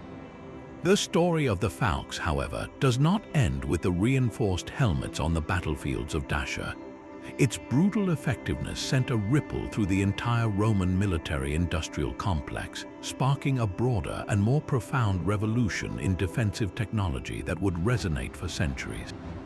The encounter with the Falx was a stark, bloody lesson that the Roman army's current standard of protection was dangerously inadequate against a new class of dedicated, armor-shattering weapons. This realization triggered an arms race, a relentless cycle of innovation where every advance in offensive power demanded a corresponding leap in defensive technology. The Romans were masters of this pragmatic dance, and the Falx served as a brutal but effective instructor, forcing a fundamental reassessment of what it meant to be truly protected on the battlefield. This was not merely about adding a crossbar to a helmet. It was about rethinking the very materials and construction of a soldier's entire panoply, setting in motion an evolution that would gradually shift the legionary's appearance from the familiar bands of the lorica segmentata to the more comprehensive, flexible mail and lamellar armors of the later empire. This push for better defense catalyzed significant advancements in Roman metallurgy. While the Romans had long been skilled ironworkers, the threat posed by weapons capable of cleaving through their current gear spurred a drive for higher quality, more resilient steels. We see evidence of this in the archaeological record through the increased use of pattern welding and carburization techniques in the later imperial period. Pattern welding, a method involving the twisting and forging together of strips of iron and steel, created a blade, or in this context, armor, with a beautiful, distinctive grain pattern that was not just for show. This process produced a material that was both hard to resist cutting and flexible to absorb impact without shattering. The intent was to create armor that could withstand a falx-like chop without being split asunder. Similarly, the process of carburization, where iron was heated in a carbon-rich environment to transform its surface into steel, became more controlled and widespread. The goal was to produce consistently hardened plates and rings that could turn a blade or dissipate the energy of a crushing blow more effectively than the softer wrought iron used in earlier eras. This wasn't just about making sharper swords, it was an industrial response to the need for tougher, more reliable armor on a mass scale. The most visible legacy of this defensive revolution was the gradual phasing out of the iconic lorica segmentata in favor of more versatile and protective armor systems. The segmented plate armor was brilliant for its time, offering excellent protection for the torso against straight thrusts and slashes, but it had vulnerabilities. The large, rigid plates could restrict movement, and the intricate system of straps and buckles had weak points that a weapon like the Falx could exploit, prying plates apart or severing the leather fastenings. In response, the Roman army began a large-scale re-equipment with the lorica hamata, the mail shirt, a well-made mail hauberk constructed from thousands of interlinked iron rings, presented a completely different defensive challenge. While a powerful thrust could still penetrate it, the flexible, mesh-like nature of mail was far more effective at absorbing and distributing the energy of a heavy, cleaving blow. The force of a Falx strike would be dissipated across dozens of rings, drastically reducing the chance of a catastrophic, limb-severing injury.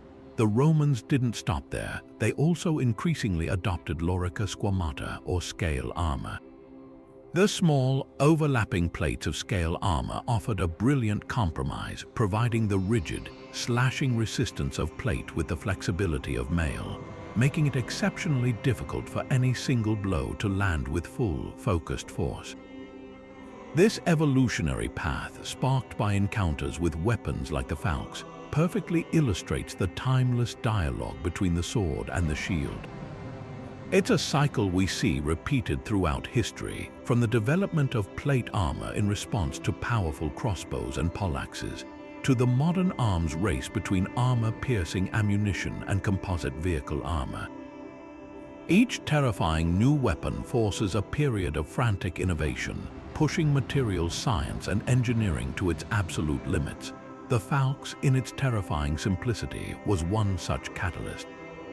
It compelled the Romans to become better armorers, to think more critically about the physics of protection, and to invest in the logistical nightmare of re-equipping a vast professional army. The reinforced helmet, the improved mail shirt, and the widespread adoption of limb armor were not isolated developments. They were all part of a coherent, systemic upgrade driven by the imperative to survive on a battlefield where a single, well-swung blade could render a century of military tradition obsolete. The legacy of the Dacian Falx, therefore, is etched not only in the scars on Roman helmets, but in the very metal and design of the armor that would protect the legionaries of the late Empire, a permanent monument to the fact that sometimes the most powerful catalyst for progress is the stark, immediate threat of annihilation.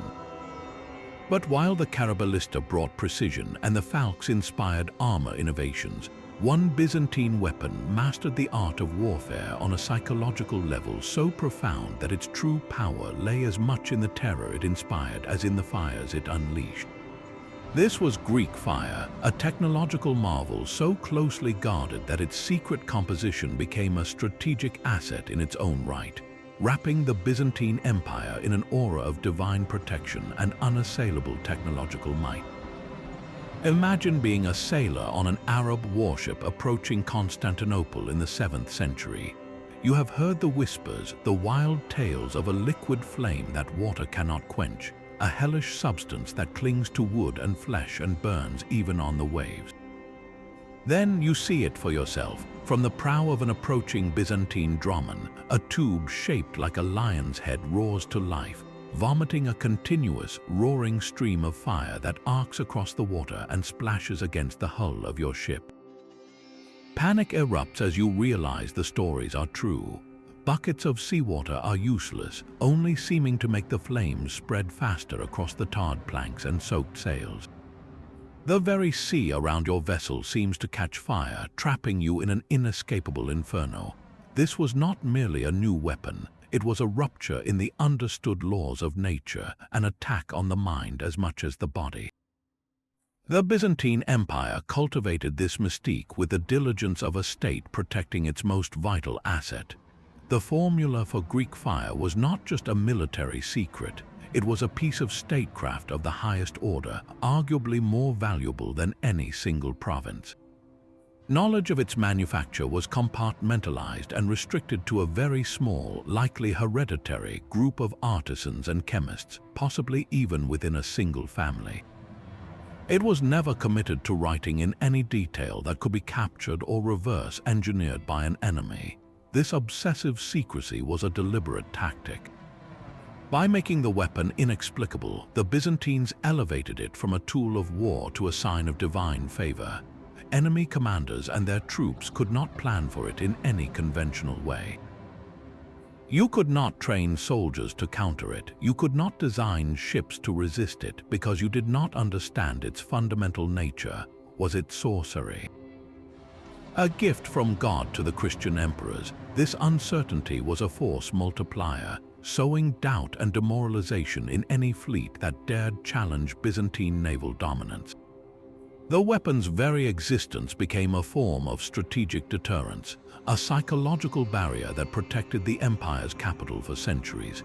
This manufactured aura of invincibility had a tangible and crippling effect on enemy morale and strategic planning for generations. Opposing admirals, particularly from the burgeoning Arab empires, were forced to completely rethink their approach to besieging Constantinople.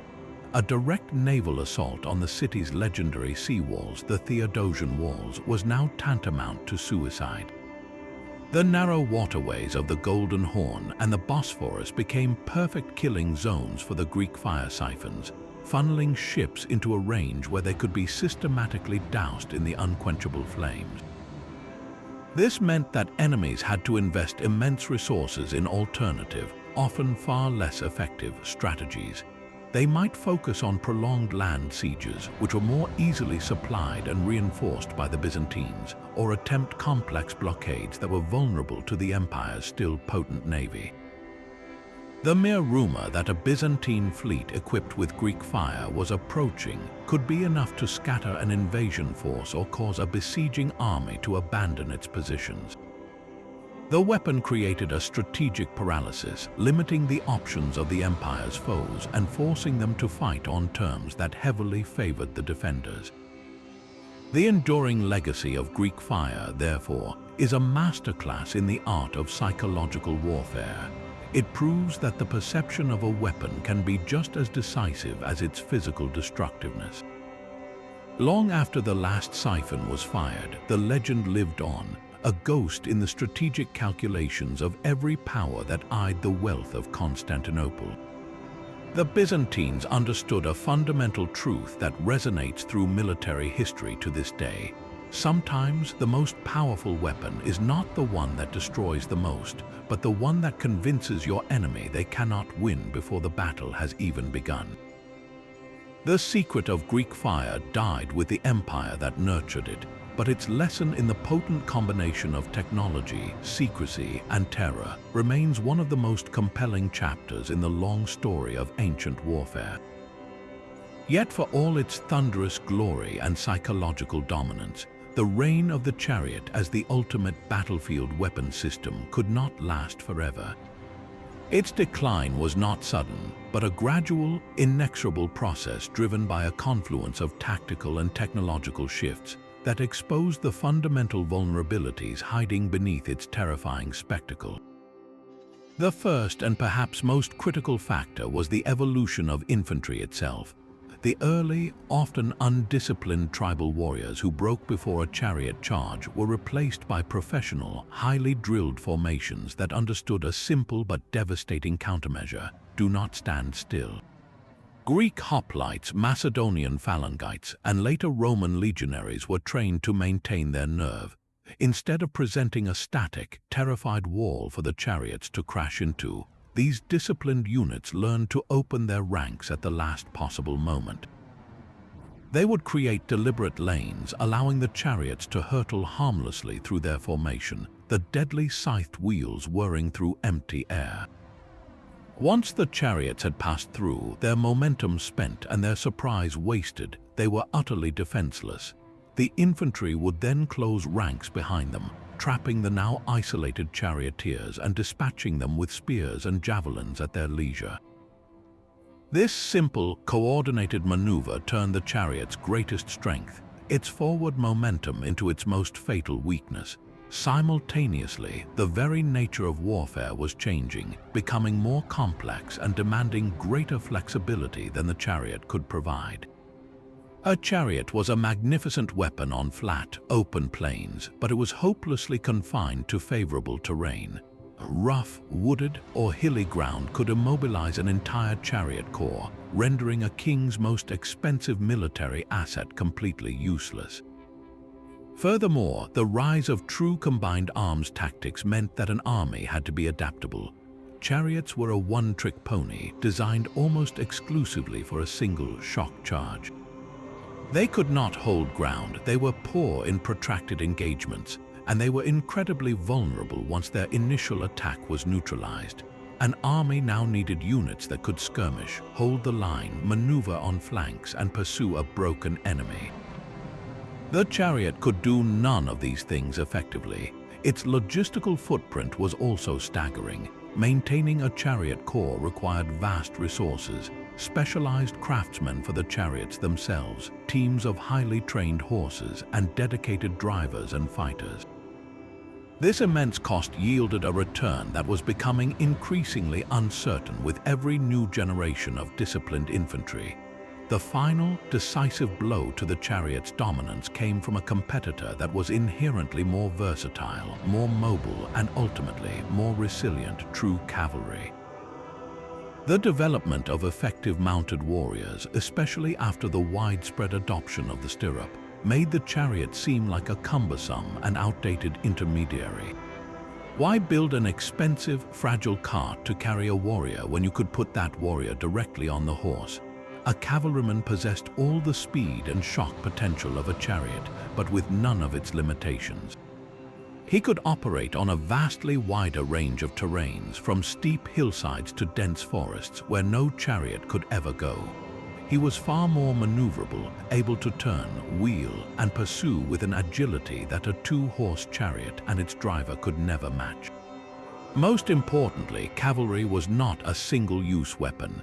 It could skirmish with bows and javelins, deliver a devastating shock charge with lances, conduct reconnaissance, and harry enemy supply lines. The chariot was a sledgehammer, cavalry was a Swiss Army knife. This transition is starkly illustrated by the contrasting fates of two great empires of the East.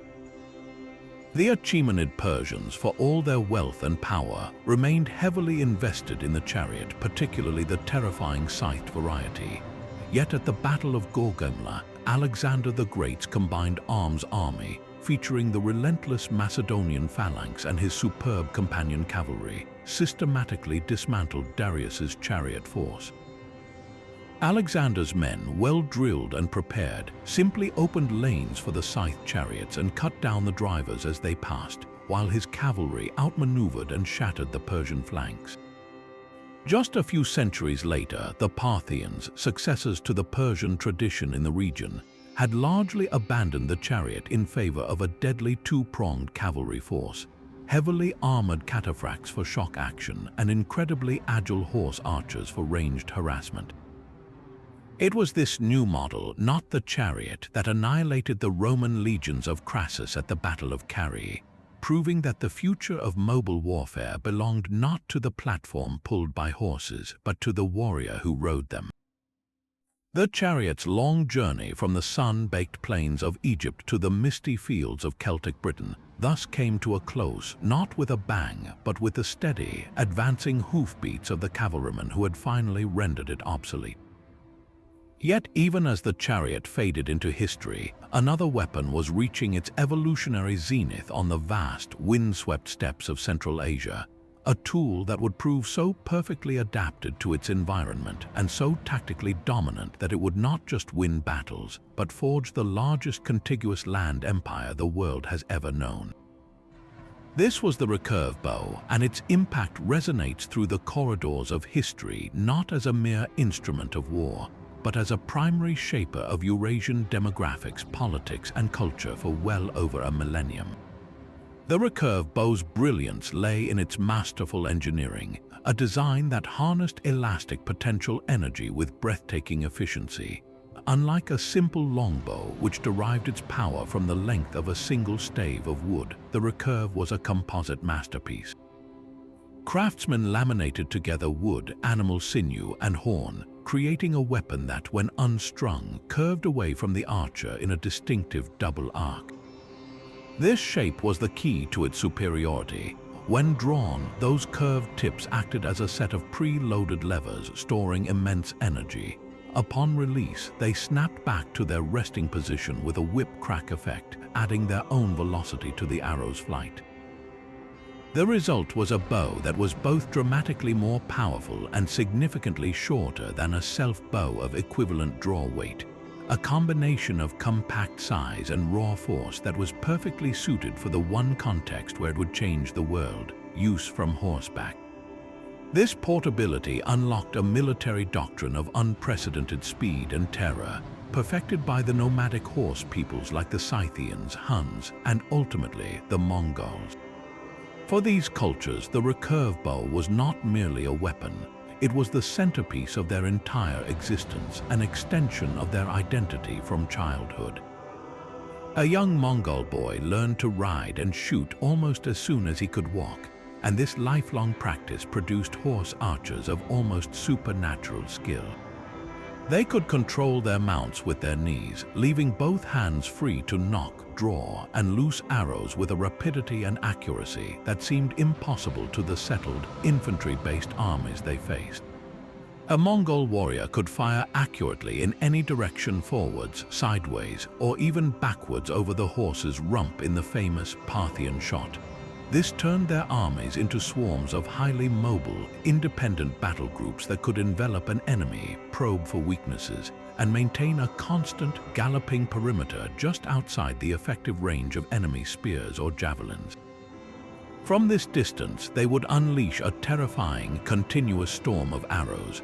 Their arrows were themselves specialized tools of war, tipped with armor-piercing bodkin points for punching through chainmail or wide, slashing heads designed to inflict horrific wounds on men and horses alike. The psychological effect of this was sheer torment. Heavily armored European knights or disciplined Chinese infantry would find themselves standing in formation, unable to close with an enemy that refused to stand and fight, while their ranks were steadily eroded by an invisible, buzzing death that came from all sides. The empire-building capacity of this weapon system reached its terrifying apex under Genghis Khan and his successors. The Mongol military machine was not a disorganized horde. It was a highly disciplined, brilliantly organized force where the recurve bow was the cornerstone of a combined arms doctrine. A typical Mongol trooper carried two bows, a longer one for maximum range and a shorter one for use on horseback at closer quarters, as well as several types of arrows for different purposes. Their discipline and coordination were as formidable as their archery. They used complex signal flags and drum beats to execute intricate maneuvers on the battlefield. They would feign retreats to draw enemies into carefully prepared ambushes, or suddenly concentrate the fire of thousands of archers on a single section of the enemy line to create a breach. This was not random skirmishing. It was a systematic process of softening, disorganizing, and demoralizing the enemy. When the opposing force was sufficiently weakened, their formations in disarray and their morale shattered, the Mongols would commit their heavy lancers to the decisive shock charge, crashing into the broken enemy to finish the job. The recurve bow was the key that made this entire system work. It was the tool that allowed a relatively small, mobile force to dominate and destroy much larger, more conventionally powerful armies from China to the frontiers of Europe, proving that on the open plains of Eurasia, speed, range, and precision could overwhelm sheer numbers and brute force every single time.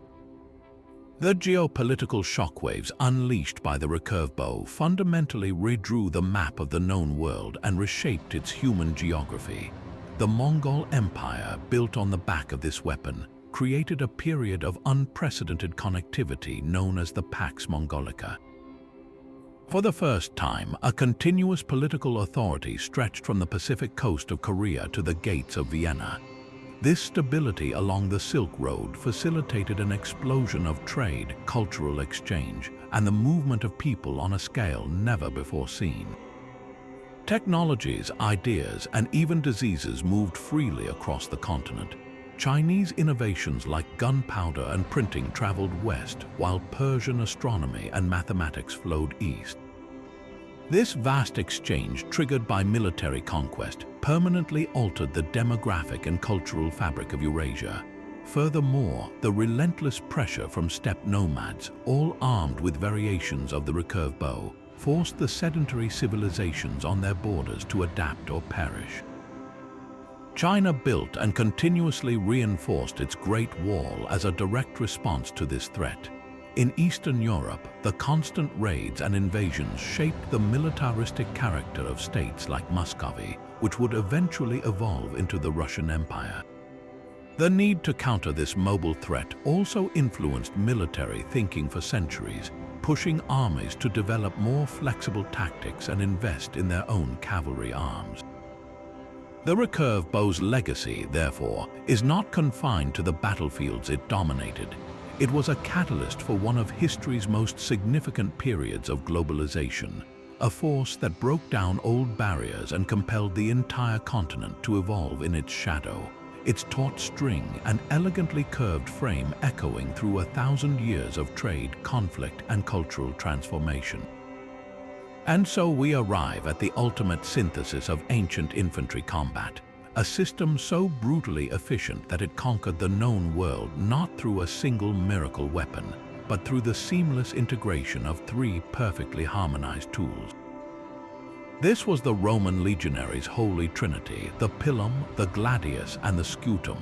To see them as separate instruments is to miss the point entirely. They were components of a single, devastating machine, each part engineered to perform a specific function in a lethal, choreographed sequence that transformed the chaos of battle into a systematic, industrial process of dismantling the enemy. The genius of Rome was not in inventing the spear, the sword, or the shield, but in re-engineering them to work together in a way no other army had ever conceived, creating a tactical doctrine where the whole was exponentially greater than the sum of its parts.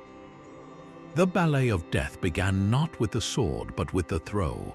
As the enemy line advanced, often just 30 yards away, the legionary's first move was to heave his pilum. This was not a hopeful toss, it was the opening gambit in a calculated plan. Recall the pilum's unique design. Its long, slender iron shank was soft, designed to bend upon impact. The moment that heavy javelin slammed into an enemy shield, it did more than just threaten the man behind it. The head would punch through the wood, and the sudden stop would cause the soft shank to buckle and warp. Instantly, the enemy soldier's primary defense was transformed from an asset into a catastrophic liability. His shield, now weighed down by a heavy, bent piece of metal wobbling unpredictably from the front, became impossibly awkward to maneuver.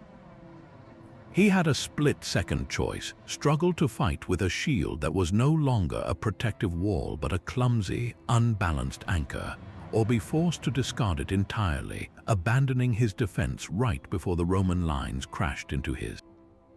Either way, the pilum had done its job perfectly. It had compromised the enemy's defensive integrity, creating vulnerability and disorder at the precise moment of contact. This calculated disruption was the entire purpose of the pilum volley. It was a weapon that thought several moves ahead, designed not necessarily to kill, but to set the stage for the main event. As the enemy line faltered, tangled and encumbered by the pilum, the legionaries would let out a unified roar and surge forward. This is where the second part of the system came into play, the scutum. This was not a small, round buckler for dueling. It was a massive, curved rectangle of laminated wood and leather weighing nearly 20 pounds. It was a personal fortification. The legionary would advance with his scutum held firmly in front, his body angled behind it. In the tight formation of the maniple, his shield also protected the right side of the comrade to his left, creating an interlocking wall that was far more resilient than a line of individual fighters. The scutum was both a mobile shelter and an offensive tool. A legionary wouldn't just hold it statically. He would use its sheer mass to batter aside the enemy's own weapons or unbalanced shields, violently creating an opening with a powerful shove of his left arm. And through that opening, the final, brutal piece of the system would strike, the gladius. This short, double-edged sword with its vicious point was the instrument of execution. The Roman fighting style was ruthlessly pragmatic. They were not trained for the wide, heroic swings of a barbarian longsword, which were inefficient in a packed formation and easily deflected by a shield. The doctrine was stab, do not slash. Once the scutum had created a gap and the pilum had done its work, the legionary would make a small, controlled, and devastatingly efficient movement. He would not draw his arm back for a mighty blow. He would simply angle his gladius around the side of his shield, or even over the top of it, and execute a short, powerful thrust into his opponent's exposed torso, groin, or face. The physiological effect of this thrust was horrifying. A deep stab wound from the gladius's sharp point, driven by the strength of the soldier's body and legs pushing from behind, could puncture lungs, sever major arteries, and pierce vital organs. Such an injury was almost always immediately incapacitating and frequently fatal. An enemy slashed on the arm might scream and fall back, but an enemy stabbed in the gut would often collapse silently, creating a gap in the enemy line that the next Roman in the rank could immediately exploit. This combination, pilum, scutum, gladius, formed a perfect, repeating cycle of tactical action. It was a system that played to the Roman strengths of discipline, engineering, and collective action, while systematically exploiting the weaknesses of their more individualistic foes. A Gallic or Germanic warrior, relying on personal bravery and the sweeping power of a longsword, would find his every strength neutralized. His charge was broken up by the pilum volley. His powerful swings were absorbed or deflected by the heavy scutum, and in the tight, suffocating press that followed, he had no space to wield his weapon effectively, while the Roman beside him needed only a few inches to deliver a lethal gladius thrust. The entire process was mechanical, impersonal, and terrifyingly effective. It turned warfare into a science of applied violence where courage was secondary to drill, and individual heroics were subsumed into the relentless, grinding efficiency of the machine. This integrated weapons system, more than any general's genius or any emperor's ambition, was the true engine of Rome's conquest, a testament to the power of a simple, well-executed plan over the chaos of raw strength. And so our journey through the arsenal of history draws to a close, a voyage that has taken us from the primal, instinctual grasp of a heavy branch to the thunderous, calculated release of a ballista's bolt. We've witnessed a relentless march of ingenuity, a story where every sharpened edge, every clever curve, was not merely an invention but a conversation. Each weapon we've explored was a profound response to the world that created it. The club answered the problem of human frailty, the spear introduced the revolutionary advantage of distance, and the chariot projected the terrifying power of an empire across the open plain. But this was never a one-sided dialogue. Just as the formidable Dacian Falx forced the Romans to reinvent their helmets and armor, the disciplined Roman legionary, with his integrated system of pilum, scutum, and gladius, compelled every enemy he faced to either adapt or be systematically dismantled. This is the true lesson of these 50 tools. They were both the drivers and the products of an endless cycle. A new sword demanded new armor, which in turn inspired a deadlier axe, which then prompted stronger shields, forever pushing the boundaries of metallurgy, tactics, and social organization. To truly hold one of these ancient weapons in your mind is to hold a key to understanding the civilization that forged it. The khopesh was not just a sickle sword, it was the divine authority of the pharaoh made manifest in bronze. The macuahuitl was more than a wooden sword with obsidian teeth. It was the instrument of a cosmic balance, a tool for securing captives to feed the gods and sustain the universe. The Spartan hoplite's story was inseparable from the concept of the citizen soldier and the city-state, his very identity bound up in the wooden shaft and bronze butt spike he carried. These were not inanimate objects, they were extensions of culture, belief, and political power. The rise of the iron sword over the bronze one wasn't just a tale of superior metallurgy. It was a social revolution that broke the aristocratic monopoly on warfare and empowered the common infantryman, paving the way for the mass armies of Rome. The evolution of the saddle and stirrup didn't just create a better horseman. It forged the entire feudal structure of medieval Europe, cementing the power of a knightly class. Every innovation in our arsenal rippled outwards, reshaping economies, hierarchies, and the very map of the world. This incredible journey, from the simplicity of the club to the terrifying complexity of Greek fire, shows us that the engine of ancient history was fueled by this relentless interplay of problem and solution, attack and defense, necessity and invention. The story of humanity, in so many ways, is written in the weapons we crafted to protect ourselves, to project our power, and to impose our will. They are the starkest measure of our ingenuity and our ambition, our fears and our triumphs. They built empires and shattered them, defended homelands and conquered new ones. To study them is to look beyond the dates and names of kings and to understand the fundamental forces, the levers of wood, bronze, and iron, that truly shaped our past. We've walked through this vast armory together, but the conversation is far from over. Now we turn it over to you. Of all the incredible weapons we've explored, which one captures your imagination the most? Was it the elegant terror of the falcotta, the psychological mastery of the peltaste, or the sheer, monumental ambition of the helepolis? Let us know in the comments below which ancient weapon you find most fascinating and why. If you enjoyed this deep dive into the tools that forged history, be sure to subscribe and hit the notification bell, because our exploration of the past has